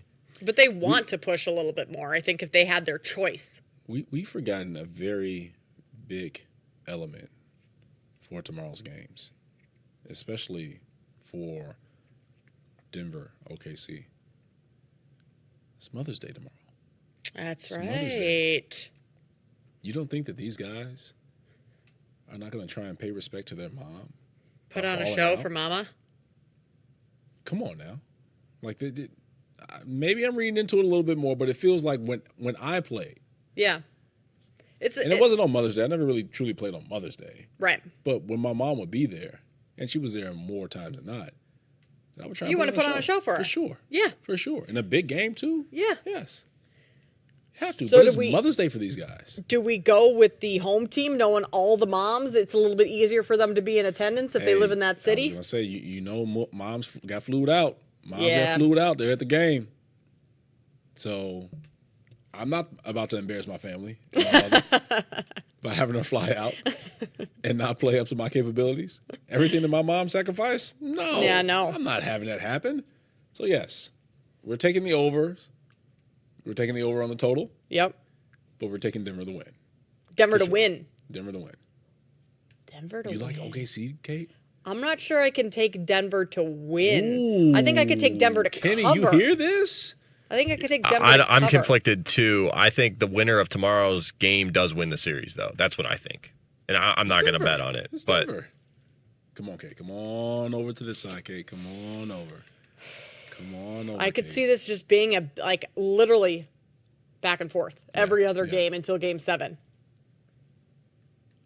I don't know. I mean, if we are considering betting SGA to have 45 points tomorrow, it seems counterintuitive to then take the Nuggets to win, Cam. Hey, overtime could exist. Overtime could exist, Actually, especially with it being that back would and be forth. that would be the So- path for both of those bets. hitting. SGA 45 and the Nuggets to win parlayed is 22-1. I'm not. I can't do that. Yeah, super non-correlated. Yeah, I'm not doing that one. Cavs Pacers tomorrow. 5.5. Cleveland is laying on the road. Total in that one is 230.5. Donovan Mitchell just keeps posting 40-plus point games. His points prop is 30.5 for tomorrow. He is ridiculous. So far, there is no one on the injury report for Cleveland in terms of those 3 big names of Garland, Evan Mobley, and DeAndre Hunter. So if that stays, You know what that is, Kate. everyone being quiet, a little gamesmanship. But don't they have to at least give them like a designation as to questionable? Oh, yeah. They'll throw the questionable in. You might see Okay. that. You might see that pop up, but But also- in terms of being ruled. What do I do? the ankle's hurt. It's worse than you believe.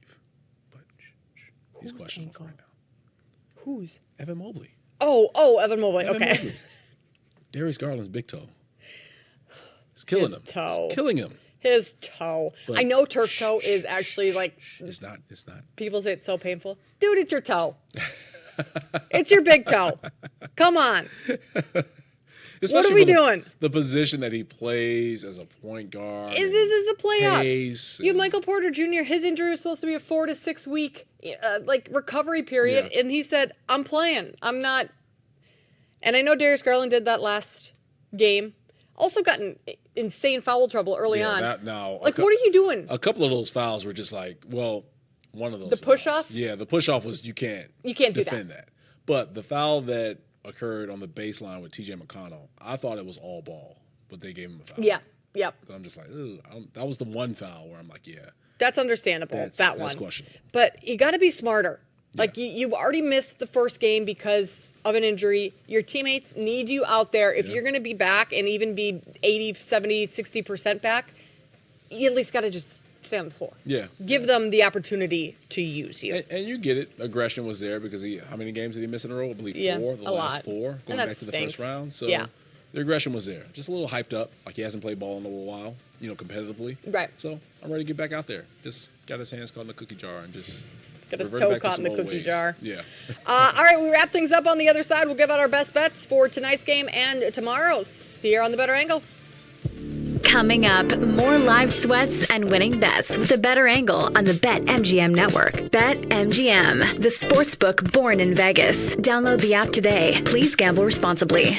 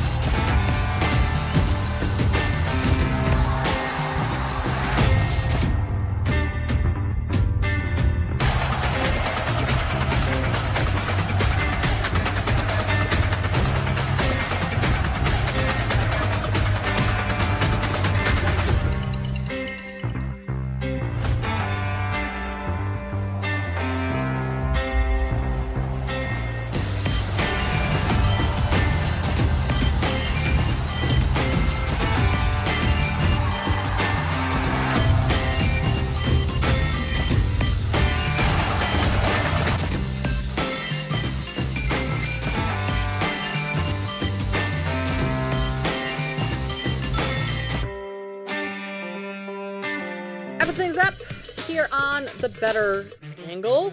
I've spent a lot of money on this show. I've spent a lot of money throughout the show. Throughout the show. What all have you put in? Look, I put bets on Celtics, Knicks. Just a a realization. Thing is like I'm making all my own side bets, so like we haven't even talked to each other about what we've actually put in. Just all of the possible scenarios. Look, it's Celtics, Knicks. Every NBA playoff series. Yeah, you've got something going. I've got something going. All right, let's hear it. Just on this show alone, that we've gone on for 3 hours, and we appreciate everybody joining us on Twitch and listening to us on 670 The Score. So let's just go through what Cam has bet throughout these 3 hours. Cavs to win in 6 plus 290. Took that one. Okay, like it. Jonathan Kuminga, 20 or more points. Okay. Plus 333 tonight against the Timberwolves. Like back that. At home. They need somebody plus to 333. 333. I am going to go to. See, there we go. See that? See, look at my influence right there. Yeah.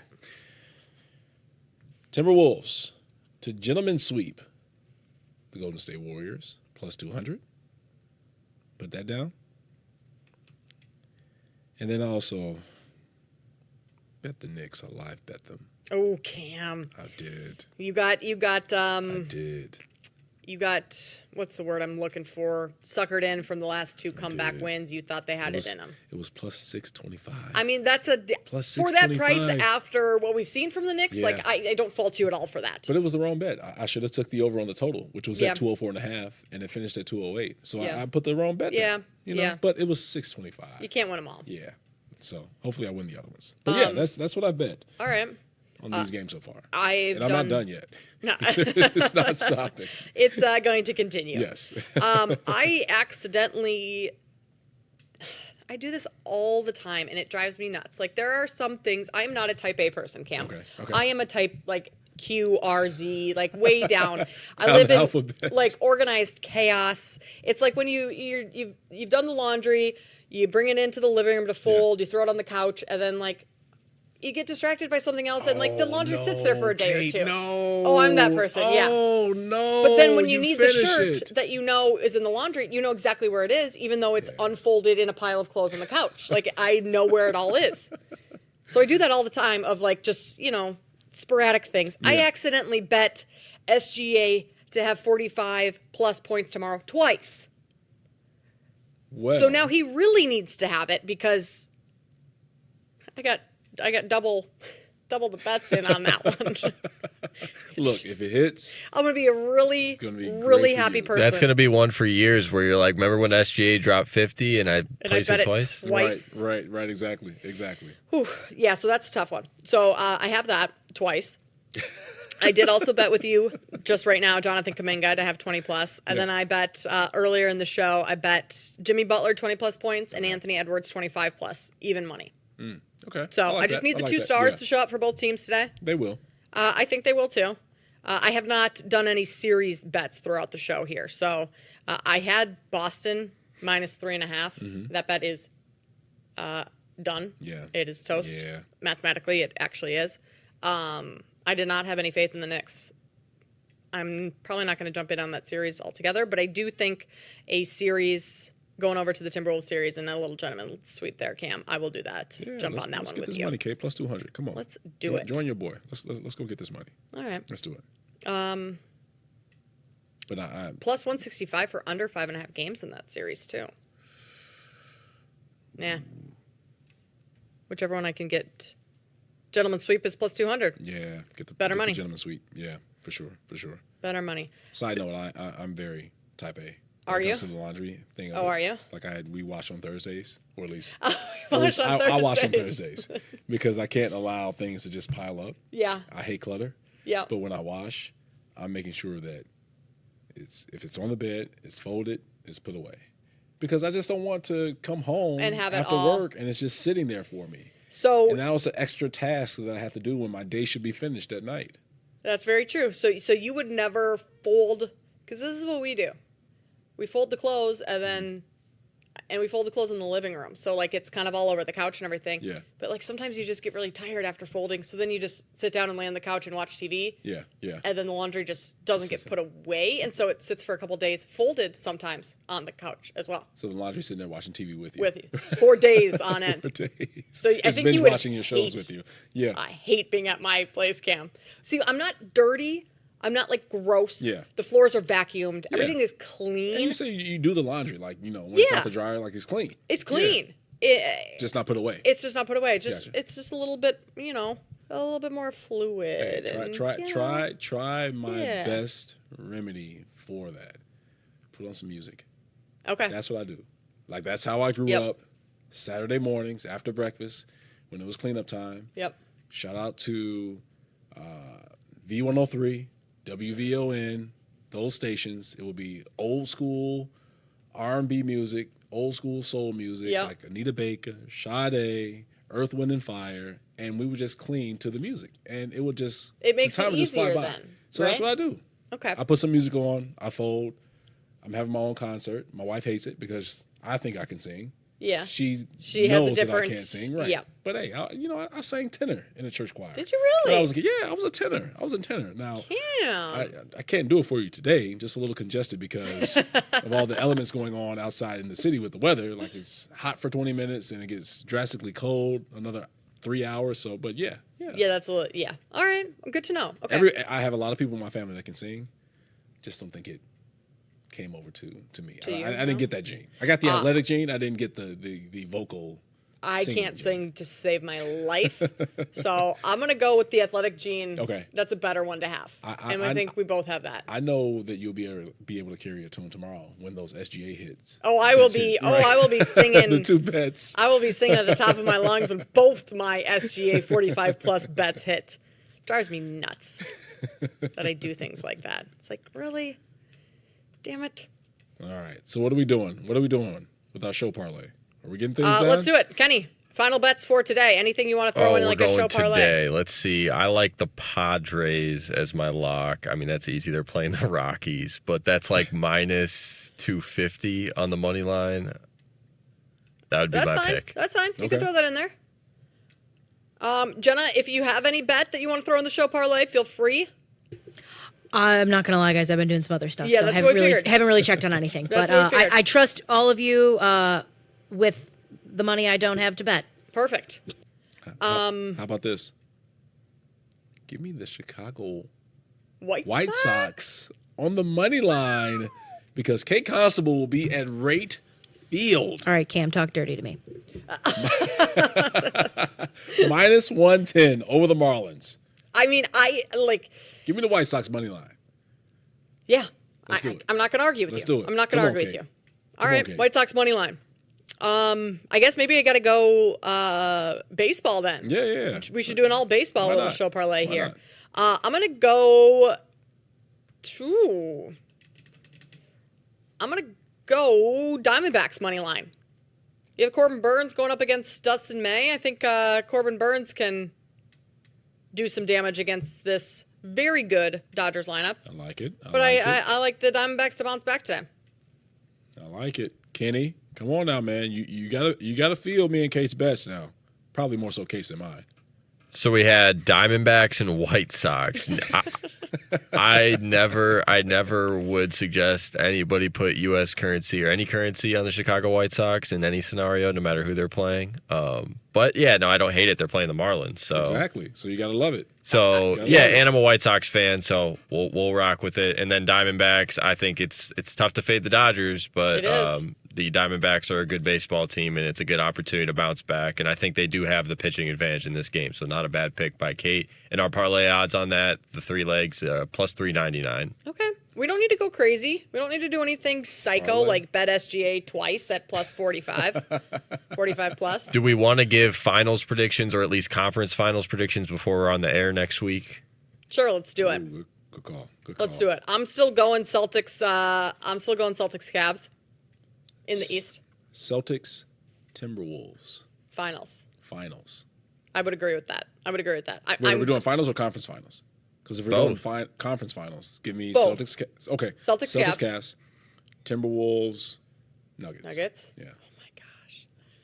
Who would be favored in that Timberwolves Nuggets series? Timberwolves. They are a matchup nightmare for the Nuggets. Yeah, but the Nuggets would have home court and Jokic. It would be hard for the bookmakers to make. Even if the Timberwolves were a favorite, they wouldn't be a big favorite. I think it would. Yes, it would be close to a pick'em for that series. But and unless some type of injury happens on the Denver side of things, and you would see. I would love that to happen for my Timberwolves fandom because the Timberwolves have dominated the Nuggets over the last 2 seasons. Granted, they went to Game 7 last year, so that's not domination, but regular season, they've had the Nuggets number. Yeah. Clearly got it done last year. You know, that gives you some confidence if you're the Wolves going into that series. So I'm with Cam. We got the same. Get ready. Get ready for the NBA Finals. Who's yours, Kenny? I'm going to go a little crazy. I think the Knicks are actually going to beat the Celtics and end up beating either Indiana or – I can't make my mind up on Indiana and Cleveland. I want Cleveland to win, but I'm going to go Knicks to the finals. And then on the in the West, I'm going to go with the Timberwolves. So Timberwolves and Knicks. The commercial with DiVincenzo and the Villanova, they're just trying to foreshadow, you know? That is the AT&T commercial, I believe, right? I told Kevin yesterday, when we were watching it, and I said, that is one of the best. It is a phenomenal Could you imagine that storyline, though, with the Randall, the trade, the Timberwolves and Knicks in the finals with the trade, and the DiVincenzo stuff with the Villanova boys? Like, that's crazy stuff. Karl Anthony Towns. Yes. Who was thought to be the face of the franchise. Yes. And at one point he was. And I criticized that trade all season long, saying that the Timberwolves shouldn't have done it. And now Randall's been playing really well in the postseason. DiVincenzo has been solid, as he pretty much always is. And also, Tom Thibodeau, former Timberwolves head coach. That is right. Rick Brunson, former Timberwolves assistant coach. That's right. Former coaches of Julius Randle. Yep. Oh, it just sells itself. That would be it great. Sells itself. Great storylines, great drama. Anthony Edwards at the Garden, NBA Finals. Are you kidding me? That is where Anthony Edwards, if he won that series for the Timberwolves, if you won you are the face of the league, whether you want it or not, kid. Yes. You are. Yep. It is 100%. Yours. Just take it, embrace it, and run with it. That's going to do it for us here on The Better Angle. We are going to run, but we'll be back here same time next week. Thanks for joining us. We'll see you then.